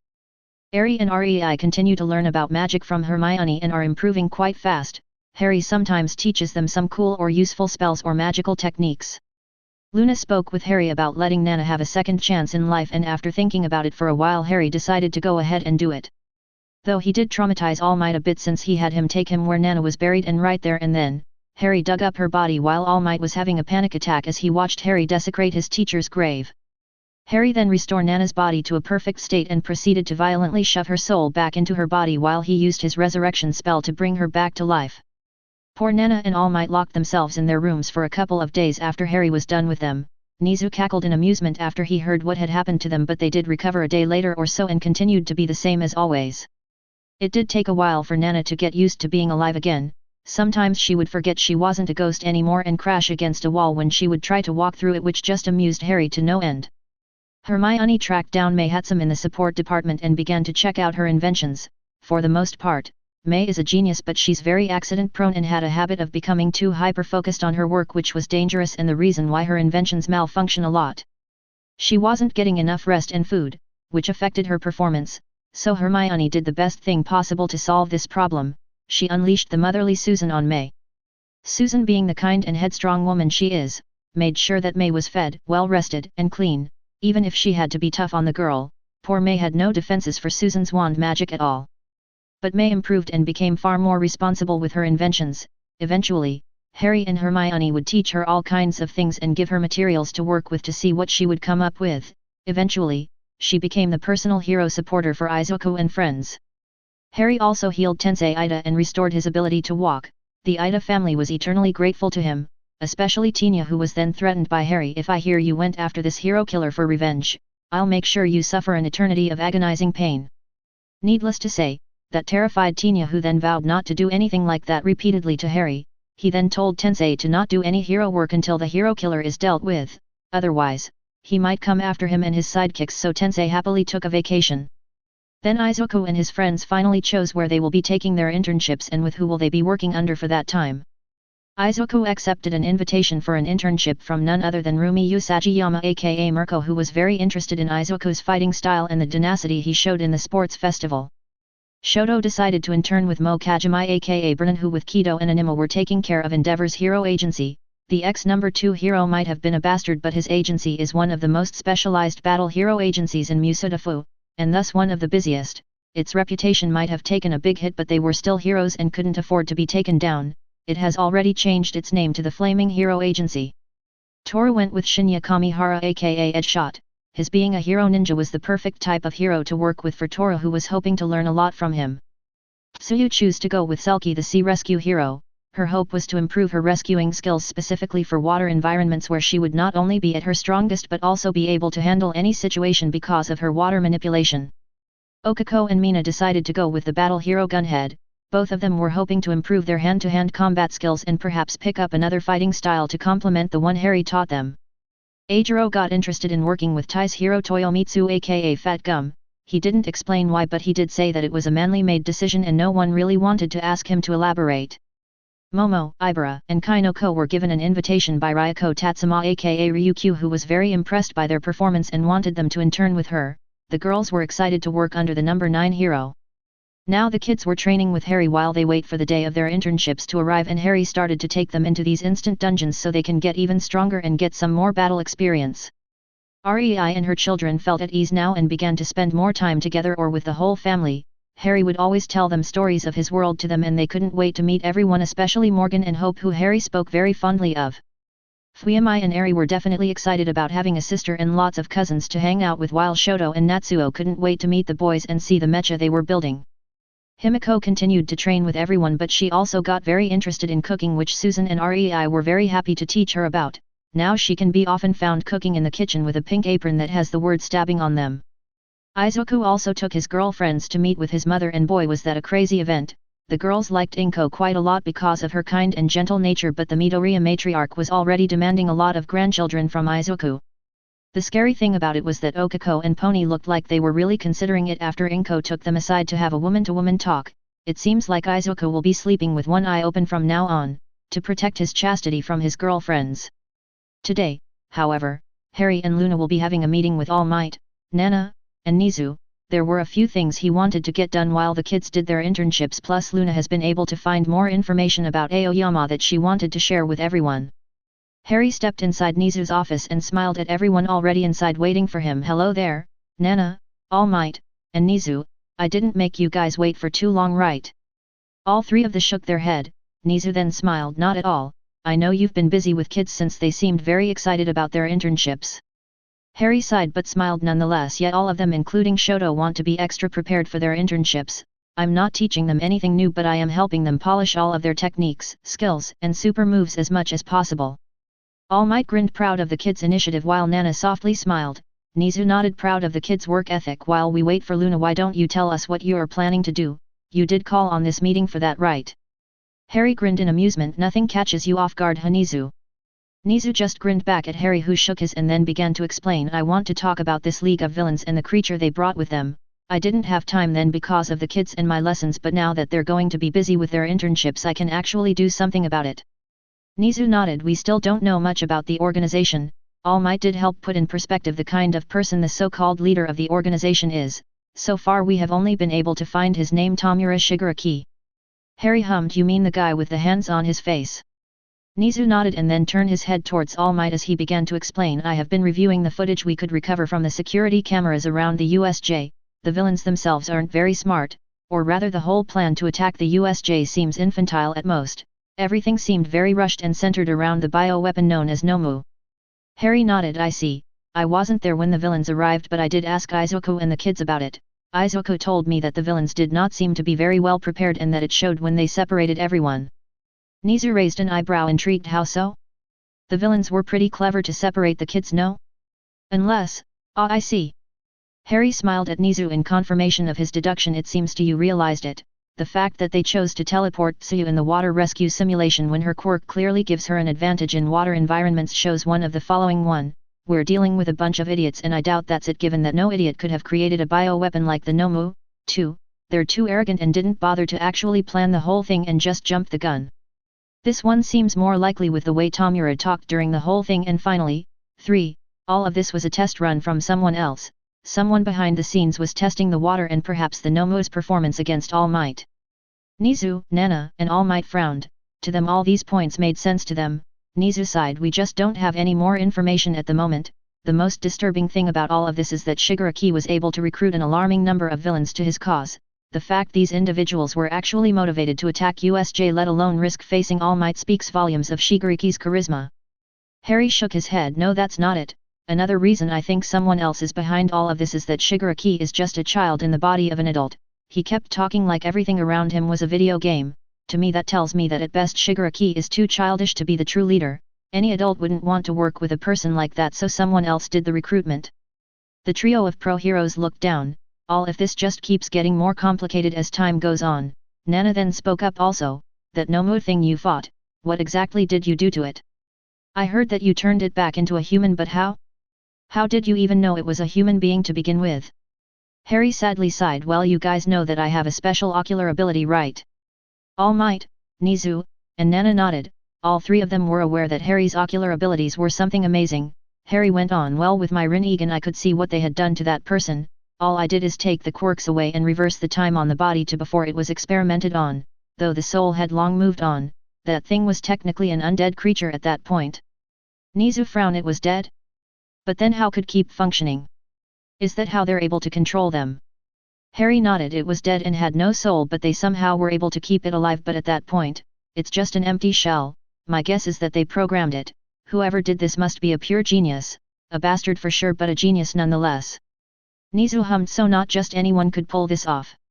I'll begin to investigate everyone with a background in bioengineering and medical practices. It has to take an impressive amount of medical and programming knowledge to create something like the Nomu. Harry then raises his palm and summoned Wiseman. Wiseman helped Nizu with his investigation. The person he's looking for might be trying to keep a low profile because of his experiments, but I'm sure he left a data trail that you can follow. Wiseman nodded and turned towards Nizu, who smiled and pulled out his cell phone. Wiseman nodded and then turned into data, which then flew straight into Nizu's cell phone. Nizu then flipped his cell phone and looked at the screen and smiled. I'll be counting on you, Wiseman. The mega-level Digimon nodded and seemed to smile with his eyes, which made Nizu chuckle. He then turned towards Harry. Thank you, Harry. With Wiseman's assistance I'll be able to find who is creating the Nomu. Harry smiled. No problem, Nizu. I also want you to find this guy. I'm not fond of necromancers and this guy is practically one, so I want to make sure he never messes with life like that again. Nizu nodded, understanding. Suddenly Luna appeared through a dark corridor that sprouted from the floor. Luna looked around the office and smiled at everyone while the dark corridor closed behind her. She then walked up to Harry and gave him a kiss and then stood in front of Nizu. I have found out everything about Aoyama and why someone is modifying his personal information. With the way Luna was frowning, everyone knew that what they were about to hear was not going to be good, and more than likely they will be very upset by the end of this conversation. Luna sadly sighed and conjured up a chair. She then sat down and closed her eyes to gather her thoughts. Harry, Nizu, All Might, and Nana knew that what she had found was big, so they let her take her time. Eventually, Luna opened her eyes and stared at Nizu. Yuga Aoyama is a mole for the League of Villains. The three pro-heroes flinched upon hearing the news. Harry narrowed his eyes and frowned. Why? Why would someone like Aoyama work with the League of Villains? Luna smiled at Harry. Apparently Aoyama was born quirkless, which is why all of his personal information was severely modified. Ebeman was able to find a data trail and followed it to the source where he found the deleted data. He was able to recover most of it, and that's how I found out that he was born quirkless. All Might narrowed his eyes. While Nana frowned, Harry noticed. So it's that All for One guy, huh? Luna nodded. That's what I believe. We know that All for One can give quirks to others and that he's alive, so the most logical deduction we can have is that he gave Aoyama his quirk and Aoyama works for the League of Villains, which means... Harry huffed in annoyance. All for One is behind the League of Villains? How annoying. We were just talking about the fact that someone else was behind the League of Villains' actions, but to think it was this so-called All for One all along. Luna nodded while All Might and Nana seemed rather perturbed by the news. Nizu hummed. But that still doesn't tell us why young Aoyama would work with the League of Villains. I'm pretty sure he's being coerced to do it. Luna nodded. Yes, it seems that his parents are being threatened, which in turn pressures Aoyama to continue to act as a mole. It seems like they're really afraid for their lives. Harry looked down. So this is why we couldn't find the whereabouts of his parents. It was an excuse that they were working overseas to cover the fact that All for One probably has them locked up somewhere. All Might turned towards Nizu. Can we do something to help young Aoyama? Harry said that the darkness in his heart is full of regret. That has to mean that he doesn't want to do this right. Nizu nodded. Yes, but we have to find where his parents are being held and then rescue them, otherwise Aoyama won't be able to refuse helping the League of Villains. Luna smiled. I'm already looking into it. Me and Ebaman should be able to find them soon enough. In the meantime, let's use this to our advantage. Nizu grinned. Yes, now that we know who the mole is, we can better prepare for any situation. We won't be caught off guard again. Everyone nodded in agreement. Now that they know that All for One is behind everything, they can better prepare for whatever plan he and the League of Villains might actually try to pull off. Soon after, everyone left to do their own thing after having made some plans for the next big events to come in UA. Izuku was excited to work under the number 5 hero Mirko, but he was also quite perplexed about her request to have him intern with her. Mirko was famously known as a hero who did not like to work with others and much rather deal with villains herself, plus she was also known to enjoy fighting way too much. So that left Izuku somewhat confused about her intentions to ask for him to intern with her. She did say that she was rather impressed with his fighting style and the tenacity he showed during the sports festival, but that didn't tell him much. Even so, to have the opportunity to work with Mirko is a big chance to learn from a well-renowned hero, so this morning he left his home early and headed straight to Mirko's hero agency. It didn't take him long to reach the place, and once he arrived he stopped at the entrance of the building and took a look at the entire place in awe. However, his highly trained instincts flared up and he immediately jumped back in time to dodge an axe kick that crashed where had been standing a few moments ago. But he didn't have time to think or even look at his assailant as he was forced to dodge a barrage of fast and powerful kicks. Not wanting to be taken down by a surprise attack, Izuku activated full cowling at 25% and then jumped and spun kicked his attacker. The attacker must have not expected him to retaliate because his kick nailed its face with a loud crack and sent the attacker flying back until it crashed against a wall of Mirko's hero agency building. Izuku landed on his feet and narrowed his eyes in preparation for an attack, but then he gaped as he took a closer look at the person who just attacked him. Without mistake, the person on the floor and groaning in pain was none other than Mirko, the number 5 hero. Izuku didn't know how to react or what to say about the fact that he was surprised attacked by Mirko. However, he was snapped back into reality when Mirko suddenly stood up and grinned at Izuku. Izuku's sweat dropped because Mirko's nose was definitely broken with the way it was twisted from Izuku's kick. Mirko, however, didn't seem to mind and just grabbed her nose and snapped back in place. You're finally here. I've been wanting to fight you for a while. Hehe, I was right, you are really strong. I felt that kick throughout my entire body. Izuku's sweat dropped even more and then sighed. He shook his head and calmed down a bit. So you wanted me to intern with you just to fight me? I've heard that you're quite the battle maniac, but wow. Mirko just continued to grin and then walked up to Izuku and violently slapped his back, causing him to grunt in pain. Well, sure. I really want to fight you, but I think you have a lot of potential as well, plus the agency has been nagging me about me working with someone else and I liked your style, so why not kill two birds with one stone? So I requested you to intern with me.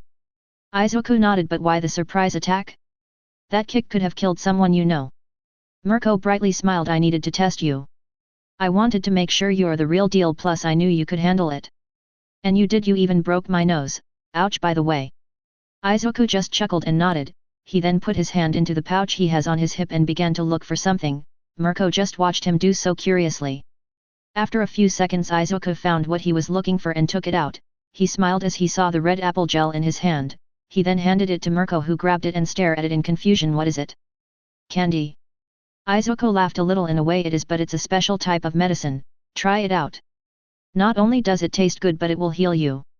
Mirko tilted her head, not really believing Izuku about the medicine, but it didn't hurt to try, so she chucked it in her mouth and began to chew. Oh, it tastes like apples. I like it. Mirko's eyes suddenly widened when she felt the pain in her nose disappear and feel her broken nose actually repair itself. Wah. Izuku just grinned at her. Pretty cool, huh? My sensei makes them and he's always making all of us take a few with us just in case. Principal Nizu is trying to find a way to make them so they could be available to all heroes. Mirko nodded. She didn't much care about all the mumbo-jumbo behind this delicious and healing candy, but she can see how useful it could be. That's cool. You said sensei, right? Do you mean this Harry sensei that kept healing you guys during the sports festival? Izuku nodded. Yes, that's him. He can do all kinds of things and he's very, very, very powerful too, though he can be terrifying as well, but he's the best teacher you could ask for. Mirko grinned and nodded in understanding. she could see how much Izuku respected Harry. Is he the one who taught you that fighting style? Izuku nodded. Yes, it's called the strong fist style. It is a martial art focused on crushing your opponent's bones. Mirko hugged Izuku by his shoulder and began to drag him inside her hero agency. Oh, sounds like a fun time. Tell me more about your fighting style and about Harry Potter. You think I can beat him in a fight? Izuku laughed, which made Mirko sweat drop. What? No way. You can't beat Harry Sensei, he would just literally flick you away or take a bite out of you. Now that I think about it, do dragons like eating rabbits? Mirko laughed at the absurdity of what Izuku just said. I'll take that as a challenge. Now come on. Let's get you ready for patrol. We can talk more about Harry Potter while we get to work. Izuku nodded. He couldn't help but think that this internship was going to be a lot of fun. A few days went by and Harry spent them being lazy. He would constantly take naps in his dragon form right outside of his house, and Harry would often join him in his naps by sleeping on his back or on his belly. Fuyamai and Rei out of curiosity tried it as well, and to their embarrassment, they completely fell asleep. However, as he was taking his nap today, he received a visitor who had no sense of preservation with the way she landed on his snout and began to poke his eyelid. Harry Sensei. Wake up. Hey Harry Sensei. Get up. Come on. Harry huffed and opened his eyes and watched as Nejire was standing on his snout smiling at him. Nejire? Aren't you supposed to be on your internship? Why are you waking up a dragon from his nap? That's a death wish, you know. Nejire giggled. But you're a good dragon, Harry Sensei. Anyhow. Yes, I was in my internship, but then Kainoko, Momo, Ibara, and I began to tell Ryoko about you, but she really didn't believe us about how big you are in your dragon form, and we all took offense to that, so we decided to call you over. So we did rock, paper, scissors, and I lost, and here we are. Harry's sweat dropped but still chuckled from the overexcited explanation he got from Nejire. He yawned, causing Nejire to shake and wobble around since she was still standing on his snout. Okay, first of all, who's Ryoko and why should I care if she believes if I'm this big or not? Nejire smiled. Ryoko is the number 9 hero Ryukyu. She can also turn into a dragon, but you're so much bigger and cooler, Harry Sensei. But she didn't believe us. Can you believe that? Harry grinned. Another dragon, you say? Well, this has piqued my interest. Let's go visit this dragon hero, shall we? Nejire fist pumped and nodded yes. Oh, can I ride on your back, Harry Sensei? You promised to give me a ride, remember? Harry chuckled but nodded, causing Nejire to cheer. She then flew up and landed on his back. Hey? Oh. Eri. Harry heard Nejire mention Eri and he moved his long neck and head to see behind him. He raised an eyebrow when he caught sight of his daughter peacefully sleeping on his back, though he then sweat dropped. I didn't even notice her sleeping back here. Nejire giggled while Harry leaned his head towards Eri and softly poked her belly with his snout. Eri suddenly woke up and began to laugh. Daddy. That tickles. Stop. Harry chuckled but stopped. And when did you fall asleep on my back, Missy? I didn't even feel you climb onto my back. Eri sat up and smiled at Harry. She then hugged his snout, which was still very close to her. Mommy, Hermione taught me a flying spell yesterday. And I used it to land on your back. Harry smiled at his daughter. I see, very nice, sweetie. Now Nejire and I are going to visit a friend of hers. Do you want to come? Eri nodded while Nejire smiled and hugged her to her body. Harry nodded and then spread his wings. Then hang on. Cause I'm flying us there. Nejire, make sure to guide me, okay? Nejire patted Harry's back to let him know that she heard him, and Harry then took off flying while both Nejire and Eri enjoyed the ride. Meanwhile, both Nana and All Might were visiting their old friend Sorahiko Torino, aka Gran Torino, who was very shocked at the fact that Nana was alive once again. He had almost gotten a heart attack when the both of them showed up the first time with Nana being a ghost, and now they almost gave him another one with Nana being back to life. Seriously, what's the matter with you two? You can't go around scaring the daylights out of old people like that. Both Nana and All Might laughed, but inwardly they were quite smug about scaring Gran Torino. The very old pro-hero sighed and sat down on his couch. Well, I was expecting for your successor to show up here, Toshinori. Why didn't you send him to me? Nana grinned. You did watch the sports festival, didn't you, old man? Sorahiko shook his head and grumbled. I stopped watching that event a long time ago. It's always the same thing, a bunch of snot-nosed kids showing off. All Might shook his head. Well, if you would have watched it, then you would have seen that my predecessor doesn't need your help. He's more than capable of controlling one for all. Plus the kid wanted to go with a very important hero agency, and I wasn't going to ask him to change his plans because you want to test him yourself. Besides, you wouldn't be able to handle him. Sorahiko raised an eyebrow and turned to look towards Nana, who nodded at him. Tch. Alright, but I still want to see what he's capable of. your successor has a big legacy to live up to, not to mention All for One. Nana laughed a little. Relax Sorahiko, Izuku will be fine, plus his teacher is making sure he's ready, but I doubt Izuku will even have to deal with All for One, some people are already preparing to deal with him. Sorahiko tiredly sighed. And who exactly is going to deal with that monster? You both know the kind of power All for One can dish out, are you sure this person can deal with him once and for all? Both Nana and All Might nodded and responded with the same word at the same time, absolutely. Sorahiko was actually surprised at the conviction behind All Might's and Nana's words, while Nana continued on, and as for who, well, all we can tell you, is that he's a monster on his own, one far more powerful and terrifying that All for One could ever be, but one that's also kind and caring to his friends and family. All Might nodded in agreement to Nana's words while Sorahiko was very interested in this person. The rest of the day they spent it hanging out and speaking about the good old days, not knowing that the upcoming night will bring about chaos and panic. Tomura Shigaraki was in a bad mood today, nothing was going his way and he didn't like that one bit. First, his Nomo was killed by an unknown player and he was forced to flee the scene during the USJ attack. Then he found out that some of the students he had attacked had become disgustingly more powerful. He didn't know how they did it or what sort of cheats they used, but the display of power they showed at the sports festival was very disturbing. Tomura was not only disturbed by the brutality shown by that group of heroes wannabes, but the fact that the display of power had scared so many villains into leaving Japan in fear of ever facing these students was affecting their future plans. This left them with no one to recruit to their cause, and Tomura just didn't know how to deal with all of this. Luckily his sensei gave him the idea to give a little show of power to the city, to show the world that the League of Villains is a force to be reckoned with, but first he needed to recruit one particular person. He was planning to have the hero killer join his ranks. He was pretty confident in his ability to convince the hero killer to join the League of Villains, so he sent Kurogiri to get the hero killer.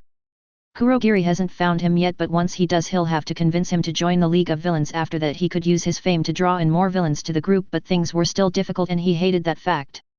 Tomura growled in anger and frustration. Nothing had been going his way and he hated it. No matter, tonight I will show the world that the League of Villains isn't playing around, tonight I'll raid the entire city. All for One frowned as he watched his chosen successor plan a big attack on the city, but deep down he knew it wouldn't go the way Tomura thinks it will. Hopefully, this will be a learning experience for Tomura. I get the feeling that young Tomura will make a big mistake tonight. I have to prepare just in case he's taken down. Perhaps I should see about kidnapping All Might's successor and take away One for All. Yes, that's what I'll do. Chapter 85. Harry was flying over the city in his dragon form while Eri and Nejire were hooping in fun. Harry smiled, glad that his daughter was having a lot of fun. Eri has been doing much better both mentally and spirituality lately. In fact, he was sure that she's mostly all recovered from her trauma. Sure, some mental scars might never heal, but some of his aren't, so he knows full well the truth about having emotional scars on your heart, but as long as Eri continues to have fun and enjoy life, she should be fine. She'll be even better when she meets the rest of the family back at home. Suddenly he felt someone pat his back, so he turned his gaze towards his passengers and watched as Nejire pointed down towards a park. Harry-sensei. Down there. Land on that park. That's where Ryoko, Momo, Kainoko, and Ibara are waiting. Harry nodded and then began to descend down while casting a massive notice me not spell around him so he wouldn't cause panic, while both Eri and Nejire screamed in excitement. Ryoko Tatsuma was bored. She had been waiting in this park for at least half an hour with her new interns, who she was honestly surprised and amazed by. Not only were they strong and skillful, but the sheer amount of discipline they work with was a breath of fresh air. Still, they were also full of some of the craziest stories she has ever heard. She was definitely impressed by the scope of things she heard from them, things like magic, dragon gods, and even other worlds. It was just too crazy to believe. It was even worse when one of her oldest interns actually supported all of their claims and even said that she met a massive gold and silver dragon while it was sleeping on the campus of UA. It was utter nonsense, since as far as she knew she was the only dragon quirk user in the world, but she decided to humor her interns and thought that it might be a fun way to spend some time before they would get work and do their patrols.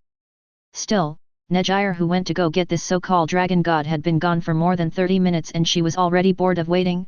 However, she suddenly saw Momo point towards the sky, causing Kainoko and Ibara to look up and smile. She was confused as to what they were looking at, but before she could even look up she noticed how a massive shadow began to cover the entire park.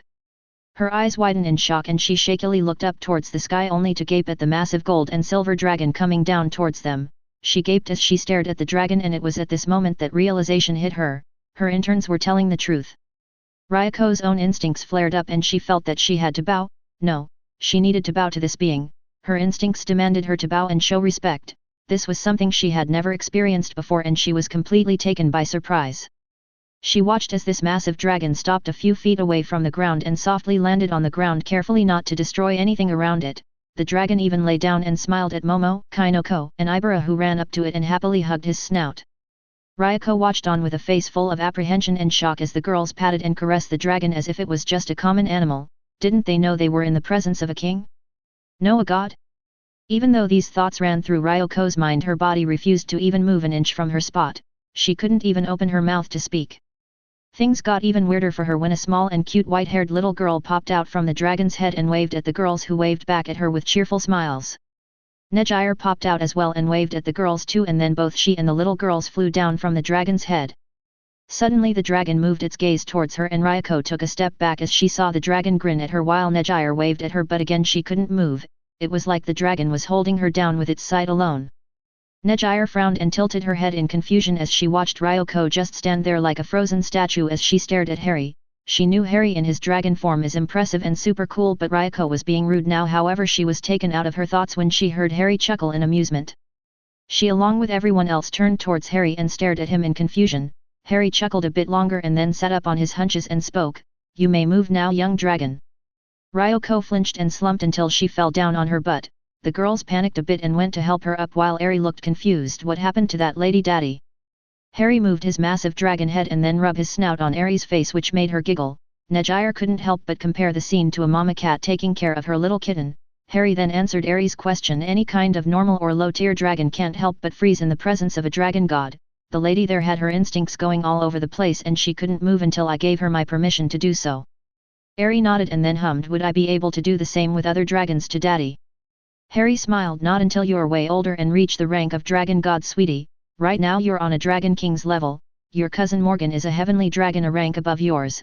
Hope your older sister is already a dragon god in rank, but she tends to keep all of that on the down low. She doesn't like the attention." Harry brightly smiled at the mention of Morgan and Hope. She really wants to meet them and play with them. Hopefully, they'll want to play with her too. Isn't big sister Hope a phoenix, daddy? Harry nodded. Yes, but she's also part dragon and one of her mothers is a god, so your sister is a perfect hybrid between dragon, phoenix, and goddess. This is why she's already at the dragon god rank. Harry happily clapped. Big sister Hope is so cool. Somewhere in a castle enjoying a birthday party of a new friend, Hope suddenly felt proud and very happy for some odd reason. She was even blushing, which Morgan noticed. "Hope? Are you okay?" Hope tilted her head in confusion but nodded. "Yeah, I'm okay, but for some reason, I feel happy and proud." "How curious." Morgan just tilted her head and continued to enjoy the cake she was eating while Asia just smiled at her friends. "Just where are these girls hanging out now?" Harry chuckled but nodded in agreement to Aries' words concerning his other daughter Hope. Nejire suddenly spoke up. "Ah. You have another daughter? She's a phoenix, dragon, and goddesses? How does that work? Can I be a dragon too? 'Cause it looks like it's very fun to be one." Harry giggled at how fast Nejire asked her questions while Harry smiled at the periwinkle-haired girl, but before he could answer her questions, Momo suddenly spoke up. "Harry-sensei, do you mind helping us with Miss Ryoko? She passed out." Harry, Harry, and Nejire turned their heads towards the girls who were holding up Ryoko's unconscious body and dragging her over to their sensei. Harry's sweat dropped. "What happened? She shouldn't have passed out." Kainoko awkwardly laughed. "Well, she asked who or what you are and we told her that you're Harry-sensei and our teacher, and then she heard you talk about gods, dragons, and phoenixes, and well, it seems like it was too much for her and she passed out." Harry sighed and then shook his head. "Well, maybe I shouldn't have spoken about all of that in front of her. In any case, Harry, can you wake up our new friend?" Harry smiled and nodded. She then took off running and stopped right on Ryoko's side and took out a wand from her pocket, and cheerfully pointed it at Ryoko. "Enervate." Ryoko gasped and then sat up in a panic. She looked around and saw her interns looking at her and a cute little girl cheerfully waving what seemed to be a wand and sending white sparkles all over the place. What happened? The girls giggled, which confused the poor pro hero even more. However, she began to panic when she noticed the massive dragon in front of her, and then the memories of what she felt, heard, and seen a few minutes ago hit her like a train.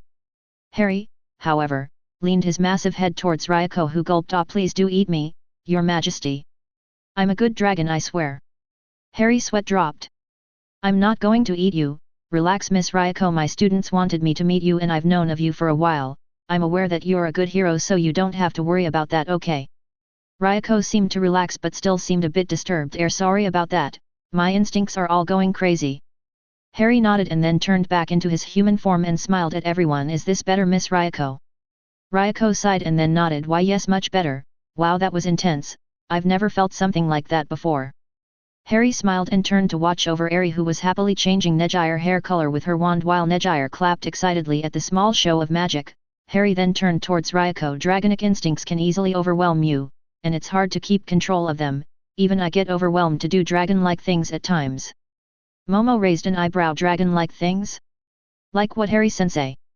Harry smiled at Momo. Well, I get the urge to hoard shiny things, like gold, silver, and even gems. In fact, I have a massive hoard in a pocket dimension full of all kinds of things. I also get the urge to kidnap a princess or two, but my girlfriends don't let me. They're kinda mean like that. Momo giggled and shook her head in amusement. She had heard from Luna how Harry would sometimes want to kidnap a princess in their home world and all of his girls would stop him from doing so. It was actually pretty funny to hear about how they would all dogpile him knowing he wouldn't dare to push them off to stop him from kidnapping a princess. Ryoko's sweat dropped. Well, I do get this urge to collect shiny things, sure, but not kidnapping royalty. But I understand what you're trying to say, so. Quick question, are you really a dragon god? Harry nodded. Indeed I am. My full title is Twilight Dread, Dragon God of Chaos and Creation. Ryoko sighed and then slowly stood up. Well, looks like the girls were telling the truth. Honestly, I should have known better than not believing them. I did watch their matches during the sports festival, but magic and dragon gods. It really is hard to believe. Harry just smiled at Ryoko and then pointed towards Eri, who was now cheerfully writing in the air with her wand, making words appear out of flames. Ryoko slumped and nodded. She has a dragon god in front of her and a small child waving a wand and doing magic. Harry chuckled and patted Ryoko's head to cheer her up a bit. Ibara, who had been watching Eri play around with her magic, suddenly spoke up. Lord Harry, where did Eri get that wand? Harry flicked Ibara's forehead for calling him a lord, which made her hold her forehead in pain, but she still grinned at Harry, who just rolled his eyes. Luna and I made it. Ibara nodded while Momo hummed. How? I remember you telling me that you needed a magical core from a magical creature and magical wood, right? I'm sure you can't find those here, or did you back to your world? Harry shook his head. No, we didn't go back. Magical wood is easy to make. You just plant a tree, use senjutsu to make it grow fast while also feeding it tons of mana, and voila! You have magical wood. As for the core, I used one of my heartstrings. Momo, Ibara, and Kainoko's sweat dropped while Ryoko gaped. Nejire tilted her head. Didn't that hurt, Harry-sensei? How did you even reach in there to get it? Harry shrugged. It hurt like hell. But I regenerated fast enough and I clawed my own chest to get it. Not one of my best ideas, sure, but it worked. Eri's wand is a perfect match for her. Nejire nodded while Kainoko spoke up next. But why a wand? I've seen her use magic spells without it. Harry nodded. Well, Eri seems to have taken a liking to wand magic. She can use other types of magic, but because she has seen Hermione use her wand the most, she got interested in them. So Luna and I made her one, and now she's learning all sorts of wand magic spells. Everyone turned towards Eri, who was now watering the trees around them with her wand, which had water coming out of the tip. Harry smiled. She even asked for a witch's hat. Susan is making her a big one. Eri must have felt them looking at her because she turned around and waved at them. Harry smiled and walked up to her. He then picked her up in his arms and walked back to the girls. How about we have a fun day in the park and get to know Ryoko a bit? Eri nodded happily and brightly smiled. Ryoko and the girls nodded and they all began to walk around the park while speaking about all kinds of things. This is how a pro-hero dragon met a dragon god and soon enough became friends, even though the pro-hero dragon knew that Harry is a king and that she should be bowing her head to him. But seeing him laughing and having fun with the girls and Eri, he seemed so happy and cheerful that she was having a bit of an internal conflict with her instincts. Still, she was glad to have met a real dragon because she had a lot of questions about her race and now she could get the answers for those questions. Ryoko inwardly giggled at the absurdity of it all, but despite the scare she got, she was very glad to have met Harry Potter, the dragon god. Meanwhile, that same evening, Izuku is already on patrol with Mirko. These past few days have been quite fun and crazy for him.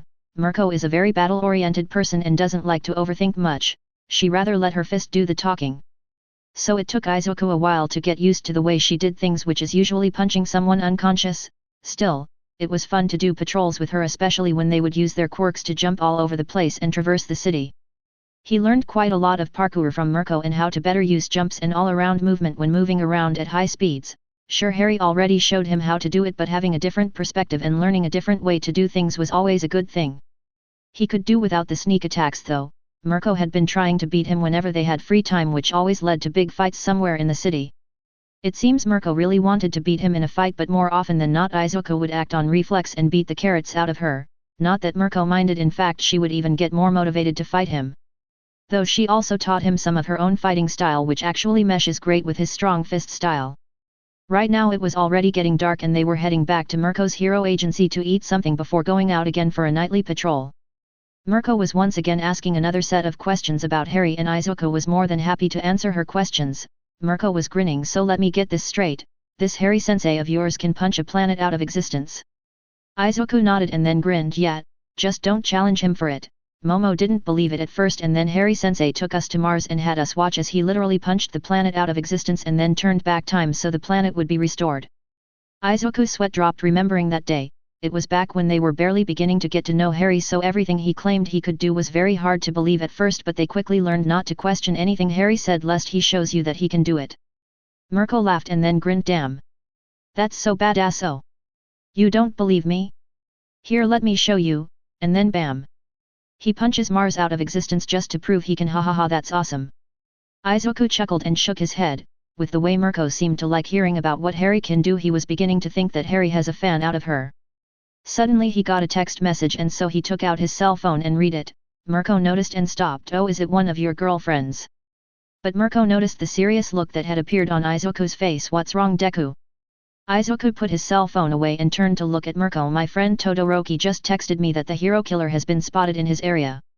Mirko frowned but nodded at Izuku. Is the agency he's interning with going after him? Izuku nodded yes. Mirko, I think we should go and help. The hero killer has been very active lately and a lot of pro heroes have been crippled or killed as of late. He needs to be stopped. Mirko grinned and nodded. Well. What are we waiting for? Let's go give this friend of yours a hand. Izuku grinned and then both he and Mirko immediately began to move toward where Shoto had told him he was patrolling at the moment. A few minutes before Shoto texted Izuku. Shoto was on patrol with Mo right now and the both of them had been very busy.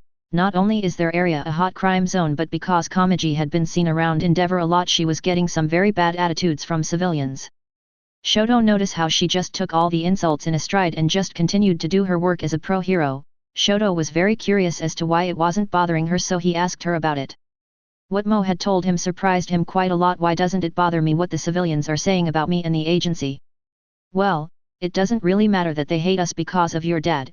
We're still going to do our best to protect them whether they like it or not. That's what being a hero is all about, kid. Shoto nodded and seemed introspective for a few moments, but a sudden emergency call got his attention.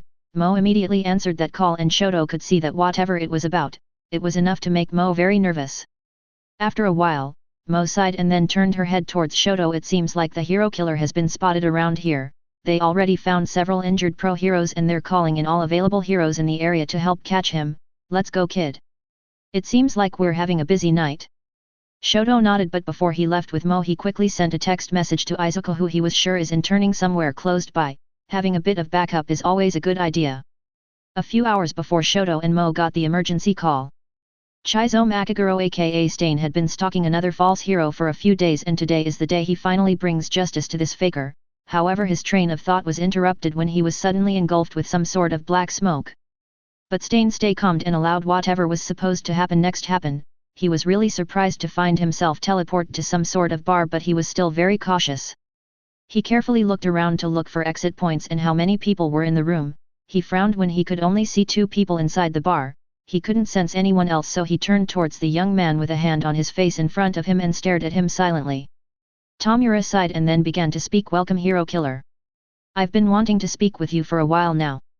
The League of Villains had brought Stain to their hideout to speak with him, but secretly All for One was hoping for his pupil to learn a valuable lesson from this meeting.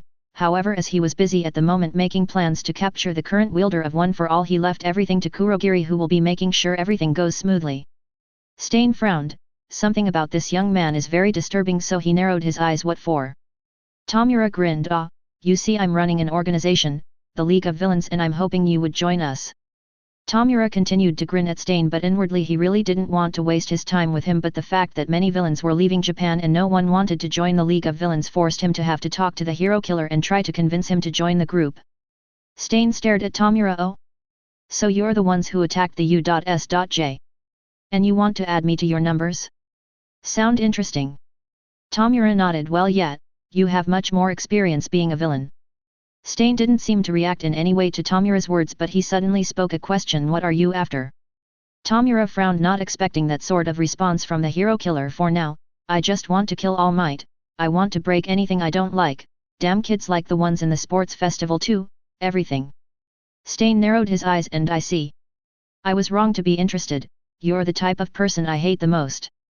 Both Tomura and Kurogiri seemed surprised by Stain's words. Tomura couldn't help but let out a confused hey. The hero killer however didn't care and continued speaking. You want me to tag along with your childish tantrum? Stain reached over to his weapons and placed his hand on the hilts of two of his knives. Stain wasn't done speaking though and just continued on. What meaning is there in killing without conviction? Kurogiri stared at Stain while inwardly thinking about his words. The hero killer Stain, the man brought in to spur Tomura Shigeriki's growth, since he only cares about destruction. However, this is. I hope you know what you're doing, sensei. Stain suddenly moved so fast that neither Kurogiri nor Tomura could react, and before they knew it, the hero killer already had Tomura pinned down on the floor with his knives around his neck. No matter what you want to accomplish, it is important to have conviction and desire. Those without and those too weak will be weeded out. It's only natural. This is why things turn out like this. Tomura suddenly chuckled and groaned from being slammed onto the floor and being cut by Stain's surprise attack. Ow, that hurt. Kurogiri, take this guy back. But Kurogiri trembles and struggles to move his head. I can't move my body. It must be the hero killer's quirk. Tomura carefully turned his head towards Kurogiri and saw a knife stuck in his arm. Stain just ignored them both and continued speaking. This world is infested with fake heroes. The world itself has lost the true meaning of what a hero is, and the villains who waved their power idly should all be purged.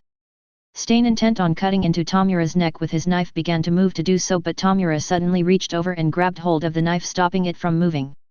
Tomura, now annoyed, began to speak. Wait a minute. I'll kill you. The knife that Tomura grabbed hold of suddenly cracked. The sudden threat and the fact that his knife was beginning to crack like cheap glass surprised Stain a bit, while Tomura continued on. You sure talk a lot. Conviction? I don't have anything grand like that, if I had to say. I just want All Might dead and to completely crush this society, where trash like All Might gets worshipped. Stain's knife rusted and then completely turned into dust, but what really disturbed him was the crazed smile and eyes on Tomura, but he didn't have time to think because he had to jump back to avoid being grabbed by Tomura. The hero killer landed on his feet a small distance away from Tomura and then immediately got ready for anything while Tomura stood up and glared at Stain. My injuries from the USJ were almost done healing. We don't have a healer in our party, you know. Will you take responsibility for this? Tomura began to aggressively scratch his neck while blood began to drop on the floor from the cut Stain had given to Tomura when he pinned him down on the floor. Stain just stared at Tomura. So that's who you really are? The boss of the League of Villains was taken aback by Stain's comment and only responded with a simple hey. Stain sighed. It seems like our goals oppose each other. However, we do agree on one thing, to destroy the present. But Tomura was already tired of Stain. Stop messing around, just leave and go die. I'm the type of person you hate most, right? The hero killer however didn't seem to care about Tomura's words. I was testing your true motives. People show their true colors when they're on the verge of death. It's different, but there's a small seed of desire inside of you, a warped one, but still, you have one. Just how is it going to bud? I'll wait until it does to see if I should dispose of you. Tomura grabbed hold of his injury. You're going to dispose of me? Kurogiri, I don't want someone this crazy as a party member. Kurogiri had to play his part, so he spoke up. He would be a great asset if he were to join Shigaraki. The negotiations were successful. Stain relaxed and then spoke again. My business here is done. Return me where you took me from. There are things I have to do there. It was already evening in the city. A black portal opened on one of the many rooftops of the city, and Stain, Tomura, and Kurogiri suddenly stepped through the portal. Stain walked forward and then looked down towards the city. Tomura walked up to him and then spoke up. So what are you going to do? Stain immediately answered Tomura's question. I will reform this city. In order to do so I need more victims. Kurogiri decided to ask Stain about what he just said. Is that what you meant when you said you had things to take care of? Stain nodded. I see you're someone who understands. Tomura recognized that comment as a barb against him. Hey, what are you trying to say about me? Stain stepped forward and stood at the edge of the building. Hero is a title only earned by those who have accomplished great deeds. There's just too many who act like heroes but only care about money and fame. Until this world realizes its mistake, I'll continue to appear. With that said, Stain jumped down and left, running into the darkness of the alley. Both Tomura and Kurogiri watched him leave. He talks all high and mighty like that, but he's actually trying to do some good to the world? He's so noble I could cry. Kurogiri turns his head towards Tomura. You can't make fun of him too much. The reality is that in all of the cities where Stain has appeared, the crime rate has fallen. Some critics attribute this to a rise of hero consciousness. Tomura turned around. That's wonderful, the hero's working hard. So the hero killer is also a hero breeder. It's too roundabout, we just can't agree at a basic level and he annoys me. Kurogiri, bring out the Nomu. Kurogiri nodded and began to use his quirk to bring out a trio of Nomu. One of them is big and had an impressive muscle build, another had wings and is using them to fly above the other two, and the last one is shorter than the big one but seems to be built for speed. All three of them stepped forward as Tomura continued to speak. You think you can get away with stabbing me? If I want to kill you, I just will, that's all. I'll crush that honor and pride of yours, plus this way we'll get the name of the League of Villains out there. Night had already fallen and the city of Hosa was the same as always, busy but peaceful. However, that peace was about to be interrupted when the three Nomus that Tomura had released into the city began to cause destruction. Many heroes were now on high alert and moving into the area to help with evacuation and to face off against the Nomu. The civilians were panicking and screaming as explosions began to echo throughout the night as big fire broke out and lit up the night sky. Tomura was watching everything happening in glee and began to madly laugh as the civilians ran for their lives. However, his good cheer was gone in an instant as he watched none other than Izuku and Mirko kick the flying Nomu right out of the sky while screaming dynamic entry. Tomura gaped as he watched the flying Nomu literally splatter on the ground. But the Nomu began to quickly regenerate, so Mirko immediately landed beside the Nomu and stomped on its head, destroying it while Izuku landed on the other side. Mirko grinned at him. Ha ha ha. We got him good, Deku. Izuku smiled at her and nodded. He wasn't sure about doing a double dynamic entry, but Mirko really wanted to try it, and since they saw a Nomu flying in the sky, why not? Izuku then walked up to the Nomu who was still twitching and bent on one knee. He then placed an open palm on the Nomu and closed his eyes. Black hole. Mirko's eyes widened in surprise as she watched Izuku create a small black hole which immediately consumed the Nomu. As soon as it did, Izuku stopped his spell and sighed. Mirko looked at him and noticed that he seemed a little out of breath and sweating. Are you okay, Deku? Deku nodded and then stood up. Yet, magic isn't my forte and the black hole spell is a master level spell, so it's difficult for me to use it. Luckily I was able to keep it small and contained.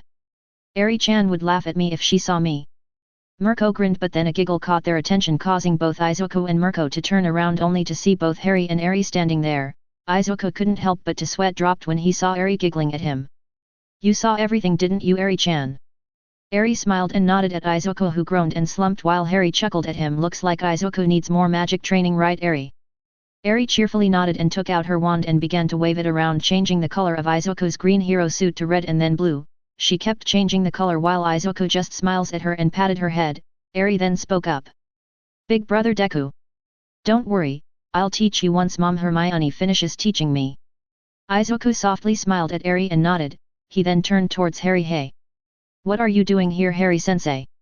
Harry hummed. Well, Eri and I were hanging out with Nejire, Momo, Kainoko, and Ibara, who are working with Ryukyu, who is pretty cool by the way, and on our way back we saw an explosion and a big fire, so we came to check it out. Izuku nodded and was excited at the fact that Harry had met pro-hero Ryukyu, but Mirko suddenly stepped forward and unleashed a high kick toward Harry's head, who easily caught it and held it off. Harry then raised an eyebrow at Mirko, who grinned at him. Harry grinned. Well, hello there, Miss Bunny, is this your way of saying hi or something? Izuku gaped at Mirko while Eri just tilted her head in confusion. Mirko grinned at Harry. Well, I guess Deku wasn't lying when he said that you're strong. I would like to fight you, but right now there's work to be done. Harry grinned and laughed a little. Sounds fun, but you're right, Eri, and I will take care of the big Nomu destroying things around. You guys go for the skinny one. That one seems like a speed type, so the heroes are having a hard time taking it down, plus it regenerates as well. Izuku nodded while Mirko smiled. Are you sure you want to take the Munchkin with you? Those Nomu are very dangerous. Mirko poked Eri on the belly, making her giggle while Harry nodded. Yet, Eri can handle pretty much anyone as she is now, so no worries, plus the Nomu is pretty easy to deal with. Mirko grinned. Ha ha ha, tough little Munchkin then. I like you guys. Then we'll leave that Nomu to you. Harry nodded, but Izuku suddenly received a text and he quickly read it. Oh. The killer hero has been spotted. And Todoroki is in pursuit. Harry hummed. Alright then, go. Shoto will need some help. I'm sure Mirko can handle the other Nomu, right? Mirko gave Izuku a thumbs up. Ha. Leave it to me, Deku. You go and help your friend. I'm sure he'll need help. The hero killer is very dangerous, but I think you can handle it. Izuku smiled and nodded. He then disappeared in a flash of lightning, and Mirko turned towards Harry. Do you know where the skinny Nomu is? Harry nodded and then pointed towards the bullet train station down the street. He's there destroying the station, some heroes are keeping it busy but they can't hit it. Mirko nodded. All right. Then before I go, let's get together soon and have a spar, okay? Harry chuckled and nodded, causing Mirko to grin in excitement and took off with a big jump. Harry clapped. I want to pet her bunny ears. Harry smiled at his daughter and patted her head. Well, ask her when she comes to visit us. Harry then snapped his fingers and created a massive ward covering the entire city just in case the Nomo has a teleporting quirk. He then picked up Harry in his arms and together they flew towards where the other Nomo was destroying everything on his way. Tomura, who had been watching the whole thing, growled, "Fuck! That guy is here. Why is he always around? Kurogiri, let's get out of here." Kurogiri tried to activate his quirk but the moment he did his body was flooded with pain, causing him to drop to his knees and grunt in pain. I can't, it's like in the USJ, he did something that's affecting my quirk. Tomura gritted his teeth and began to aggressively scratch his neck. Damn that guy and his cheats. TCH.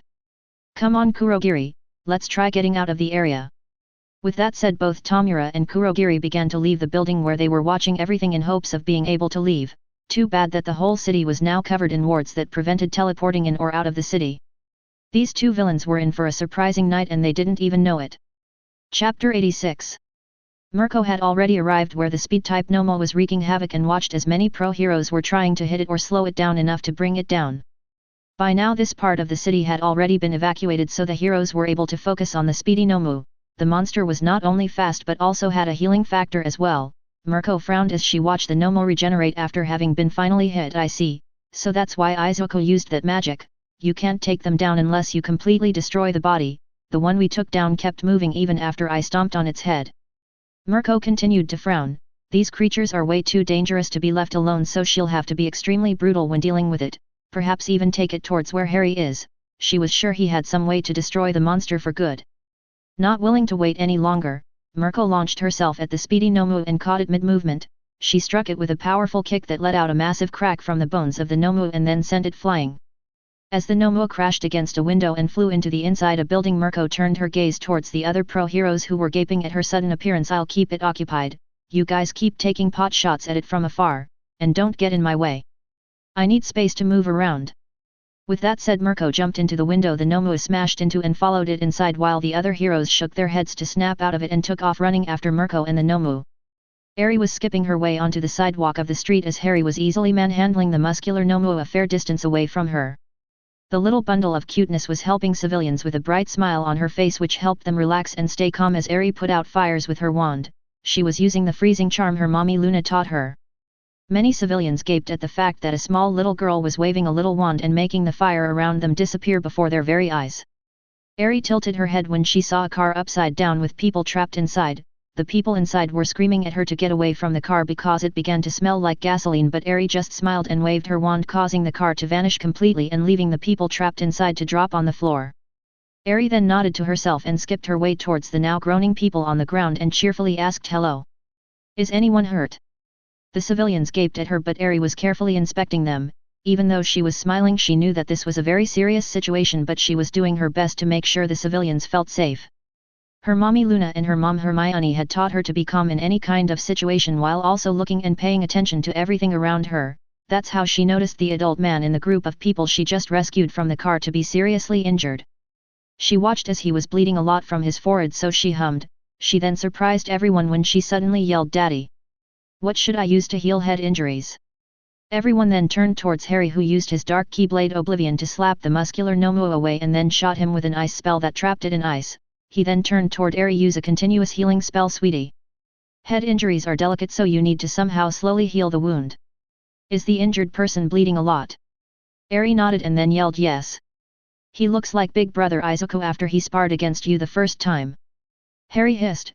The first time Izuku sparred with him he had not held back, and Izuku was left severely injured. Then use a blood replenishing potion after healing the wound. He's not going to like it, but that should make sure he's fine afterward. Eri grimaced at the mention of the potion. She had seen how they are made and she was very glad that her daddy had made her a dragon and given her a healing factor. After that thought, she then reached into her pocket dimension she had made with her daddy and mom Hermione's help and took out the potion. She then pointed a finger at the injured man and proceeded to chant, "Oh miraculous soothing light. Healing circle. A small magic circle spread from underneath the injured man and began to let out a beautiful white light as his wounds began to heal at a constant pace. The spell ran its course a few seconds later, and then she knelt down beside the man who was groaning and seemed quite dizzy. Eri smiled at the man and then helped him sit up. She then gave him the potion bottle. Drink it, it will help with your blood loss, mister, but it tastes horrible though, Blake. The man chuckled at the face Eri was making and smiled. Then that means it's good medicine. All good medicine tastes horrible. Eri nodded. That's what Mama Susan said, but my daddy can make very tasty and good medicine, so I don't believe it. The man chuckled once again and downed the potion in one go, but he ended up grimacing at the taste. Dear God. That does taste horrible. Eri giggled and nodded. Told you. Eri then got up and looked around with a frown. The Nomo had already caused a lot of damage to the surrounding area by the time her daddy and she got here. There were also a lot of fires that could make the cars on the street explode. She then turned towards where her daddy was slapping the Nomo around. She knew he could have destroyed it already, but he was letting her deal with this situation on her own, and that made her very happy because it meant that he trusts her a lot. So with a big smile on her face, she got up and began to gather her mana to use a very special type of magic she had just recently learned, a very cool and special magic that her mommy Luna had taught her. Eri's small body was engulfed by a bright white light. As she closed her eyes and began to chant, I call upon the Maiden of the Mist, I summon thee, come, Undine. The civilians around Eri gaped at the beautiful show of white light and watched as it turned deep blue color as Eri began to chant. Their eyes widened in awe as Eri finished her chant. Appearing in a flash of blue light and floating in front of her was a beautiful blue-colored woman who seemed to be clothed by the water itself. The woman looked around until she caught sight of Eri and softly smiled at her. Eri brightly smiled and waved at her. Big sis Undine. Undine giggled and floated down towards Eri and stopped in front of her. She then picked her up in her arms, and Eri immediately hugged her by the neck, which made the water spirit smile. Undine, like the rest of the summoned spirits, had been charmed by Eri's cuteness and had accepted her as a summoner when their other summoner Luna had introduced her as her daughter and had asked them to make a pact with her. Not even Origin could say no once he looked upon the small child and saw the pain she had been through, so harrypotter became their second summoner and everyone loved her. Like her mommy Luna, Eri treats them like family, and the fact that Undine gets the honor of being called big sister by her always brings a smile to her face. My dear Eri, what do you require my presence for? Eri pulled her head away from Undine's shoulder and smiled at her. Can you put out the fires around the city and cast your healing rain throughout the entire area? Undine looked around and narrowed her eyes at the destruction that had fallen on the city and the many injured people. Undine was aware that Eri knew how to heal, but she must have felt that she needed help, and as her big sister she would do her utmost best to grant her the aid she needs. Very well. Ready? Eri nodded with a bright smile, a smile that Undine returned as she raised her hand towards the sky. She began to glow with blue-colored mana, which then spread, creating a thick mist that instantly put out all the fires. An orb of blue light coalesced on her hand and then shot up towards the sky, where it burst open and a gentle rain began to fall down throughout the entire area that began to heal everyone in the city. Harry smiled as he watched from the corner of his eyes as his daughter awed the civilians with her show of magic. He knew Luna had taught her summoning magic, but to be accepted to this extent by them was still very surprising even to him. But now that Eri had solved the main problem by herself, he can now take care of the Nomu. The muscular creature launched itself at Harry, but Harry suddenly disappeared in a blur and caught the Nomu by the face and then slammed him into the ground. He glared at the creature and then blasted him with a shockwave of pod, disintegrating the Nomu in an instant. He stood up and stepped back in time to dodge the speed-type Nomu who had come flying towards him from out of nowhere. The Nomu crashed against the floor in front of him and Harry immediately blasted him with another shockwave of pod. Mirko landed by his side and gave him a thumbs up, which Harry returned. The dragon god then turned around and smiled as he watched many of the civilians approach both Eri and Undine to thank them for helping them. Eri just smiled at everyone while Undine held her up in her arms. Then Harry turned his head in another direction, which Mirko noticed. What's wrong, Harry? Harry turned his gaze toward Mirko and responded, I just sensed 2 energy signatures I felt during the USJ attack before. I'm pretty sure they're the ones who started all of this. Mirko nodded in understanding. Then what are we waiting for? Let's go get these guys. Harry smiled at Mirko but then shook his head. Sorry Mirko, but I'm not going to go arrest these guys. They're too dangerous to be left alone and are working with a bigger threat. I can't afford to let them get away, or even go to jail. Mirko stared at Harry, understanding what he was planning to do. She wasn't naive like some of the heroes out there. She herself had to make some difficult choices too. She didn't like it, but she understood that if Harry was planning of dealing with whoever had caused this, then they're too dangerous to leave alone and that he didn't want to take a risk. So Mirko nodded and then grinned at Harry. You do what you got to do, Harry. I'll take care of things here, so go. Harry smiled at Mirko and nodded at her head. You're pretty cool, Mirko. you should come to visit us at UA when you have some free time. Mirko nodded and then gave Harry a thumbs up. Oh. I will. I still want that spar with you after all. Harry chuckled and then walked up to Undine and Ari, who immediately turned towards him. Harry smiled at his daughter. Good job, Ari, you did good, and thank you for helping her, Undine. Ari cheerfully smiled, happy to be praised by her daddy, while Undine softly smiled and nodded at Harry. The dragon god then requested something of Undine. Undine, do you mind staying here for a while and taking care of Ari while I take care of some important matters? Undine stared into Harry's eyes and immediately understood that he was about to do something he doesn't want Ari to see, so she nodded at him. Of course, I'll stay with her until you return, Harry. Harry smiled at Undine and gave her a nod of appreciation for her help. He then turned his head towards Ari. Sweetie, I have to take care of something real quick, so stay with Undine and Mirko, okay? Ari smiled at Harry and nodded. Okay, daddy. Mirko walked up to them and grinned at Ari. Come on, kid. Show me more of that cool magic of yours. Can you pull rabbits out of a hat? Can you pull me out of a hat? 'Cause not going to lie, that sounds cool. Harry chuckled at the way Mirko was talking to Ari, while Ari giggled and nodded while waving her wand in the air. Harry smiled and then nodded at Undine before vanishing in a flash of white light. Meanwhile, minutes before Ari summoned Undine, Izuku had found both Shoto and Brennan on the way to a loud scream that had alerted him that something had happened. When he got there, he saw both Shoto and Brennan fighting off the hero killer who was trying to get to the pro hero on the floor behind them, who for some reason couldn't move. Brennan was using her quirk to keep the hero killer away, while Shoto used his ice to block any attacks from reaching the downed hero on the floor, but it seems like the hero killer was too fast and agile for both Brennan and Shoto to hit him. Shoto just had begun his training with Harry and wasn't even done with his physical conditioning, while Brennan, even though she's a pro hero, she wasn't used to fighting villains with skills this high. But Izuku wasted time rushing forward with full cowling activated and appeared in front of the hero killer in a flash of lightning, which blinded and left the hero killer deaf for a few seconds. An opening which Izuku didn't waste. He jumped up and then spun around like a top in midair until he lashed out with a powerful spinning kick leaf hurricane. The hero killer was caught by Izuku's kick on the chest and sent flying back until he crashed against the far wall of the alley they were in.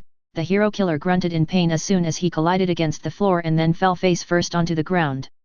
Brennan was both surprised and shocked at Izuku's sudden appearance, but Shoto smiled. Deku, you're late. Izuku chuckled and then grinned at Shoto. Sorry. I was stopped on the way by your new father and your little sister. Shoto smiled. Harry and Ari are here? They didn't tell anyone about going out somewhere. What are they doing here? Izuku smiled. Well, apparently Hado-senpai came to get him to go meet Ryukyu. Something about her not believing that Harry is a big-ass dragon or something like that, but you know Hado-senpai, you can't just say no to her when she wants to drag you somewhere. Shoto nodded. Nejire was the type of girl who goes at her own pace and drags everyone around her into her shenanigans whether they wanted to or not. What's the situation, do far, Deku? Izuku nodded and turned around to watch as the hero killer grunted and got up from the floor. That was very impressive since he wasn't holding back that kick too much. 3 Nomu appeared and began to attack the city. Me and Mirko took care of one. Harry-sensei and Mirko are taking care of the other 2. The pro heroes should already have evacuated the civilians by now, and you. Shoto frowned as he watched the hero killer stood up and glared at all 3 of them. Brennan and I got an emergency call letting us know that the hero killer was spotted around the area. When we got here after following a scream, we found him here and attacking the pro hero behind us. Be careful, Deku. Do not let him cut you with his knives or lick your blood. It seems his quirk causes paralysis when he ingests his victim's blood. Izuku nodded and stared at the hero killer who got ready to attack. I see, he's a speed and technique type, just like Toru. Shoto nodded. Yes, but he's far more brutal and he's very good at throwing a knife as well. He's more of a combination between Hagakure and Yaoyorozu. Izuku hummed and thought about it. That sort of combination was terrifying to think about, but right now he didn't have time to wonder about that image because the hero killer suddenly let out a massive amount of killing intent. However, Stain's eyes widened when he saw Izuku deadpan at him, while the girl with them took a few steps back in fear. The other boy seemed okay, but he was sweating. The hero killer could see that he was still scared of him, but the other green-haired kid seemed completely unaffected by his killing intent. Stain narrowed his eyes at the boy wearing green in front of him. That kick he received from him was very powerful, and even now he could feel how a few of his ribs were broken. This was no ordinary boy. You, who are you? Why are you not affected by my killing intent? Izuku just continued to dryly deadpan at the hero killer. When you face a dragon god that can destroy a universe with a fart, a serial killer like you just seems so small compared to that. Brennan gaped at what Izuku just said while Shoto tilted his head. Harry can destroy a universe with a fart? I didn't know that. Izuku shrugged and chuckled. Met. Harry-sensei told us about it when he warned us about our new abilities. He told us that story to remind us to always be careful with what we do with our power, though I don't think any of us will get powerful enough to destroy a universe with a fart, but you know Harry-sensei, his life is ridiculous. Shoto nodded but had a small smile on his face. It was silly things like these that made his mother smile and laugh all the time when she was around Harry.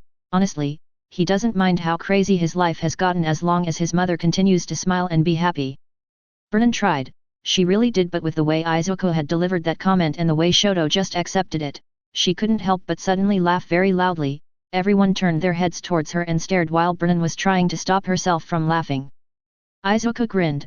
Harry had told him that the best way to help your teammates snap out of being shocked after being hit by a blast of killing intent was to make them laugh or distract them from it. Sorry for revealing that story, sensei, but it was for a good cause. Stain frowned and glared at Izuku. He knew why he said all of that, and it seems like it worked because the effects of his killing intent were now gone, and using it again would be useless since they had already experienced it once. So not having any other choice, he launched himself toward who he believes is the more dangerous target. Izuku reacted right away thanks to danger sense, and immediately stepped aside to dodge Stain from cutting him open. Stain growled at the ease Izuku dodged his attack and tried to immediately slice his neck by swinging his knife to his side, but Izuku crouched and then swept Stain's legs, causing him to fall. Izuku jumped back and landed crouched down on a wall. He quickly used Black Whip and wrapped Stain up. Izuku then pushed himself off the wall and began to walk kick between two walls in the alley while dragging Stain up with him. When Izuku cleared the wall and was high above the alley, he then spun like a top while Stain was forced to spin around until Izuku let go of his quirk, sending the hero killer flying toward one of the walls of the alley. Stain aggressively crashed against the wall and bounced off it. The momentum of his bounce sent him flying away from the wall and falling right on top of a few metal trash containers, destroying them and leaving him severely injured and on the floor. Shoto wasted no time and used his ice quirk to trap him on ice while Izuku softly landed on the floor. Stain, even though he was severely injured, he was still struggling within the ice to try and break through, but Izuku immediately rushed toward him and then harshly kicked him on the face, sending the hero killer to the land of dreams.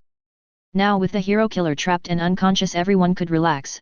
Vernon let out a huff of relief. She didn't help much, but at least it was over. Shoto turned around and went to help the injured pro hero when suddenly a soft and warm rain began to fall from the sky.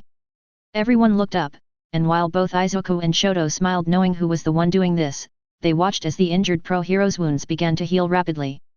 Izuku turned towards the hero killer to check if he was also being healed, but to his surprise, the healing rain was doing nothing to him. A wide area of effect healing spell and a friend and foe tag ward. That means Harry-sensei has a ward up, but why? Shoto heard him and understood what Izuku was talking about. His mother would sometimes excitedly speak about magic to him and he would always pay attention to everything she talked about, so he knew what the terms Izuku just mentioned meant. Perhaps he was trying to find who had unleashed the Nomu. Izuku nodded. Yet at least I think so. That means that the League of Villains is around and Harry-sensei raised a ward. That also means that the teleporter they had with them during the USJ is around as well.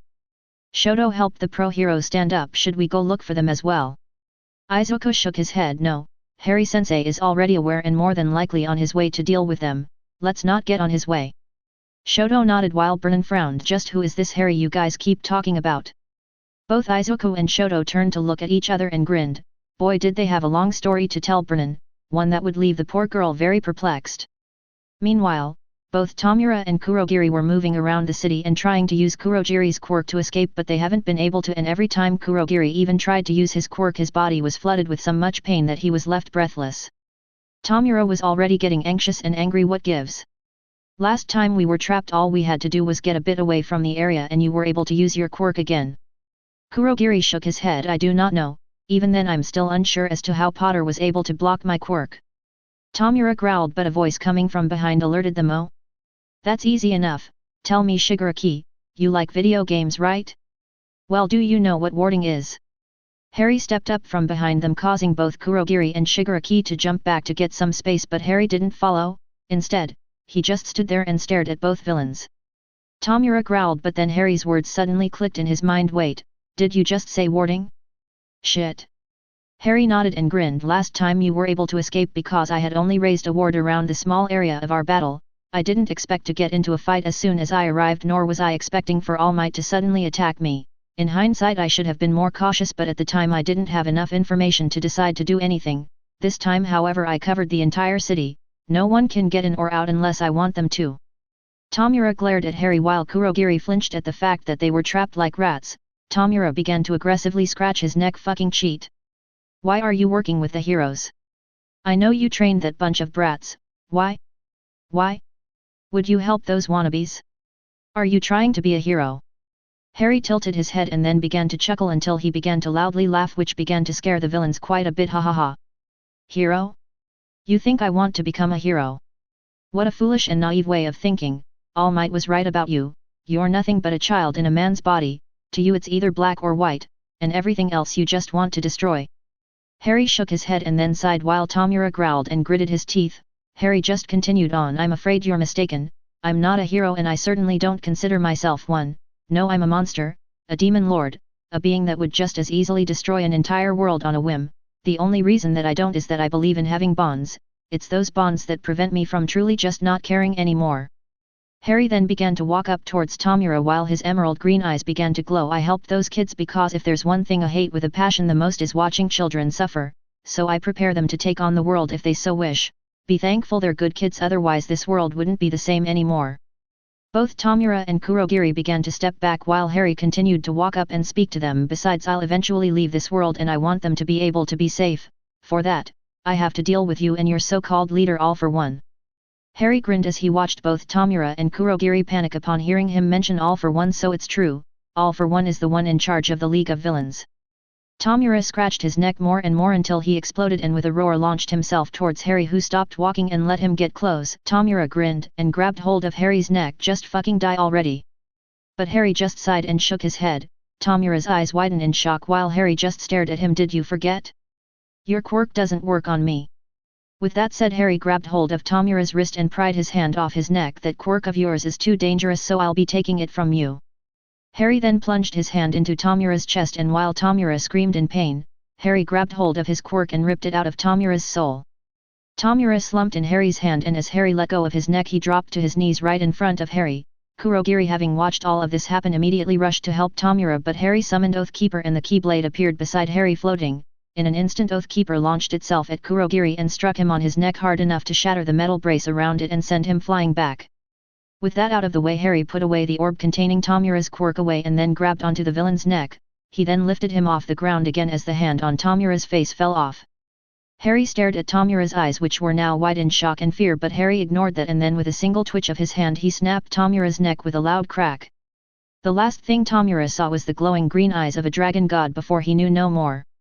Harry dropped Tomura's body onto the ground and then threw a holy fireball at it, incinerating the villain's body almost instantly. He then walked up to Kurogiri, who was gasping and wheezing in pain from being hit on his only weak point. Oathkeeper flew back towards Harry and he easily caught it in his hand. As he finally reached the downed Kurogiri, he decided to speak to him. I wasn't sure at first since you could talk and seemed sentient enough, but you're a Nomu, aren't you? Kurogiri just continued to hack and cough on the ground while holding his neck, so Harry just shrugged. To him it didn't matter. This Nomu didn't have a soul either, and the body they used to make it is just a puppet to him, so he pointed Oathkeeper at Kurogiri. Well, it doesn't matter.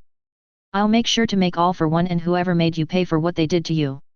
With that said, Harry then blasted Kurogiri with a blast of white holy light that crashed into Kurogiri and engulfed his body in white light. A few seconds later a pillar of light lit up the night sky and then vanished as quickly as it appeared. There was nothing left of the villain known as Kurogiri, so Harry let go of Oathkeeper. The Keyblade vanished in a flash of light. Harry then turned around and immediately walked away from the area. He had a daughter to take home after all. A few days passed and the news was all over the place reporting the events of what happened in Hoso, and the citizens of Japan were having a field day with all the reports of the events.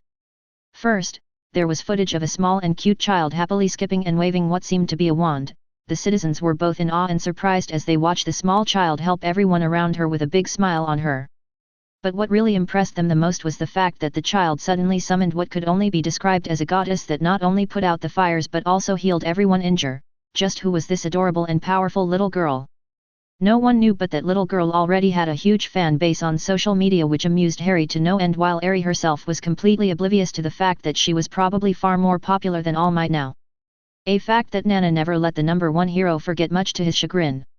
Then the report of 3 monsters that had suddenly appeared and attacked the city out of nowhere. Luckily the pro heroes acted quickly and evacuated the area while Mirko and an unknown hero destroyed the monsters. And finally the hero killer, Stain, was finally captured by none other than Izuku Midoriya aka Deku with the help of Shoto Todoroki and Mo Kajima aka Brennan. The fact that a well-known hero in training like Izuku was able to do what others couldn't, was an impressive feat in itself, but the fact that he was already famous for winning the sports festival made him that much more popular with the people of Japan.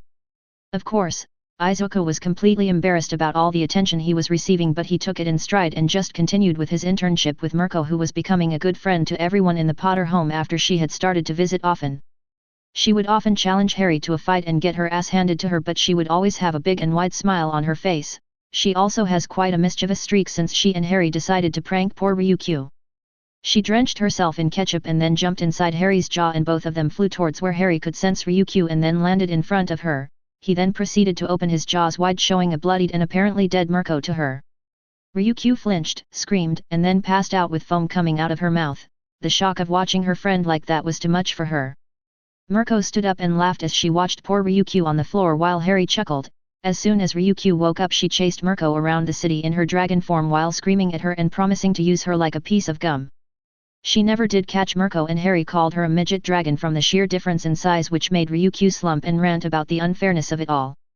Harry also reported the fact that he had taken out both Tomura and Kurogiri to Nizu, and All Might both accepted Harry's reason for doing so quite easily, since they understood that those two were very dangerous individuals and couldn't be left alone. But overall, these past few days were fun and exciting for everyone and full of new meetings and new friends. Chapter 87. Some more days passed and the news was still abuzz about what had happened during the Hosu attack. Many wanted to know about the small little girl who had saved the day that night, but no one could find anything about her. At the same time, the public was able to hear from both Deku and Shoto about how they had taken down Stain, aka the hero killer. Many weren't surprised when Deku proclaimed that all he did was kick him around until he passed out. Many knew what Izuku Midoriya aka Deku was capable of from watching the sports festival, so no one was surprised that he beat the hero killer by literally kicking him around. The fact that Shoto Todoroki nodded and told about what had happened and confirmed what Deku had said was true just made it a fact for everyone else. There was also footage of an unknown hero who apparently worked with the small child, but like her, no one knew or could find any information on him, though many had claimed that he was the well-known teacher of UA Harry Potter. However, no one knows where he lives or what he does except that he teaches and trains heroes. The fact that Nizu, the principal of UA, would only cackle when asked just made things more difficult for the media. But they did interview both Deku and Shoto about their day-to-day life and how they had become so strong and so fast.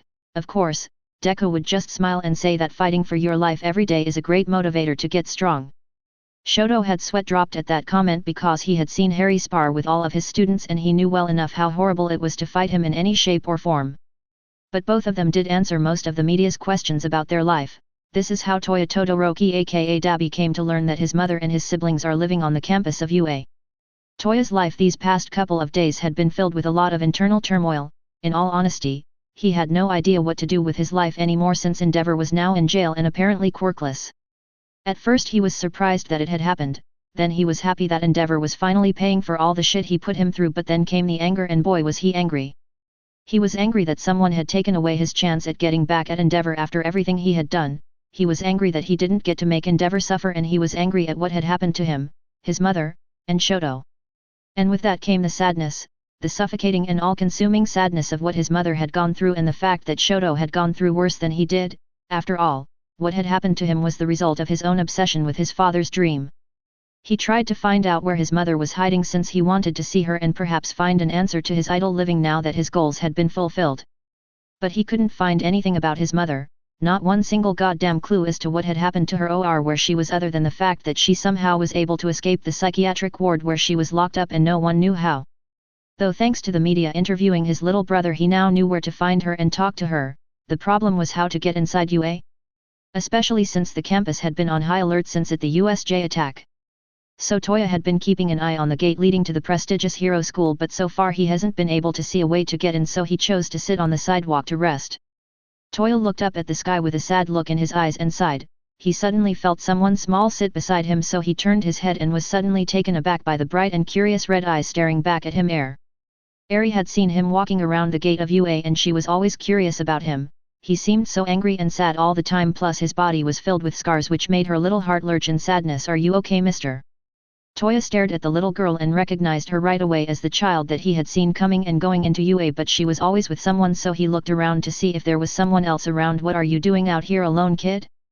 And don't you know you shouldn't speak with a stranger? That's dangerous." Eri just smiled and pointed at a young man a distance away buying what seemed to be ice cream from a street vendor. That's my daddy.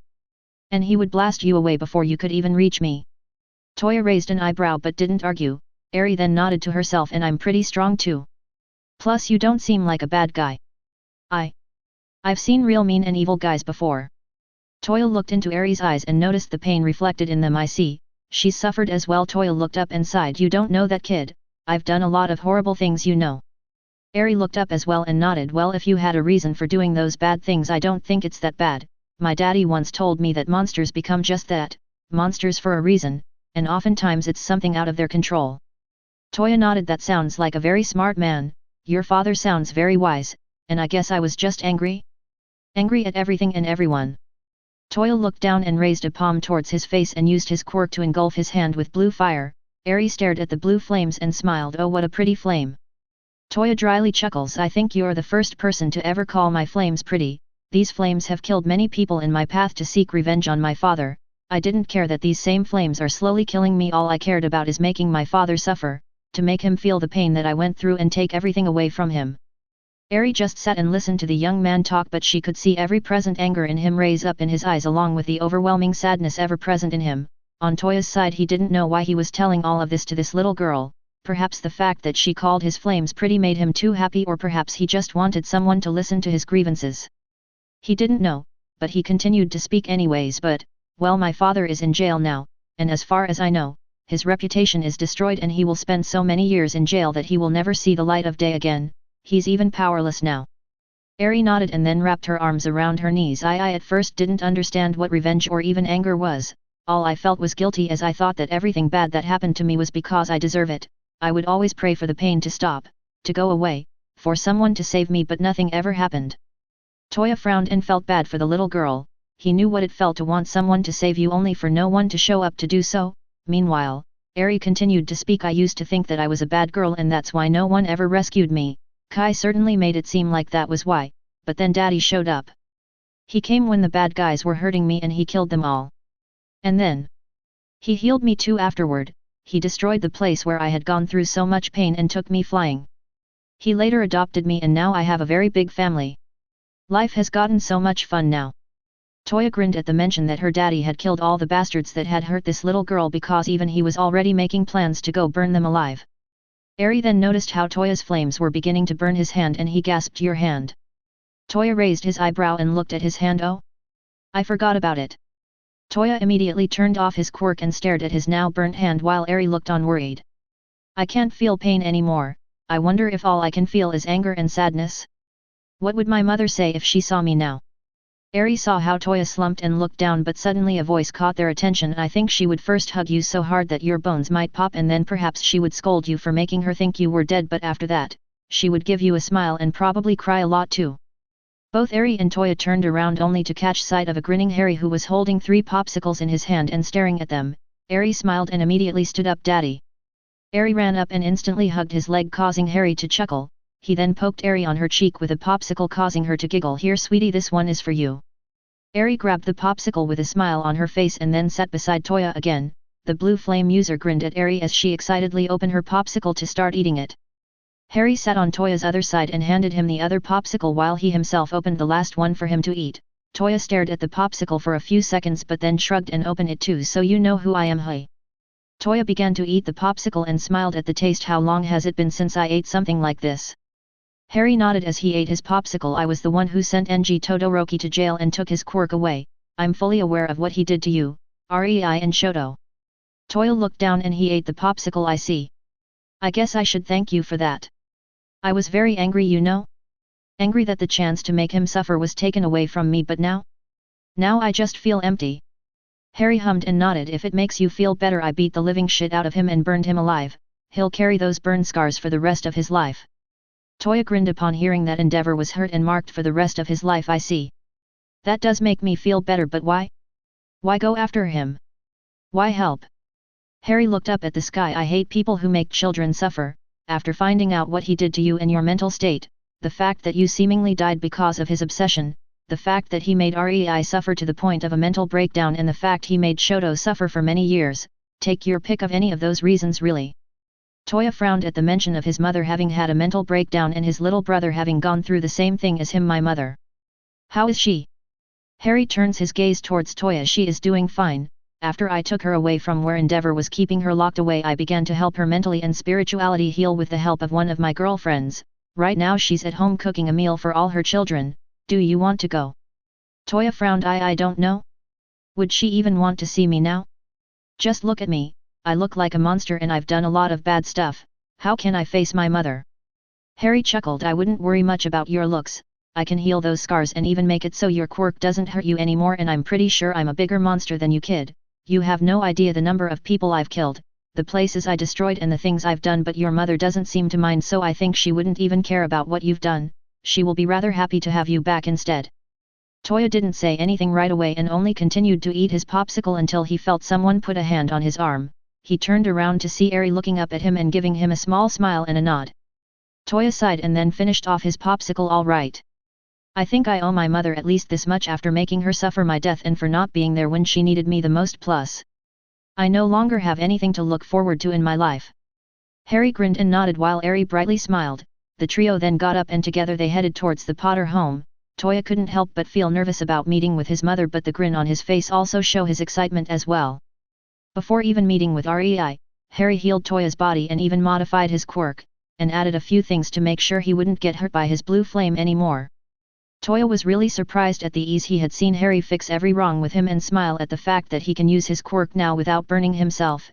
Afterwards, the trio officially introduced themselves and laughed at the fact that it took this long to do so. But soon after, Harry finally took Toya to his home where Rei was happily humming and cooking in the kitchen. The moment she heard the front open, she smiled and turned around to say hi to Harry, who had become her boyfriend, and she wanted to welcome him with a kiss. But before she could even reach him, Harry moved to the side, revealing Toya, who was nervously standing there not knowing what to say or do. It took only a few seconds for Rei to recognize her son. A gasp escaped her as she froze mid-stepped, and stared in disbelief at the fact that her dead son was alive. He had grown so much and he looked so different now. His hair was pitch black and he had piercings on his face, but those eyes, she would recognize those eyes everywhere. Rei stared at Toya's eyes and slowly began to approach him. Harry grabbed Eri's hand and walked away a bit to give them some space.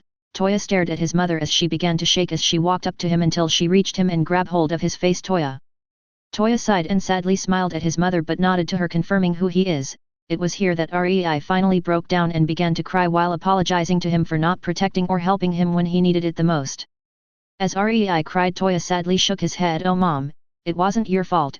NG was just an asshole to you and I was obsessed with his dream as well. My actions and decisions were what brought me to this point. I'm the one who is sorry, Mom. I have done a lot of bad things. Rei looked up at her son and tightened her hold on him, not willing to let him go. Toya sighed and stared at his mother as tears continued to fall from her eyes. I wanted to make NG pay for abandoning me, for pushing me aside to focus on Shoto. I almost attacked him once, you know. I stopped myself of course, but I was very angry and then my quirk evolved, turning my flames blue. I was very proud and happy about my quirk becoming so strong that I didn't even care that it was hurting my body. Rei's eyes widened and began to look all over Toya's body, causing him to chuckle. I'm fine now, Mom. Harry healed my scars, but at the time I didn't care and immediately went to show it to NG, but he was already telling Shoto how he would be the one to surpass All Might. The same words he would tell me, he was then telling them to Shoto, and I broke. Rei looked down in sadness as Toya continued. So I left. I let everyone think I died and began to plan my revenge on Endeavor. I stole, hurt, and even killed a lot of people, Mom. I'm a villain, but I was fine with it as long as I made Endeavor pay for what he did to me. Toya then shook his head and looked towards the floor, but then I find out that someone beat me to it, that someone had made him pay not only physically but mentally as well. Harry destroyed everything he ever cared about and that made me happy, but at the same time I grew angry and then I just felt empty. In all honesty, I don't know what to do with myself anymore, but I did want to see you and to apologize for not being there for you, especially since you were sent away to a psychiatrist ward. Rei looked at her son and watched as his eyes looked empty and sad. It broke her heart to see him like that. I don't care about what you have done, Toya. That's in the past and I know full well that hatred and sadness can lead to bad decisions, so don't worry about that, and if you're lost and don't know what to do next, then find another path. Start over again. It's what I and your siblings are doing. Toya looked up at his mother and watched her give him the kindest and softest smile he had ever gotten in a long time. It made him tear up. Rei then turned her head towards Harry, who smiled at her and nodded. Harry then stepped over and spoke up. If you're looking for a new start, then I have a few ideas. Why don't you stay over? And I'll explain over lunch. Toya went to speak but then felt Rei tighten her hold on him even more. He looked down at his mother and sweat dropped at the pout and glare she was giving him air. I don't think I could leave even if I wanted to. Toya pointed at his mother causing Harry to chuckle while Eri smiled. Harry then reached over and patted Rei's head causing her to relax a bit which made Toya raise an eyebrow but chose not to ask. And so Toya Todoroki was then taken by both Eri and Rei towards the kitchen table to eat lunch while Harry followed close behind with a smile on his face. After lunch and after meeting his siblings for the first time in a very long time again plus being hugged and cried on for a good half an hour before they calmed down, Toya sat on his chair lost deep in his thoughts. Harry had told him what and who he is and that had shocked him a lot. Of course at first there was some doubt about whether he really was Dragon God or not. But Harry showed off some of his abilities and Toya had become a believer but the surprises didn't end there no. Harry then spoke about other worlds, yokai, gods, devils, angels, magic, and even aliens. Harry told his story and everything and it was so over the top and insane that it would make one of the biggest and most interesting stories ever told and Toya firmly believed this to be true. The fact that Harry was an abused child as well and he had risen in power through battle and challenges inspired and awed him to no end and the fact that he would share that power with his loved ones had humbled him. It truly is an amazing life that Harry Potter lived and he could only dream of ever being able to experience and much less survive such a life. But he also understood why Harry didn't mind his past. Harry himself had done a lot of bad things during his adventures and he had a body count way bigger than anything he could ever hope to accomplish. He understood why he called himself a monster but if asked, Toya would have said that to him he seemed like the kindest type of monster he has ever met. Harry's words did echo in his head and he very much liked them. Harry told him the following: even if I'm a monster I'm the one who chooses the kind of monster I want to be, and Toya couldn't agree more. So as he listened to his sister Fuyamai and his brother Natsuo speak about everything he had missed, Toya was thinking about Harry's offer. An offer that he was very interested in. Apparently in Harry's home dimension and in his faction there are groups of adventurers and such that are in charge of the protection and care of Neo Kyoto and Harry had offered him a place on the Bounty Hunter Squad. This squad is in charge of hunting down criminals and enemies of the yokai faction dead or alive.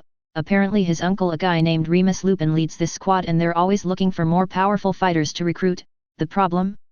He would need to leave this world and probably leave his family again and he honestly didn't want to do that.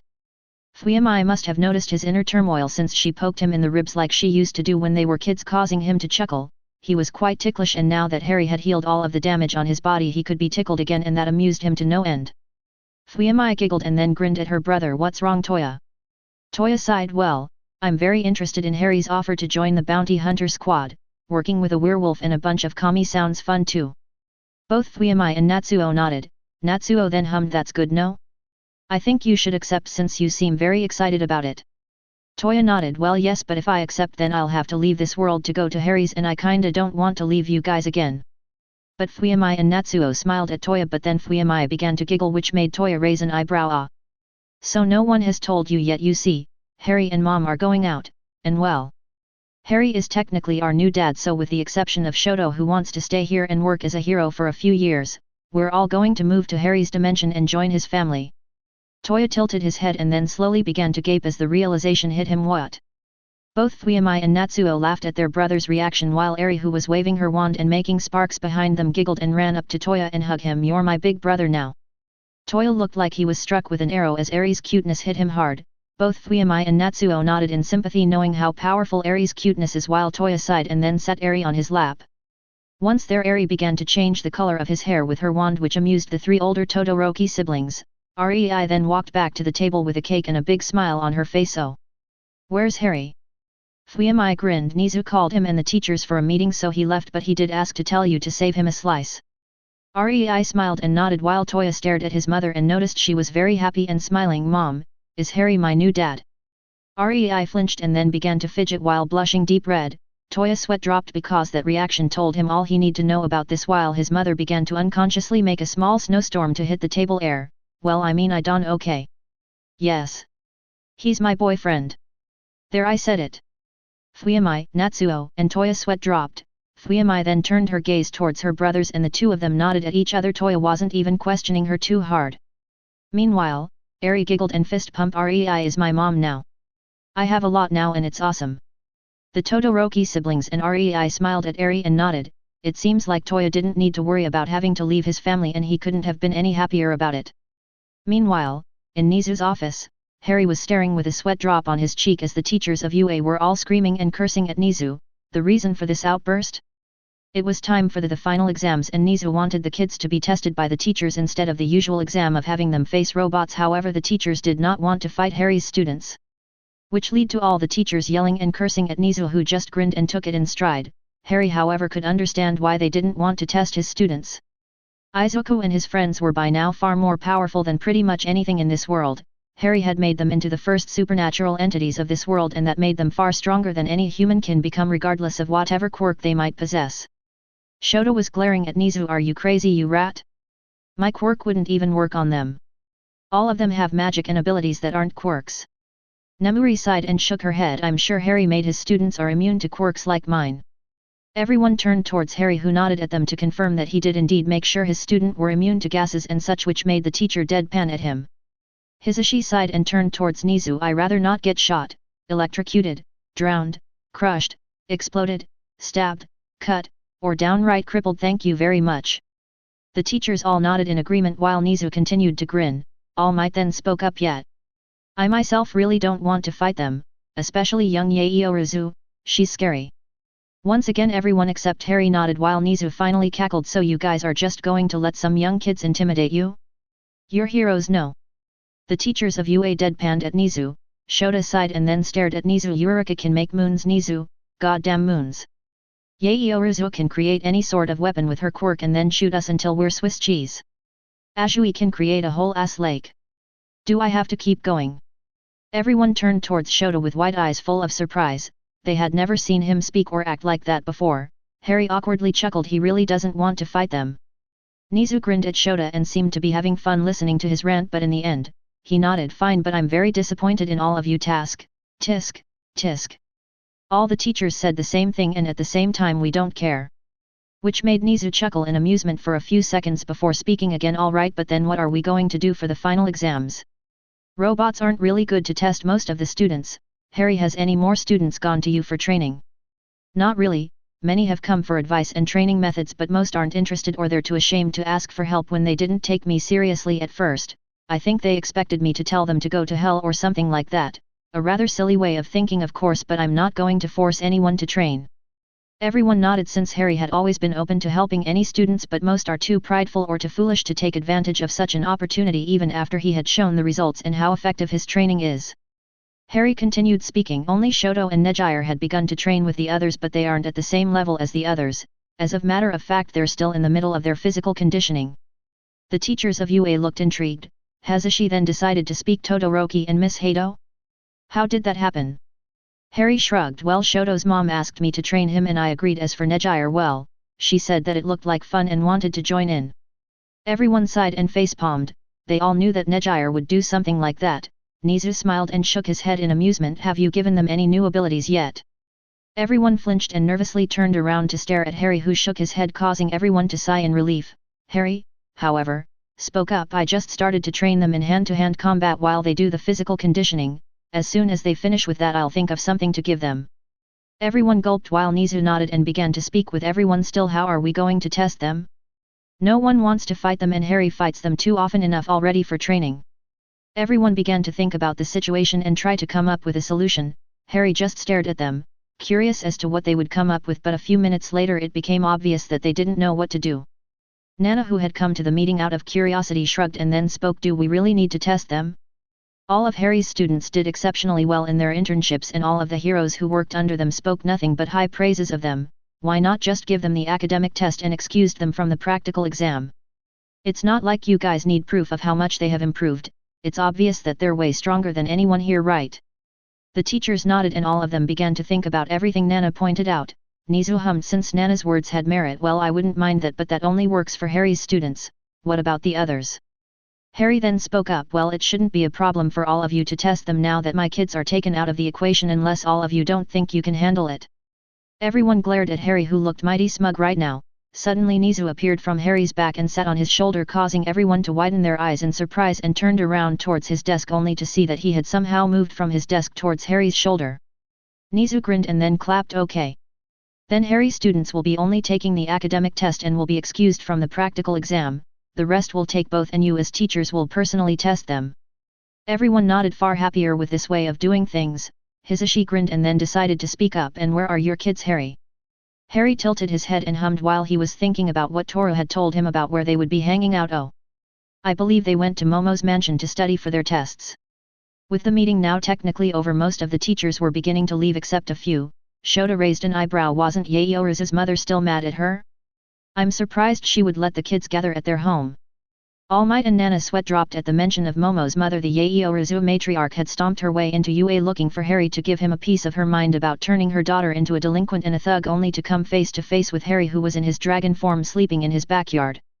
The Yaoru matriarch froze and paled upon seeing a massive dragon sleeping in front of her, and when Harry suddenly yawned, opening his jaw wide and showing Momo's poor mother his massive jaw full of razor-sharp fangs.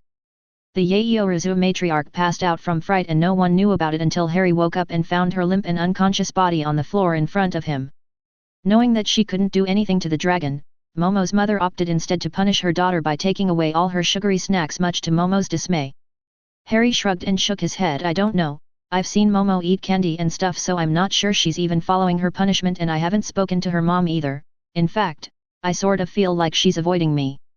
Everyone chuckled at the fact that Harry had unknowingly terrified one of the richest and most powerful women in the world, and he didn't even seem to know about it. Chapter 88. All for One was glaring at the screen before him as he watched the news and the footage recorded during the Hoso attack. He knew that things could go wrong, but to the point of both Tomura and Kurogiri disappearing was not something he expected. No, that wasn't something he had taken into account at all. He had a few people looking for both of them in hospitals, morgues, and even in prisons, but nothing. It was as if they had disappeared from the face of the earth, and given that Harry Potter was involved in the Hoso attack rescue made him have to accept the fact that his successor and special Nomo were in fact dead. That simple fact has changed so many of his plans that he had been working towards for so many years, and they were destroyed now. To make things worse, the good doctor had lost 3 of his high-end Nomu, and he wasn't happy about that either. It takes time and a lot of resources to make one high-end Nomu, and the Hoso attack had cost them 3. This was a mess, and All for One just didn't know what to do. The only good thing about all of this was that he was able to procure help to capture All Might's successor, and thanks to their little mole they knew that soon UA will have an off-campus camp after summer vacation where they could go and capture the current wielder of One for All. A few days passed by and everyone in UA and the Potter home were busy as always.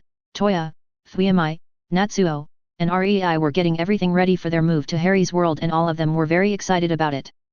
None of them had anything or anyone holding them back in this world, so they were really excited to start fresh in Harry's world where he would set them up with everything they will need. Rei was especially excited to meet the whole family, a sentiment shared by little Eri, who wanted to meet the vampire, yokai, Digimon, and devils allied to the yokai faction. Susan had been taking care of the kids, making sure they were well fed and healthy, while Hermione helped them with their studying. This helped Izuku and friends do great during the academic tests. Since they were excused from the practical exam, most of them decided to be lazy and rest for the remainder of the week, except of course Shoto and Nejire, who were still doing their physical conditioning with Harry. Himiko got so good with cooking that she began to help Pro Hero Lunch Rush during lunchtime in UA in order to further improve her skills. She can often be found cooking with her apron and a small chef hat in the kitchen of UA now. Luna had been busy investigating the Nomu and the suspect list she and Nizu had made to find the creator of the creatures, and she had already pinned him down and informed Nizu. Kaihu Daigoriki, chairman of Jaku General Hospital, he was a very cautious man with the fact that he would only communicate with All for One via monitors and computers, but nothing a Digimon can't find. Luna had even gotten into his lab and gotten every bit of important information she could find there, and out of sheer precaution, she had booby-trapped all the Nomua she found there. The insane and quite evil doctor is in for a surprise when he tries to use one of those abominations of his, but the most important thing Luna found was the location where the Aoyamas were kept. Together with Nizu and All Might, Luna was able to rescue and relocate them to a safe place under a new identities, and today they were going to let Yuga know. Aoyama Yuga was sitting in the principal office waiting for Principal Nizu to arrive. He had no idea why he was called here today, but he was definitely nervous and afraid. Suddenly the door to the principal office opened up and Nizu, All Might, and Luna walked in, which startled and made Yuga begin to panic, but Nizu noticed it right away. Calm down, young Aoyama, nothing will happen to you, so just relax, okay? Yuga shakily nodded, being somewhat able to calm down a bit. Luna and All Might took a seat on the couch inside the office while Nizu sat at his desk and stared at Yuga in silence for a few seconds before beginning to speak. You are aware of why we call you here, right? Yuga frowned and then looked down for a few minutes before deciding that honesty was the best course of action here and nodded. You found out that I'm a mole for the League of Villains, right? Nizu nodded and Luna then spoke up. The instant Harry placed his sight on you, he knew something about you was wrong. He was able to see the ever-suffocating guilt inside your heart. Nizu here had us help find out what was going on with you when we were dealing with Bakugo and Todoroki, who, like you, had an overwhelming amount of darkness in their hearts as well, though theirs was of a different kind. Yuga sighed. I see, it was Harry-sensei then. I always had a feeling that he knew, but to think that he knew from the very beginning? A part of me is relieved that you know, the other part is afraid. All Might frowned and began to speak. We know that All For One had your parents in custody to force you to act as a mole for him and the League of Villains. Do not worry, young Aoyama, we know you were forced to do all of this. Yuga teared up, but then something All Might just said clicked in his mind. Wait, you said had right. Luna smiled while All Might nodded. Nizu then decided to elaborate. Luna here was able to find the location where All For One was keeping your parents. They're fine now and under our protection. I even gave them new identities and a place to hide out while we deal with All For One. Yuga began to cry, feeling relieved, but won't he know that they're not where he left them? He will know that I'm free from him and he'll try to get rid of me. All Might grinned. Ah. Well, we asked Harry to help us, so he made a pair of wood clones and transformed them into your parents. All we did then was make a switch. Yuga sighed and then chuckled. Harry-sensei, hey? He's definitely a good guy, even though he doesn't think so. In all honesty, most of us in Class 1A admire him. Luna, Nizu, and All Might smiled since they knew that little bit of information was true. Many students in Classes 1A and 1B admire Harry quite a lot and sought to grow in strength by themselves. Nizu then spoke up. Since All For One can't get you while you're in UA, can you inform us of what you have told him since the USJ attack, and what you know? Yuga nodded. I don't know much of his plans since he doesn't like to speak about them with anyone, plus I'm a grunt to him, but I have told him about Harry-sensei, his abilities, and the fact that he came from another world, but he doesn't believe that. In fact, he laughed and said that the truth was that Harry-sensei had an advanced version of his quirk. I know it isn't true, but he refuses to believe in magic, dragon gods, and other worlds. All Might chuckled and shook his head in amusement. Sure, it was really hard to believe what Harry is capable of, but to be so arrogant to think that all of that was possible because of a quirk similar to his? That was just foolish. Luna just giggled while Nizu nodded to Yuga to continue, which he did. Other than that, I told him about who was going to intern with who, and a few days ago I told him about our camping trip later in the year after summer school. He seemed rather interested on the camping trip though. I haven't spoken to him since. Nizu closed his eyes and then nodded while Luna and All Might stared at him and waited for him to absorb all of that information. Nizu then opened his eyes and nodded to Yuga. All right, young Aoyama, you will be immediately moved to the UA dorms and we'll keep you safe here. Thank you for the information, and you'll see your parents as soon as All For One is dealt with. You can go now and rest easy. Yuga nodded and stood up, but then bowed in front of Nizu and then did the same for Luna and All Might. Thank you, for saving my parents and for saving me. I won't let you guys down again. I promise. With that said, Yuga left quickly while Luna, All Might, and Nizu smiled at him. Nizu then jumped up to his desk and began to speak. With that taken care of, we can now plan to end All For One once and for all. Luna hummed. I take it that you want to use the camping trip to set up a trap, right? Nizu nodded. Yes, I'm sure that after losing both Kurogiri and Tamura, Harry has left him with few other options. More than likely he'll move in to make a statement or to hurt All Might in order to gain some ground. All Might frowned. So he's going to go after young Midoriya then? I'm sure he knows he's my successor. He did show off all those quirks during the sports festival and I'm sure All For One recognized them, but do you really think is a good idea to let him attack the camp? Nizu grabbed his chin and began to think. Luna, however, spoke up. We can have Harry go with them to the camp. With him there, Izuku and his friends can focus while he protects everyone else. Nizu nodded. Good idea. Plus with Kurogiri down, All For One will have to bring them there himself. Meanwhile we take down Kaihudeguriki and destroy those Nomu of his. Luna raised her hand. I already took care of that. All we have to do is force him to release the Nomu, and then boom. No more Dr. Kaihude. All Might sweat dropped while Nizu cackled, loving Luna's plan. All Might then shook his head. You're a scary woman, Luna. Luna just proudly smiled at All Might, who nervously chuckled while Nizu continued to cackle himself silly. Meanwhile, Izuku and friends were heading towards the Potter home to spend some time with Eri and have some fun with her since they had a lot of free time now. However, on their way, they were startled when a face popped out of a wall and smiled at them. Hello there. I have come here to Tezeep. The face didn't even get to finish because Izuku and all of Harry's students reacted on reflex and proceeded to blast the living shit out of the wall with all their quirks and powers, which shook the entire school and startled everyone. Izuku glared at the remains of the wall while Toru nervously spoke. Is it gone? Momo made a pair of heat vision goggles and began to look around while Okako and Pony grabbed hold of Izuku's hands. Deku, what was that? Izuku shook his head. I don't know, but whatever it was creepy. Do you reckon it was a ghost, or maybe a spirit? Mina folded her arms under her chest and tilted her head as she thought about it. I don't think so. If it were a ghost or a spirit then Harry-sensei would have taken care of it. Eijiro frowned. Whatever it wasn't very manly. Who sneaks up on someone like that? Kinoko tilted her head. Yet. That gave me quite the scare. Ibara nodded in agreement. She had almost thrown a whole bottle of holy water at whatever or whoever had scared her. However, a voice startled everyone once again. Now that wasn't very nice. I would have died if I didn't have my quirk. Act gak. And he got clotheslined by Momo in an instant, and not expecting anyone to hit him with his quirk on, he didn't even get to react when he was flipped over and dropped on the ground, where everyone immediately jumped in and began to beat the living daylight out of him. Hey! He's naked! Grind his testicles off, Momo! This was the scene Nejire had arrived in, and even she couldn't help but sigh. Ah! I did try to warn Mirio that it wasn't a good idea to test them. Oh well. Might as well get a kick in. It looks like fun. She did indeed walk over and kicked Mirio in the ribs once, because you know?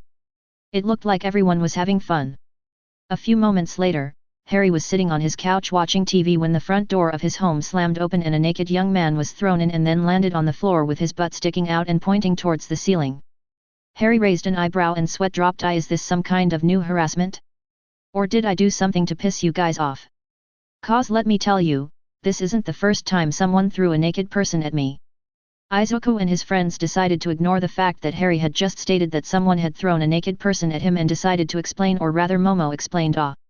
Well, you see, sensei, we were on our way here to play with Eri when this weirdo suddenly popped his face out of a wall and startled us something fierce. And then we blasted the wall with all of our powers. I'm going to have to write a check to Principal Nizu for that wall.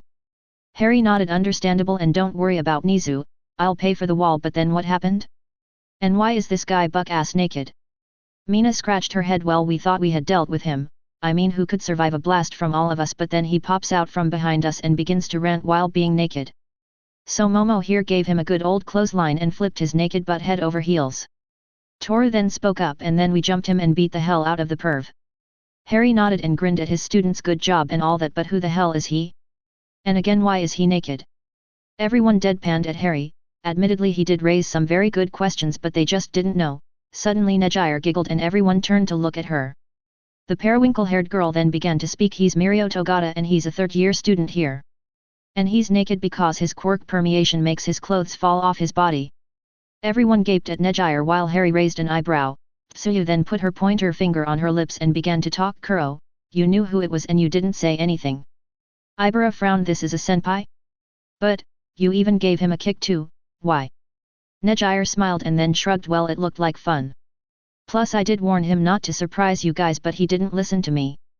Everyone's sweat dropped while Harry got up and shook his head. With a friend like you around, this guy won't need enemies. In any case, why did he want to surprise you guys? Anybody who watched the sports festival should have known how much of a bad idea that is. Everyone nodded and turned towards Nejire, who tilted her head. As far as I know, Sir Nitai wanted him to test you guys or something like that. It didn't make sense to me in the first place, but I did try to tell him that it was a bad idea. He somehow thought you guys wouldn't hurt him too bad. But everyone turned around and stared at the still unconscious and quite naked Mirio. Okako raised an eyebrow and suddenly said, Deku's butt is cuter. Pony nodded in agreement while Izuku jumped and then gaped at his girlfriends, while all the girls suddenly leaned back a bit and took a peek at Izuku's behind and nodded somewhat in agreement. Harry laughed out loud for a few seconds while he woke up Mirio with a mild shock, causing him to suddenly stand up and scream in pain. The girls covered their eyes while Izuku and Kirishima's sweat dropped. Mirio then groaned and fell to the ground while Harry waved his hand and conjured up some simple clothes onto Mirio's body. All right, kid, why exactly does Sir Nitai want to test my students? As far as I know, he used to be All Might's sidekick, but other than that he shouldn't have a reason to do this. Mirio groaned and then sat up. He then took a look around and noticed everyone staring at him like he was crazy, which made him wince, plus the smug smile that Nejire was giving him didn't help his situation. Mirio then turned towards Harry and coughed. Well, he wanted to find out more about you through them and see if I could be brought up to you to meet you and have you meet with Sir Nitai. Now, this intrigued Harry quite a bit. As far as he was aware, Sir Nitai and himself didn't have anything to talk about, much less a reason to meet. You could have just come to visit me here? I'm sure Nizu had announced that my home is open for anyone who needed help or training. You're pretty reckless, aren't you? Mirio's sweat dropped because Harry made an excellent point while Nejire nodded and then spoke up. Yup. Mirio is the kind of guy who acts first and then thinks later. Harry sighed and shook his head. So like All Might and Izuku then, gotcha. Izuku looked on in betrayal towards Harry while everyone pretty much nodded in agreement. Suddenly the door slammed open and All Might stepped in. I am here. With friends, I would like you to meet Harry. All Might then froze when he noticed everyone in the room turned to look and stared at him, which made him a bit nervous. I'm not interrupting anything, right? Harry grinned. Well, other than my door being abused a lot today and not throwing a second naked guy into my house, I'd say this has been a very interesting day so far. All Might looked so lost and confused right now that it made everyone laugh a little at him. All Might, however, had a very important question right now. Naked guy. But before anyone could answer his question, a voice behind him alerted everyone of the fact that All Might wasn't alone. Uncle All Might. All Might stepped inside, revealing a young blonde girl with blue eyes and glasses who looked rather confused. Standing behind her was an elderly man wearing glasses.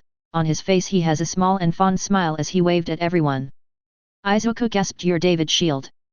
You're a brilliant scientist who has a Nobel Prize for your research on quirks, and you were All Might's partner when he was studying in the United States. But, what are you doing here? You're supposed to be in. Izuku was cut off when Harry flicked him on the back of the head, which made him lurch forward and grab his head in pain. Izuku breath, kid. Geez, one of these days you're going to suffocate yourself. Everyone smiled at Izuku in fondness while the new girl laughed, finding Izuku's rant rather cute and funny. The man now known as David Shield chuckled. Looks like I don't have to introduce myself, it's nice to meet Toji's successor. Harry raised an eyebrow and turned to look at All Might while Izuku gaped at the fact that David knew about his quirk. All Might grinned and nodded. We'll soon deal with all for one, so I decided to let my friend David know about everything. Harry nodded and then smiled. All right, then how about everyone takes a seat and we can talk, it seems that there's quite a bit going on today. Everyone nodded and immediately went to take a seat on the living room's couches. Harry had to conjure up a few more since he had quite a few people in his house. The new girl looked around the place and then raised an eyebrow. This house is bigger on the inside, how? Harry grinned and nodded. Oh, you noticed, miss. The new girl smiled and took advantage of Harry's probe to introduce herself. I'm Melissa Shield. It's nice to meet you, Mr. Potter. I heard a lot from you from Uncle All Might and I have so many questions. Harry smiled and nodded. Ah, I see, it's nice to meet you, but call me Harry, Mr. Potter is my dad. In any case, everyone should introduce yourselves first. All of Harry's students introduced themselves to Melissa and David except Mirio, who introduced himself last. It was here that All Might noticed him. Hey? Aren't you Mirai's sidekick? What are you doing here? Mirio grinned and then explained to All Might what he had explained to Harry a few minutes ago. All Might was confused as to why Mirai was interested in Harry, and Mirio himself didn't know either. Harry then shook his head. Well, there goes that idea. I was hoping that you would know what this Sir Nightai wanted with me, All Might, but it looks like I'll have to meet him to find out. Mirio, you tell Sir Nightai to come to UA if he wants to talk to me, all right? Mirio nodded and then stood up. I'll let him know. And sorry about what happened a little while ago. I didn't mean to give you and everyone else about Eiffel. Harry shrugged. It was a disturbing sight to see. You're lucky my daughter wasn't here or I would have skinned you alive. Mirio's sweat dropped and gulped at the seriousness in Harry's voice, but then stood up and then ran towards a wall. Everyone understood what he was about to do and they all tried to stop him, but it was too late. Mirio crashed against the wall of Harry's home and knocked himself out again. Harry sighed. Too bad for him. I always ward my house so quirks like his don't work here unless I add him to the wards. Nejire giggled and then stood up. She walked up to Mirio and easily picked him up, and threw him into her shoulder like a sack of potatoes. Don't worry, sensei. I'll take him back home. I'll see you all later. And with that said, Nejire flew out of an open window while carrying Mirio on her shoulder. Melissa gaped. Wow. She's so strong. She lifted him like he weighed nothing. Is that her quirk? But she just flew with those energy spiral beams. Harry smiled. You're pretty observant, Melissa. Melissa jumped up a bit in surprise but nodded. Oh. Well, I am a scientist and I want to help heroes in the future, so I do have to pay a lot of attention to quirks and abilities. Harry nodded. A scientist, hey? Well, if you want, me and one of my girlfriends, Hermione, can give you some ideas and even teach you some stuff from places you wouldn't believe. Melissa's eyes sparkled and she turned her head towards her dad, who smiled and nodded at her. Go ahead, Melissa, I'm sure you will learn a lot. Melissa brightly smiled and fist pumped while Harry chuckled and turned towards his students. Why don't you guys take her to the labs downstairs and show her around? I'm pretty sure May is down there too, so you can ask her how everything works. Everyone nodded and immediately left with a super excited Melissa speaking with Izuku, who was also very excitedly speaking to her. Harry then noticed both Okako and Pony grin while watching them get along so well. Who boy? Looks like Izuku will be adding another one to his harem list. With that thought and a small prayer to his green-haired student, Harry turned around towards David and All Might. All right, so what's up, All Might? You wouldn't bring someone to me without a good reason. All Might grinned and nodded. Well, since Nana-sensei is enjoying her second chance in life by teaching with me, I found myself with some free time, and since David wanted to meet you, I decided to invite him and Melissa to UA to do so. Harry tilted his head. Oh? Meet me? I didn't know I was that well known already. I'm pretty sure I've been keeping myself under the radar. David then spoke. That's true, even though I couldn't find any information on you, I tried to find you so I could speak to you after I saw how your students dominated the sports festival, but no matter what I tried I couldn't find anything, so I decided to ask Toji to help me meet you, and after explaining a few things about you he agreed to let me come here and talk to you. Harry moved his gaze towards All Might and then sighed. If All Might told you about me, that means he trusts you, so I will too. Then what is it you wanted to talk about? David looked down for a second. Can you help All Might? I know you already healed all of his injuries, but is there a way for him to continue his work as the symbol of peace? Hey? I already helped him though. Harry looked utterly confused while All Might jumped up a bit. You did? Harry just gave All Might a confused look. All Might, you haven't noticed that you haven't been slowing down anymore, or the fact that you aren't getting any weaker anymore? Both David and All Might gaped at Harry, who facepalmed. God damn it, All Might, you didn't notice, I swear. I gave you the quirks that I took from the Nomo who attacked the kids on the USJ, so you are pretty much in peak physical condition, plus with that regeneration quirk it had, you should be able to keep working non-stop. You're such an idiot, dude. All Might's sweat dropped and then raised his hand towards his face. It's true. I've been so focused on teaching and everything else going on that I didn't even notice that my body isn't getting any weaker. All Might closed his fist and gripped it hard. Thank you, Harry, you gave me a second chance to continue to be a hero. Not only did you heal me, but you also gave me power, a power that I can use like one for all. Harry closed his eyes and smiled. Someone has to teach the kids when I and my family leave this world. All Might know. Yagi, it will be your job to continue to guide and live as an example to the kids. All Might teared up a bit while David smiled. Harry, you're the best, you know that.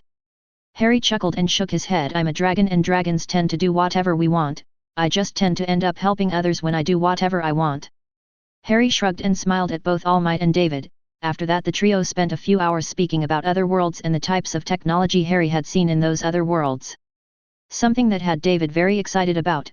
Harry then told him that if he was interested he and Melissa could move to UA and work with them, since Nizu was planning on opening a new technology department where he intends to work on otherworldly technology like the gels he was attempting to recreate. David, who had one of his inventions already taken away from him by the board of directors from I-Island, decided to accept the offer, plus this way he could work with All Might again and Melissa could get a way better education since Nizu would be the teacher in charge of the new technology department. That's how the Shields decided to move to UA, and Harry had even built them a cabin like his and expanded it so they could build a massive lab there, and after warding it and making it safe for them and their inventions, Harry even went back to his world for a few minutes and came back with Tony. Both of them then set the Shields with the best tools and equipment they could ever need, plus an attendant AI to help them with their projects, and Nizu would be supporting and protecting them from now on. A few weeks passed by and the Shields were easily accepted into everyone's lives, plus they themselves were getting used to the craziness that always seems to happen around Harry and his family. They had quite the interesting and busy days, that's for sure. Melissa even began to train with the kids and Harry gave her his blessing and a power. Melissa's shield was now a very powerful telekinetic and she was loving every second of it. She of course continued to work towards her dream of being able to help heroes, but she was glad that she had the power and ability to save someone now. She also began to work with Mei in creating hero support items and equipment for Izuku and friends in order to help them with their work and abilities. Her help was very welcome and she had also become good friends with Mei. Eventually, she met little Eri and fell in love with the bundle of cuteness and would gush when she would show off her magic or act like a teacher to Izuku when she would help him with a spell or two. And that's the most important and crazy change in her father's and her life. Magic, gods, yokai and so much more were real. And she fell in love with that fantastic world, and more often than not she would ask Harry to explain things to her. This made Harry take Melissa on as his apprentice in Magi technology, the study of both magic and technology in order to create all sorts of things. So Harry gave her all the magical skills and knowledge she would need to make this branch of technology research and development flourish in this world. Things like enchanting, runes, warding, alchemy, and even soul magic began to become second nature to her, and she was very thankful to Harry for everything he did for her. She even calls him Uncle Harry, something that Harry was more than happy to let her do. She still remembers the first time she saw Harry in his dragon form sleeping in the yard on his back, and with Harry and his students sleeping on his belly like it was a common occurrence. Luna, who she had met along with the other girlfriends of Harry, had gently lifted her up to Harry's belly with magic and told her to try taking a nap up there. Melissa was a bit overwhelmed at first, but then noticed Izuku, who was napping with his girlfriends by his sides. She took a look around, and once she was sure no one was watching, she lay on top of him and fell asleep on top of him. Needless to say that Izuku almost had a heart attack when he woke up was the understatement of the century, and Melissa was quite embarrassed by the situation too, but she did say that it was very comfy, which made Okako and Pony drag her off to speak with her. Izuku didn't know what they were speaking about, but for some reason, he felt a sense of dread run up his spine. David began to work with Nizu, and together they were finally able to synthesize the gels, and after Harry had inspected them and given them his seal of approval, they began to mass produce them. Of course, they weren't going to be released to the general public, but rather they will be handed as a support item for heroes in order to avoid any villains from getting their hands on them. After that, they began to work together to recreate and synthesize even more of Harry's magical medicine with technology. Eventually, Harry was called to Nizu's office one day, and once he got there he immediately met with a lanky man who stared at him for a long while until he stretched out his hand towards Harry and introduced himself. "It's nice to finally meet you, Harry Potter. My name is Mirai Sasaki, also known as Sir Nightai. I'm sure Mirio told you a bit about me." Harry stared at Sir Nightai and then stretched his hand to grasp Mirai's hand. The only thing is that Sir Nightai was not going to be ready to deal with a dragon god, and he will regret ever using his quirk on Harry. Chapter 89. The moment Mirai touched Harry's hand, everything went blank, and then all kinds of images went through his mind so fast and so strong that they caught the pro-hero completely off guard. He saw images that made no sense, things that were so unbelievable he thought he was having hallucinations. He was watching so many futures and outcomes that every time one flashed through his mind it felt like he was being bashed across the head with a baseball bat. But thankfully everything ended soon enough, and Miria suddenly found himself on the floor for some reason. He opened his eyes and stared up at the ceiling until All Might face appeared in his sight. "Mirai. Are you okay? How do you feel?" Mirai blinked his eyes, trying to clear both his vision and mind. "All Might. What happened? Why am I on the floor?" All Might frowned for a second and then turned his head to the side. Mirai followed his gaze only to flinch at the fact that Harry Potter was boredly staring at him. His glowing green eyes left him breathless and feeling very anxious for some reason. However, Nizu cleared his throat, seeing as Harry didn't seem to want to speak right now. "Well, you died, Mirai. You tried to use your quirk on Harry and you couldn't take it. Your brain practically melted, and gushed out of your ears. It gave everyone quite a fright." All Might helped his ex-sidekick sit up and shook his head at him. "Mirai, that was stupid. If I knew you were going to try something so foolish I never would have let you meet Harry." Mirai stared at All Might and coughed a bit. His head was hurting a lot and he still felt very sick. The fact that he died disturbed him a lot, but right now he was far more interested in the visions he saw. Just what did I see? Gods. Scions, a slime. Devils having a party? It doesn't make any sense. What sort of future is that?"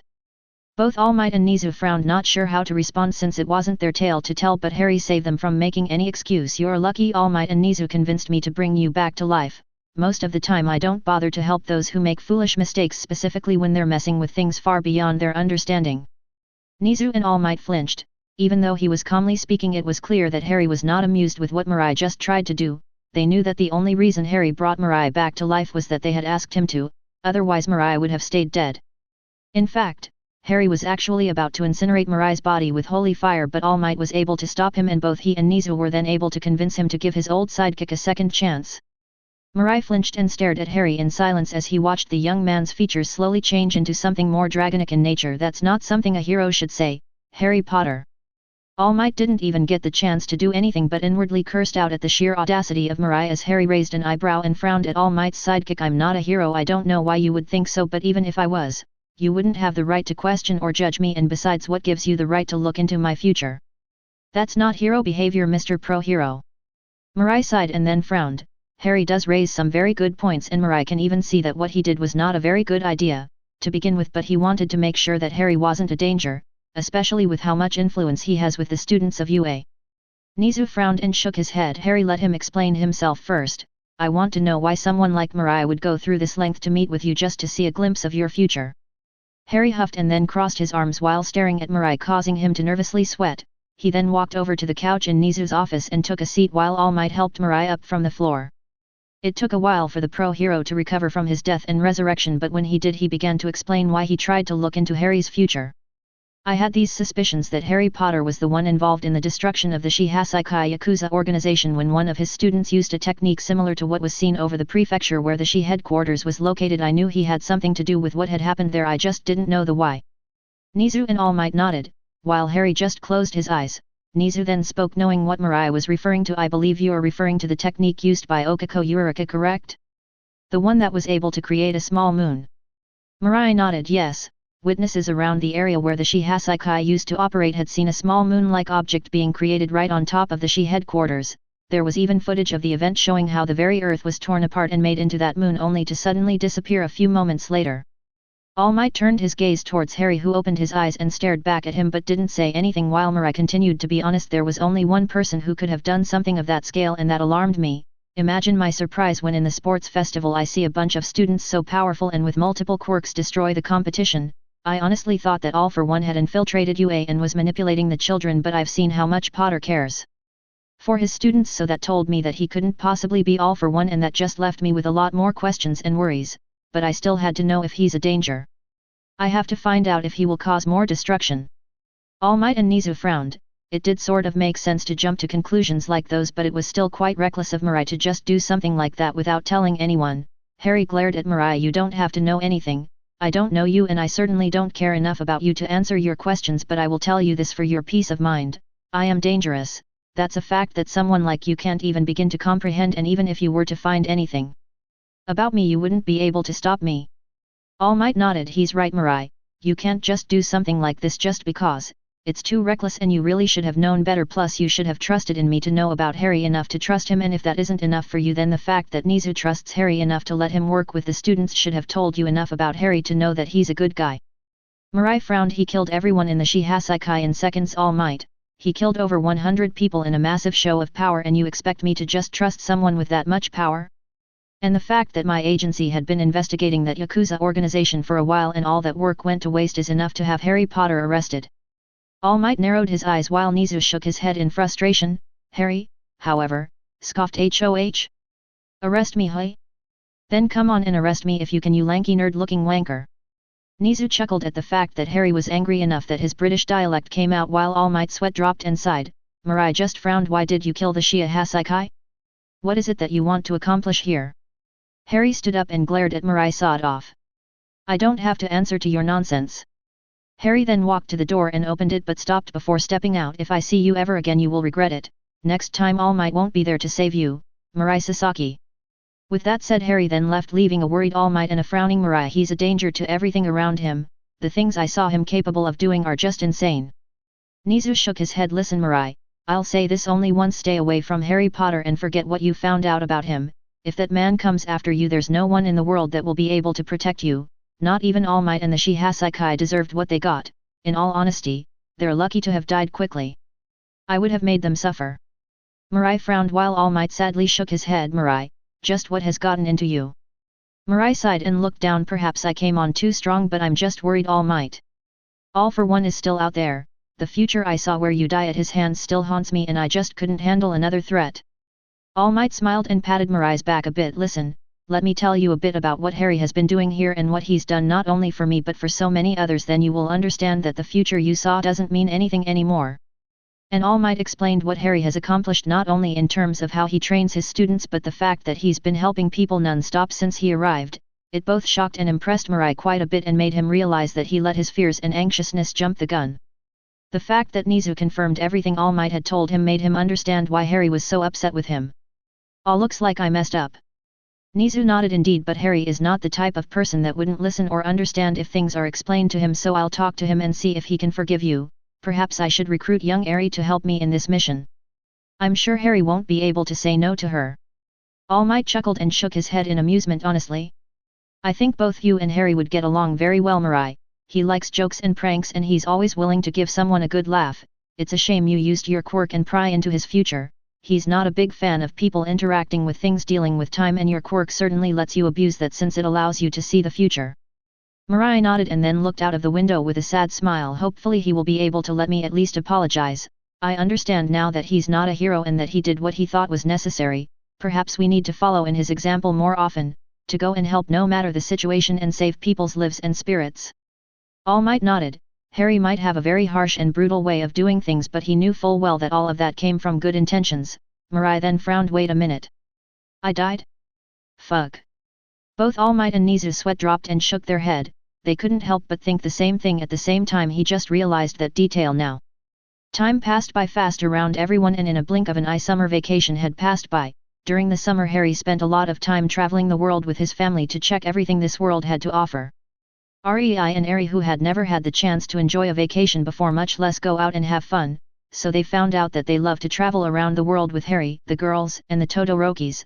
They had so much fun traveling as a family that they will never forget about this summer vacation. Toya and Shoto took a while to reconnect as siblings, since Shoto was so young to fully remember Toya, and the Blue Flame user was still feeling a bit guilty about not being there for him and almost attacking in a fit of jealousy. But Fuyamai and Eri were there to help things smooth over, and eventually they were able to connect as a family. Toya even began to help Shoto with the fire half of his quirk and taught him some techniques he had learned from Endeavor, though he did question Shoto as to why he would throw himself to training with Harry under even harsher conditions than he could ever get from Endeavor. Shoto explained that even though the training was 100 times more horrible than Endeavor's, the big difference was the care and love Harry shows to everyone when he trains them. It might seem cruel and even vicious, but Harry always made sure to heal them and give them a good talk to explain and teach them very valuable lessons. Harry had even told them once that the reason he puts them through hell is that he wants them to be ready for everything and to be able to protect themselves and their loved ones from any threat. Toya understood and even respected Harry a lot more now and decided to join in the training as well, though he regretted his life's choices almost immediately. Fuyamai was having the time of her life since her most desired wish came true. She finally had the family that she always wanted and enjoyed spending time with everyone. She definitely was having a lot of fun having Harry as a father, since he spoils her and treats her like a little girl. It was a bit embarrassing, but a part of her enjoyed the attention and care, especially since she never got that from her blood father, plus she enjoyed spending time with Eri too. Shoto, Toya, and Natsuo accepted Harry as their father rather quickly and enjoyed the fact that he would spend time with them doing all kinds of things together, like fishing or even going camping, plus the fact that Harry would most of the time enjoy getting into trouble with them was something the Todoroki boys liked about him. The memory of them, including Harry being scolded by Rei because of the massive prank war they unleashed on Egypt during their travels, was something they would cherish for the rest of their lives, especially since Harry took one for the team and distracted Rei enough for them to get away. Rei herself was enjoying being in love and being treated like a princess by Harry, who would take her on dates whenever they went to a new country. The fact that she got a lot of harem sisters as kind and caring as Luna, Hermione, and Susan was a big plus for her. Her heart might never fully heal from the suffering she had gone through, but she knew that she would always be happy as long as she stayed with Harry and her new big family. Harry himself would also teleport once a week back to Musutafu and take the kids into his instant dungeons and put them through the grinder, facing monsters and enemies he had faced before. It was both a terrifying experience for the children and a welcome experience for them as well. They faced enemies they would never have dreamed of facing. Demon Lord Raptorn was hard enough, but facing Shinigami like the 13 squad captains, Aaron Cars, and even Hollows were nightmare-inducing. Then came the ninja, and here is where Izuku and friends began to really have difficulties, especially when they reached the 4th Shinobi War and faced godlike enemies like Madara and Obito. It got worse when they had to fight the Jinchuriki and then both Naruto and Sasuke. They survived sure, but they were severely wounded by the end of those battles. Luckily Harry healed them all and made sure they were fine. But he did tell them that he had lowered the difficulty of the instant dungeons, letting them know that they had faced all of these individuals in a weakened state. They were practically playing on easy mode, and that was a humbling experience for all of them. Harry then explained that he did that so they could learn and understand that they weren't all powerful, and that besides himself there were people out there in the multiverse who had accomplished far more extraordinary and wonderful things at their age. He then smiled and told them to learn from the battles they had and the losses they suffered from them, in order to grow stronger and wiser, to inspire them to accomplish greater things than the people they had faced during their time in the instant dungeons. The copies in the instant dungeons might not be the real people, but they certainly showed them a thing or two that they could use. Izuku and friends vowed to get even stronger and become legends like the people Harry had met. This is how Harry, his family, and his friends spent their summer vacation together, both having fun and growing stronger. The kids might have not noticed, but Harry did, and he couldn't be any prouder of the fact that they had reached a level of power far beyond what they could have ever dreamed of during this summer. Harry, however, didn't tell them and let them figure it out on their own. It would certainly be fun to see their expression when they realize that they were the strongest beings in this universe. Over the summer Melissa joined Izuku's harem, which was not a surprise to anyone since she was rather fond of Izuku from the very beginning, and she was quickly accepted by both Okako and Pony, who had become great friends with Melissa. Inko was super happy that her son's harem had grown and that she would have even more grandchildren to spoil in the future. Harry fulfilled his promise and had given Izuku a shirt with the words "Welcome to the Harem Club" painted on its back. Izuku just smiled and put the shirt on while laughing with Harry as they enjoyed the little joke between them. David Shield, however, did put fear into poor Izuku with threats of dissection and gruesome experimentation if he ever made his daughter cry, which Izuku vowed never to do even though he was pale as the moon in fear. Melissa just shook her head and smiled at the fact that her father was still very overprotective of her. Soon enough summer vacation came to an end and the kids went back to school. Sometime later the time for the training camp in the mountains came, where not only the kids will go to train but Harry's plan to deal with All for One was soon approaching. The few past weeks of school were boring for Izuku and his friends, who were used now to the very fast and hard pace of Harry's training. Even when they would do practical training it was quite easy for them to deal with. They only enjoy the rescue training they would sometimes have, since it forced them to think and act depending on the situation they found themselves in. However, today Professor Isawa announced that they will be having a training camp this weekend and everyone is very excited about it, especially Izuku and his friends, since they wanted something interesting to happen. So that Friday they all decided to go shopping for everything they would need for their training camp. Toru and Tsuyu even got Harry to give them some money so they could buy a whole bunch of things. Meanwhile, Harry was taking a nap beside his house in his dragon form while Nizu and Eri were also sleeping on his back. The poor principal of UA was kidnapped by Eri and the bundle of cuteness refused to let him go and instead used him as a teddy bear, much to his embarrassment. But Nizu ended up accepting his fate and fell asleep as well. However, a familiar periwinkle-haired girl decided to once again cut Harry's nap time short and landed on his snout, where she began to continuously poke Harry on his eyelid. Harry huffed and began to speak without opening his eyes. "Nejire, what did we talk about interrupting a dragon's nap time?" Nejire giggled and then hummed that they don't like it. "And that I might get attacked or set on fire."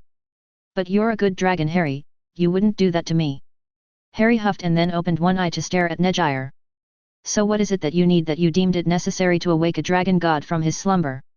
Nejire giggled at how dramatic Harry was being and smiled at him. "I'm bored. Mirio and my other friend Tamaki left and didn't take me with them."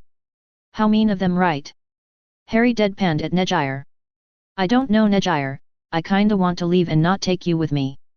Nejire gasped and grabbed hold of Harry's eyelid and hung there as if her life depended on it. "No, don't abandon me, Harry."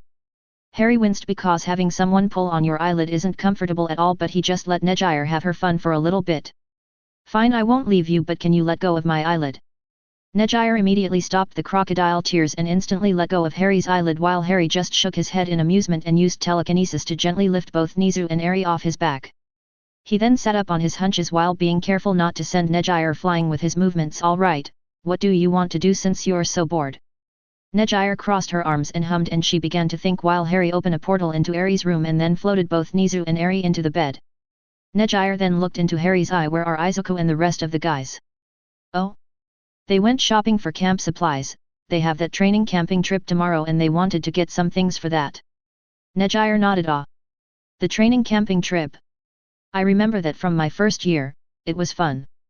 Harry chuckled. "It wasn't supposed to be fun, Nejire." Nejire just giggled. "Oh. How about we go on an adventure, Harry?" Harry raised an eyebrow. "An adventure? Like what exactly? You can't leave for too long, right? You have to go to Ryako's agency later today for patrols." Nejire tilted her head. "Hey. How do you know that? Even I forgot what I was supposed to do today." Harry's sweat dropped and felt a little bad for Ryako having to deal with Nejire all the time. "Ryako texts me once in a while to ask me about being a dragon and such." Nejire hummed and then widened her eyes. "Oh. You're the one who taught her how to breathe fire and ice, right?" Harry nodded, causing Nejire to wobble a bit. "Yup. I gave her the standard dragon breath skill set. Her technique isn't very strong yet, but she's getting there." Nejire smiled and clapped, since she had been very impressed when Ryoko suddenly breathed ice-cold air at a villain who was trying to escape and froze him solid in a second. "Nice, but come on, Harry. Think of something to do." Harry laughed a little and then hummed. "Well, I've been wanting to go to a very special place and get Eri a companion of sorts, a familiar." Nejire tilted her head. "Familiar? What's that?" "A familiar is a monster or supernatural being that has been magically bound to someone to be their servant or ally. I wanted to get one for Eri so she can have someone with her at all times, like Mr. Goop. He's Luna's familiar." Nejire's eyes sparkled in interest and brightly smiled. "Then let's go." Do you think I can also get one? I've always wanted a pet. And a familiar sounds like an extra cool one. Harry smiled and then turned into his human form while using telekinesis to gently float Nedjire down to the ground. A few seconds later Harry stood in his human form with Nedjire standing by his side. Well, we can go, but the place where I'm going to take us is really special and massive. In fact, it is so big that it's connected to multiple different universes, so we have to be careful. Nedjire, noticing the seriousness in Harry's voice, nodded. Okay Harry, I'll be careful, I promise. Harry nodded and then stretched out an arm. In an instant a strange portal made of ones and zeros opened up and Nedjire looked inside only to see a big jungle-like area. Harry smiled and then nodded towards the portal, letting Nedjire know to go right ahead and jump inside, which she did without any hesitation. Harry smiled as he stared at the portal and then walked through it. The portal closed behind him as soon as he stepped through. Nedjire wanted adventure, and that's what she'll get in the digital world. Meanwhile, All for One had been busy this entire summer trying to recruit even more villains to help him with his plan to kidnap the current wielder of One for All. Luckily there were still some very unhinged villains that were still brave enough to face the students of UA. Not many, but enough for now, though he was going to have to actually go with them since he didn't trust any of them with the mission. Luckily his little mole informed him that only Eraserhead and Harry Potter would be going with the students of UA to this training camp. This was the perfect opportunity to both get One for All and get rid of Harry Potter, who has made things so difficult for his plans lately. Soon I'll get my brother's quirk back and make Potter pay for getting in my way. Years of planning and grooming of young Tomura ruined because of him. All for One has even asked Dr. Gariki to unleash the Nomu to distract and keep All Might and the rest of the heroes busy while he gets One for All. The most powerful and dangerous villain of all time couldn't help a malicious grin from growing on his face. Tomorrow everything will go back as it should, and All Might will suffer from losing his successor. I can't wait to see his face when I deliver Izuku Midoriya's lifeless body to him. Izuku and Harry's students plus the rest of Class 1A were busy buying stuff and having fun at the mall for tomorrow's training camp, especially since Harry was paying for everything. Izuku even got to watch his girlfriends try out all kinds of clothes while he gave them his opinion. He followed Harry's advice, which came from his godfather Sirius, and only complimented them and told them how beautiful and pretty they look, which made Okako, Pony, and Melissa very happy. The guys of Class 1A were mentally taking notes as they watched Izuku interact with his girlfriends. Tsuyu sighed and then turned towards Toru Kuro. I want Harry-sensei to spoil me like that. Toru, Mina, Ibara, Kainoko, and even Momo nodded, since Harry was always so nice and kind to them that it was pretty hard not to crush on the dragon god. Toru sighed. Sometimes I want to just forget about being a hero here and leave with Harry-sensei. But I still want to be a hero and follow my dream. Everyone nodded, since everyone would love to leave with Harry to his original world, but their dream of becoming a hero was still a very important goal for all of them. Perhaps when they retired they could join Harry-sensei in his world and go on adventures with him. Ida began to wave his arms in a robot-like manner. Are you guys really going to start a hero agency together when you graduate? Momo nodded. That's the plan. Everyone was inspired by the story of the Avengers that Harry-sensei told us about, an independent and international team of superheroes that protect the world. It sounds like the kind of thing this world needs. Everyone nodded. Denki crossed his arms and tilted his head. Wouldn't the government try to stop you guys from doing that? Ibara smiled. They can try.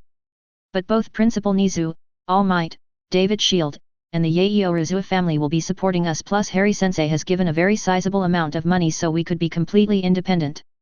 Mina then grinned. Plus Harry-sensei is building us a headquarters in UA and it would have all the cool stuff. From wards to all the cool new toys. And we have Melissa and May too.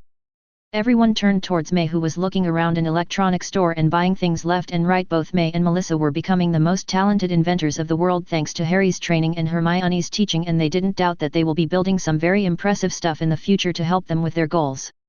Ida hummed and rubbed his chin. The government might still try to get in your way. They are known to be very volatile when things aren't done their way. After his father's attack, Ida sought to learn more about the world and be more open-minded. After Harry had threatened him about his thoughts of revenge, he figured that he had to be more open-minded. In his studies and his internship he learned that the government often sought to control everything with an iron fist. He could understand the need for control since quirks can be very dangerous, but the fact that there were rumors of the government doing some very shady things to villains and heroes alike had left Ida very disappointed. Momo shrugged. They can try, but by now we're powerful enough that they can't push us around, plus Harry is making sure everything is prepared and ready by the time he leaves. Denki then spoke up, speaking about volatile. Does anyone know what's been going on with Bakugo? After he was sent to the general courses I haven't heard anything about him. Suddenly Izuku's voice startled everyone. Mom told me that Bakugo is on a very tight leash in order to be allowed to keep studying in UA. he's still going to a psychiatrist every other day and his mom isn't even allowing him to go outside. In the summer he was actually sent to a military camp by both Principal Nizu and his mom in order for him to stop being so arrogant and anger-prone. Everyone nodded in understanding, knowing that Bakugo was going to need a lot of time and effort in order to change. Hopefully, he'll be able to grow up and be a good person by the time he graduates, otherwise he might not be able to get any job with the way he acts and treats others. Eijiro then decided to ask about the other student that was taken off the hero course and sent to the general classes. What about Mineta? Izuku frowned and then sighed. I asked All Might about him. Apparently he was caught trying to peek inside the girls' bathroom and was expelled by Principal Nizu. He's going to have a hard time enrolling into any normal high school now since he was blacklisted by U.A. The girls frowned while the guys shook their heads. What a foolish way to ruin your chances at a good education. After that conversation, everyone then decided to go to the food court to eat lunch before heading back home, since tomorrow they were going to have a very busy day. So they spend their lunch eating and having fun talking about their training and what to expect from the training camp tomorrow. Things are moving fast now, and even though no one knew it, soon Harry will once again change the fate of one world, but as always that is just the sort of chaos Harry brings whenever he goes. Chapter 90. After jumping into the portal, Nejire immediately walked forward and began to look around the massive jungle in front of her. The trees were so big that she had to really lean back her head to see them. Whoa! I've never seen trees so big. Harry walked through the portal, which immediately closed behind him. He then looked around trying to recognize where he is. Where are we? I believe Primary Village should be close by. Nejire turned her head toward Harry and tilted her head. Primary Village? What's that? Harry smiled at Nejire and began to explain. Primary Village is a little place where a race of creatures known as Digimon are born, or rather it's where one can find their eggs. Nejire hummed while Harry began to walk, and Nejire followed him by walking by his side. Digimon? Is that what you're going to get for Eri? Harry nodded. Yup. Digimon is short for digital monsters. They're beings made completely out of data and human thoughts taken form. Nejire's eyes sparkled with curiosity. Monsters? Whoa! I want to see one. Are they cute? Are they scary? Oh! How big are they? Harry chuckled at Nejire's over-enthusiastic questions. Well, let's see. Some of them are very cute, especially the baby Digimon. Some of them are scary, sure, and very dangerous as well, and some of them can be very big. Like skyscraper big. Nejire awed at the information Harry just provided. That sounds so cool. I want to see one. Harry grinned and then pointed to his left into the forest, which made Nejire turn her head to see what Harry was pointing at. She narrowed her eyes since the darkness of the jungle made it difficult to see, but soon enough he saw the silhouette of some small beings jumping around. Suddenly a pink ball creature took a peek from behind a tree and grinned at Nejire, showing off its many fangs towards her, but to Nejire the little creature seemed cute. Oh! Is that a Digimon? It's so cute. Harry smiled and nodded. Yes, that's a Digimon, an in-training level 1 known as a Coromon, believe it or not, but that little pink fluff ball can turn into some very powerful dragon-type Digimon. Nejire smiled and waved at the Coromon, who hopped a couple of times with a big smile on their face and then disappeared into the jungle. In training level? Is that like a rank or title? Harry hummed for a bit and then nodded. It's like a rank. First we have the baby rank. In this rank, most Digimon are very weak and not very well developed, plus their bodies are so small and soft that they're very accident prone. Then there's the in-training rank, like the Coromon you just saw. At this stage most Digimon are still small, but they also begin to show their potential for battle. Nejire listened intently as Harry was giving her an improvised lesson on Digimon. She did giggle a bit since Harry had a habit of going on big explanations on things whenever he was explaining anything, but that's just the teacher in him and everyone loved that about him. Meanwhile, Harry continued on. Then there's the rookie rank, and here's where things get interesting. Digimon in this rank are now more mature and powerful enough to not only fight but also express themselves completely, and the best part is that from here on out a Digimon's true potential shines through. Nejire nodded. True potential. Harry smiled at Nejire and then explained. A rookie Digimon has the potential to digi-evolve into all kinds of different types of Digimon. Next we have the champion rank. Here the Digimon really begin to grow into their power, and some grow to be very big as well. Nejire hopped from foot to foot in excitement since she really wanted to see a big Digimon. Harry's chuckled and continued on. Then there's the ultimate rank. When a Digimon reaches this rank it is supposed to be a sign that they had reached their maximum potential. However, there's also the mega rank, which is when a Digimon breaks through their limits and reach a new level of power. In this rank most Digimon reach levels of power enough to destroy cities, but some can even destroy planets or solar systems as well. It depends on the type of Digimon really. Nejire nodded. So the mega level is the highest and most powerful rank? Harry shook his head. Not really, Some Digimon are known to be able to transform or have a higher level form after reaching their mega form, making them even more powerful. Also, Digimon who have a human partner are known to be able to become way stronger than a normal Digimon of the same rank. Nejire hopped over a big tree root and then stopped for a bit, causing Harry to stop as well, so a Digimon partnered with Eri will be far stronger than a normal Digimon. Harry nodded. That's the plan, plus Eri's potential and abilities will just make whatever Digimon she gets extra more powerful. Mine certainly are and have reached a level of power similar to mine. Nejire began to walk again as soon as Harry did. Ah. So that's why you know a lot about Digimon, Harry-sensei. You have Digimon friends. How come we haven't met them?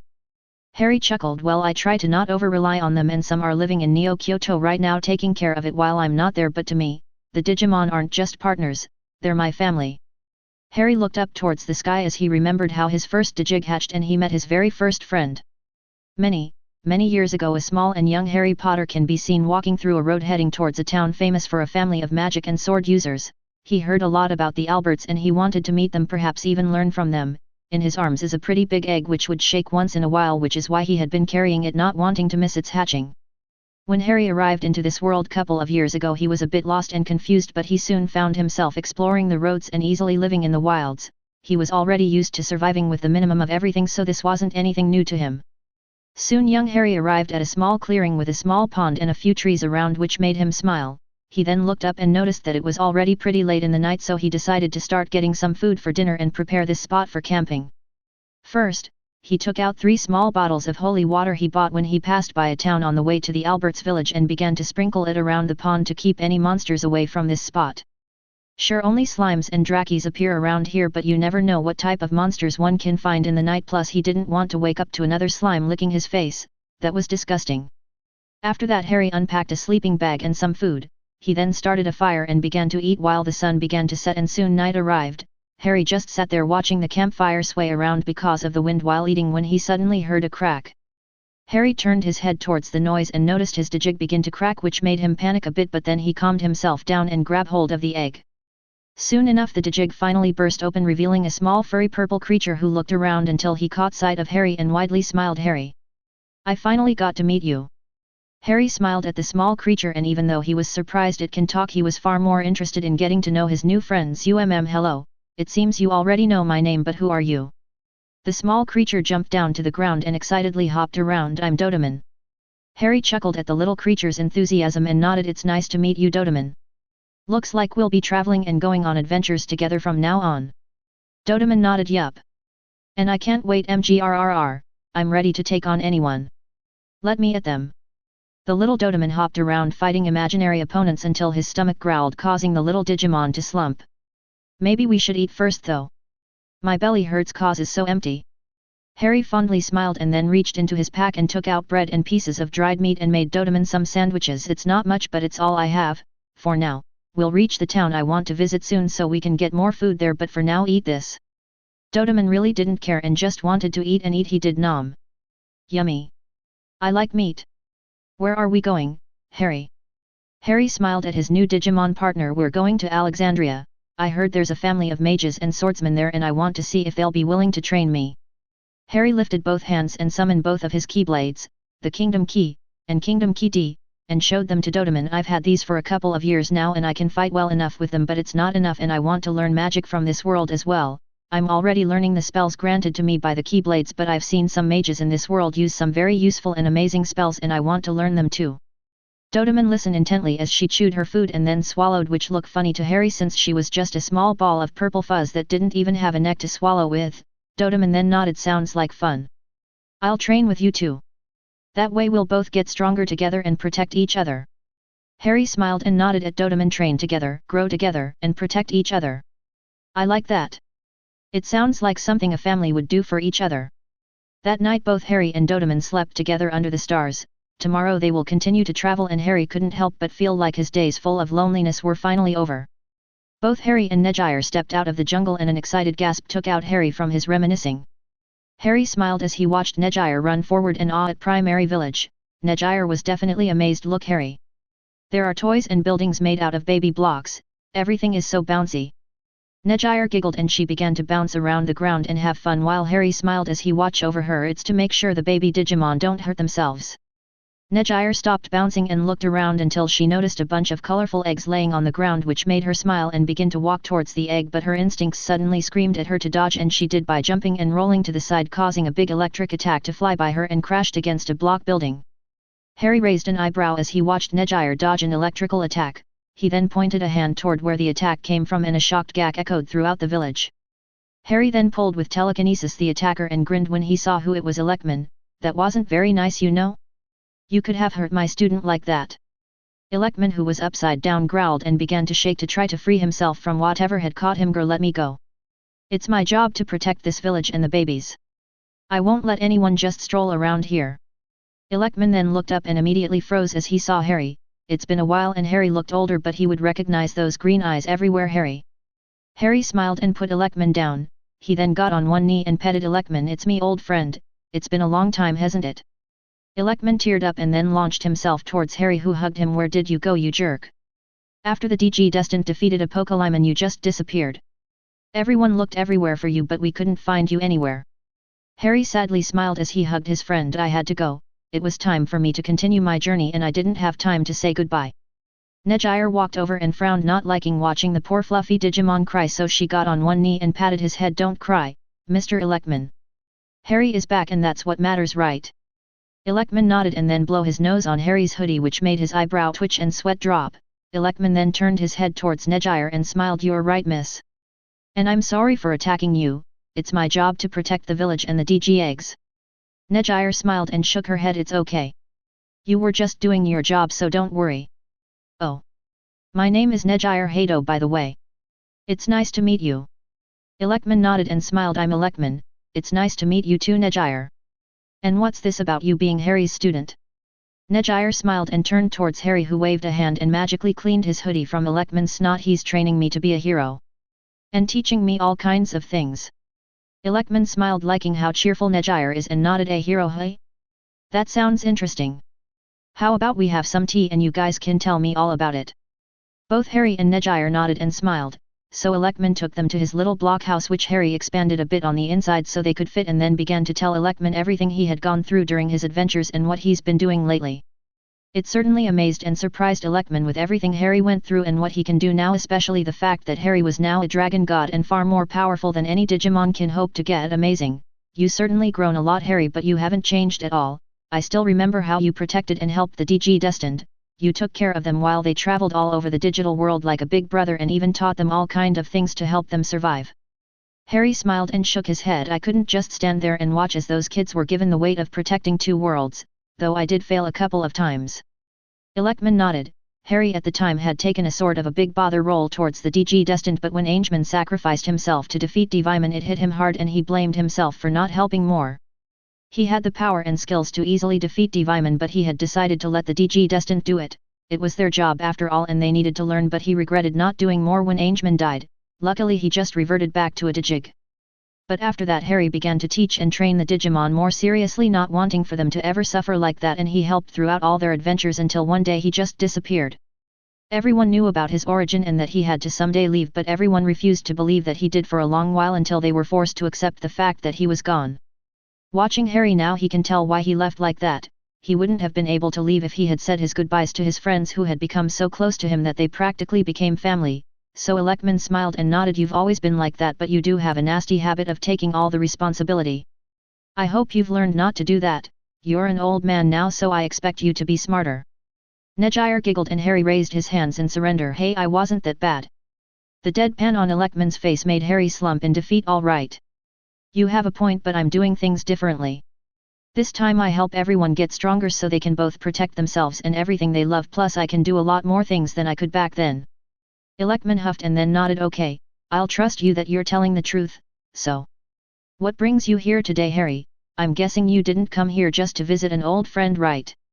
Harry smiled and then explained to Electman what he had decided to do for Eri. I came to get a familiar for my daughter Eri.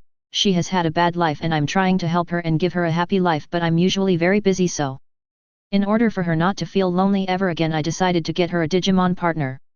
Electman nodded. A daughter, hey?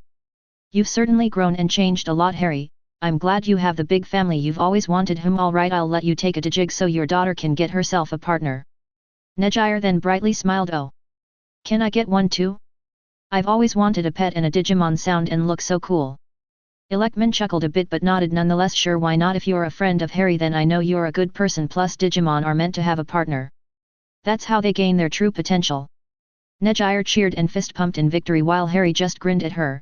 Soon after, Electman then took them where the DG eggs are, and Harry then took out a small orb of light from his inventory. Nejire and Electman stared at it in curiosity, and not being able to contain that curiosity, Nejire decided to ask, "What's that, Harry?" Harry turned his head towards Nejire and began to explain, "This is an orb of Aries energy, I'm going to use it to find the perfect partner for her." Electman nodded in understanding while Nejire seemed very excited about the idea. "Oh, you think I can do the same?" Harry hummed, "Well, I already taught you how to gather and manipulate your own energy, so you should be able to do the same. Let me just get Aries' partner first, and then I'll help get yours, okay?" Nejire excitedly nodded while Harry let go of the orb of energy. The orb stopped in midair for a few seconds and then suddenly took off, flying so fast that it became a streak of light. Harry, Nejire, and Electman took off running and followed the orb of Aries energy until they saw it stop just above a Digig. They stopped a fair distance away and watched as the orb of energy slowly descended until it touched the Digig. There was a sudden flash of light which made everyone turn away a bit. Luckily it was over soon and the trio turned their heads to see what had happened. Harry smiled and began to walk towards the Digig, which now had a DG vice laying beside it. Harry bent down and picked up both the egg and the DG vice. He then put the Digig in his inventory. Harry then brought the DG vice to his face and smiled as it all familiar shape. He then made the DG vice float while taking out a smartphone from his inventory. This smartphone was very special and only a few were created by both Harry and Tony Stark. These smartphones were the epitome of Magi technology and were very powerful magical artifacts. Not only can they connect to the servers of Harry's home in his world from anywhere in the multiverse, but they can also connect to the internet from any world. Tony had programmed it and built it while Harry had enchanted it and granted it all sorts of magical effects. Not only was it indestructible but can self-develop, learn, and to make things even more efficient, Harry had placed a DG gnome in each smartphone in order for it to maintain the systems and act as an AI. Only the leaders of Neo Kyoto, Harry, his family, and friends have one of these smartphones, and each one is keyed to a person. The one Harry just took out is keyed to Aerie, and it's meant to be a gift for her. However, Harry was going to be making it absorb Aerie's DG vice and all its functions so they can be used with the smartphone instead, and with the DG gnome inside of it, Aerie will have better control of all of it from the get-go, plus the smartphone will act as a pseudo crest and tag so Aerie's Digimon partner can digivolve without any issues. Electman watched as Harry did something impossible again. He really should be used to him doing things like that, but every time he does something like this it never ceases to impress him. The ease with which he manipulated a piece of technology so advanced and powerful and then merged it with something else was just incredible. As Harry watched the smartphone download all the functions and data of the DG vice, he witnessed the smartphone change from its black color into a pure white one with a glowing red marking which reminded him of Aerie's ruby red eyes and her white hair. He nodded and then put the smartphone into his inventory and turned towards Nejire and then helped her get her own Digimon partner. He didn't have an extra smartphone, so he couldn't do the same thing to her deep blue DG vice as he did with Aries, but Nejire didn't mind since she liked the little device quite a lot. So Harry and Electman smiled as they watched Nejire pocket her DG vice and then hugged her Digig while speaking to it non-stop. Electman chuckled, "What an interesting girl." Harry nodded, "Yeah, she's one of a kind, though she does tend to barrage you with questions once in a while. I kind of feel bad for the Digimon inside that egg." Harry softly laughed while Electman grinned at him. "Hey Harry." Harry turned his head and looked down towards Electman. "What is it?" Electman looked up towards his friend. "Are you going to go see the DG Destined? They all have missed you and some of them have not stopped looking for you. Izzy comes by often or checks the digital world data for any signs of you. Carrie, TK, and Mimi come by often and look around in the places they visited before.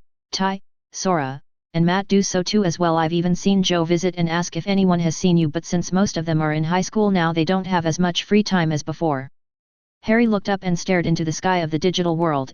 At that time he had left without saying anything because he knew that it would be very hard to leave if he did so. He knew that if anyone had asked him stay, chances are he would have done so, but he couldn't stop his journey. He needed to keep going and get stronger since he had promised Airshikal that he would return.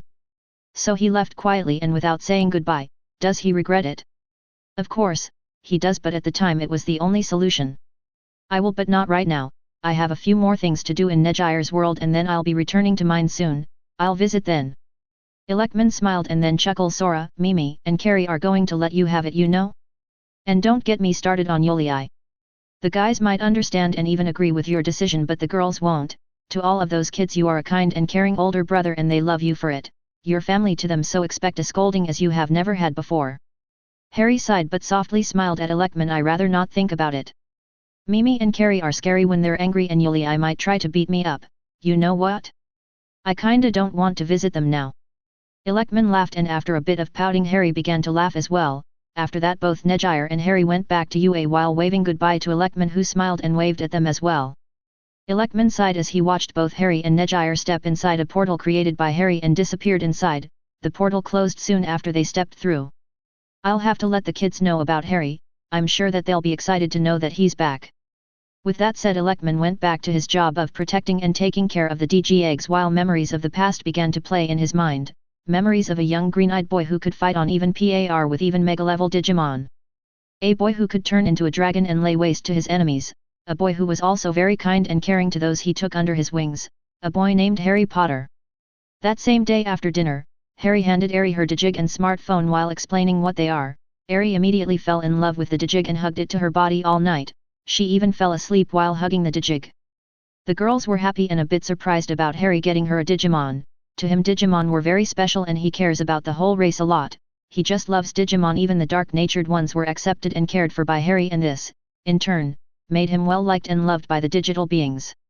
But because of that reason Harry has never given anyone a Digimon before, and they could understand why. A Digimon's potential was what makes them dangerous as well as extraordinary, but Harry is well known to always spoil. He did it with Morgan when he gave her the boosted gear and even modified, giving her a long-life partner and weapon to defend herself. He created a whole new body out of his, Airshikle, and Jean's essences for Hope so she could have a normal life and no longer have to live a sad life full of destruction. The fact that he accepted her as his daughter was adorable. Hope might not ask for much since she's the Phoenix Force after all, but when she does Harry always gives it to her. And now he gave to Eri a long-life friend to play with and protect her. They never expect it, but he does have a habit of surprising them even now, plus they were excited about what sort of Digimon would Eri get. It was also a surprise that Nedjire also got one, but when asked Harry just shrugged and said, well, you try and say no to Nedjire and then tell me how it goes. They couldn't argue with that logic since they knew it was very hard to say no to the periwinkle-haired girl, since she was so friendly and cheerful all the time. She's the kind of person that lights up a room with her smile alone after all. The next day Shota and Harry were standing by the front of the school. In front of them was the whole class of 1A and 1B. Shota began to speak while Harry just smiled at everyone. All right. We were planning to have a summer camp training, but because some of you had already been trained in a better use of your quirks, we thought it would be best to have the training camp after summer and allow you time to rest and recover, especially with all the craziness that happens often around here. Everyone nodded.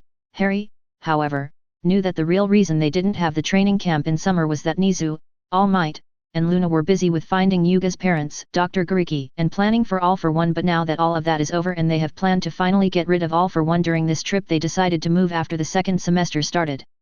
The kids were very excited and happy to be able to go camping with each other, while Shota continued on. But now that summer vacation is over, it's time to stop slacking off and continue to train even more. It's time to go plus ultra. Yes sir. Shota smiled at the response he got from the students and turned his head towards Harry, who gave him a thumbs up. Soon after, both Harry and Shota left to inspect the buses and make sure everything is ready for them to leave, while the kids were left to their own devices for a few minutes. Izuku was smiling and holding hands with Okako and Pony.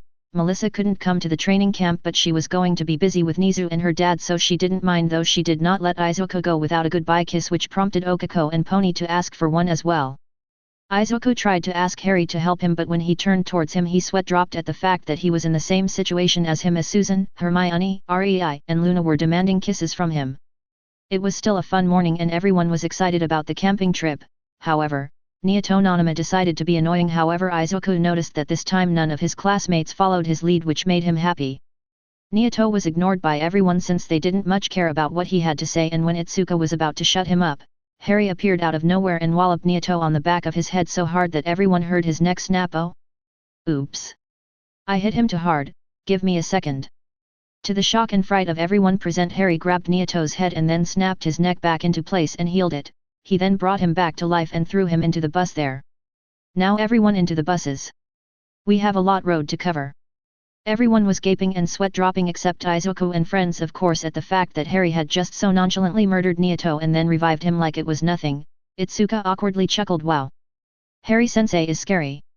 Everyone nodded and then began to board the buses, which took off as soon as everyone took a seat. Once on the road, Shota began to explain something. Everyone, the bus will make a rest stop about an hour after that. Shota turned to look at his students and sweat dropped when he saw that none of them were paying any attention to him. Harry chuckled and then smiled. It's fine, Shota, let them have their fun. For now, we'll explain things once we make to the rest stop. Shota sighed and then leaned back in his seat. They're supposed to be future heroes, but they don't take any of this seriously. Harry turned his head towards the kids and smiled. That's for the future, right now they're still children, let them enjoy it while they can. Besides, you've seen how serious they take their goals and dreams, right? Shota sighed and closed his eyes but nodded nonetheless in agreement to Harry's words. Oh well. It is the only time they'll get to play around. Harry smiled as he watched Shota fall asleep. Deciding that Shota had the right idea, he decided to also take a nap. After a while, the buses stopped by the side of the road and everyone got off to stretch and go to the bathroom. Though everyone looked around in confusion, Izuku narrowed his eyes. Does this even count as a rest stop? Izuku's friends immediately knew that something was off, so they began to pay more attention. Shota and Harry then stepped forward. Suddenly a black car that was parked nearby had its doors slam open and two oddly dressed women stepped out of the car. Hey, Eraser! Shota bowed and then spoke. It's been a long time, thank you for the help. The kids then turned towards the oddly dressed women, who then began to dramatically speak. Lock on with this sparkling gaze, was what the cat theme pink wearing woman said. Then the blue one began to dramatically speak as well, stingingly cute and cat-like. And then both of them began to speak at the same time. Wild, wild. Pussycats. Harry closed his eyes and tiredly rubbed them. He then sighed and opened them again, only to see a young boy standing beside these girls and deadpanning at them, and he could understand his pain. He thought he was used to this sort of thing. He was dating Sierra Fall after all, but boy, this was something else. Can someone explain what the hell did I just see? This is how Harry met two of the wild pussycats, and he was quite frankly confused as to how to react to them. If you enjoyed this video, please give it a like and subscribe to the channel so you are notified of future uploads. You can find the next parts in the playlist visible on the screen or on my channel. Thank you for watching, and I'll see you in the next one.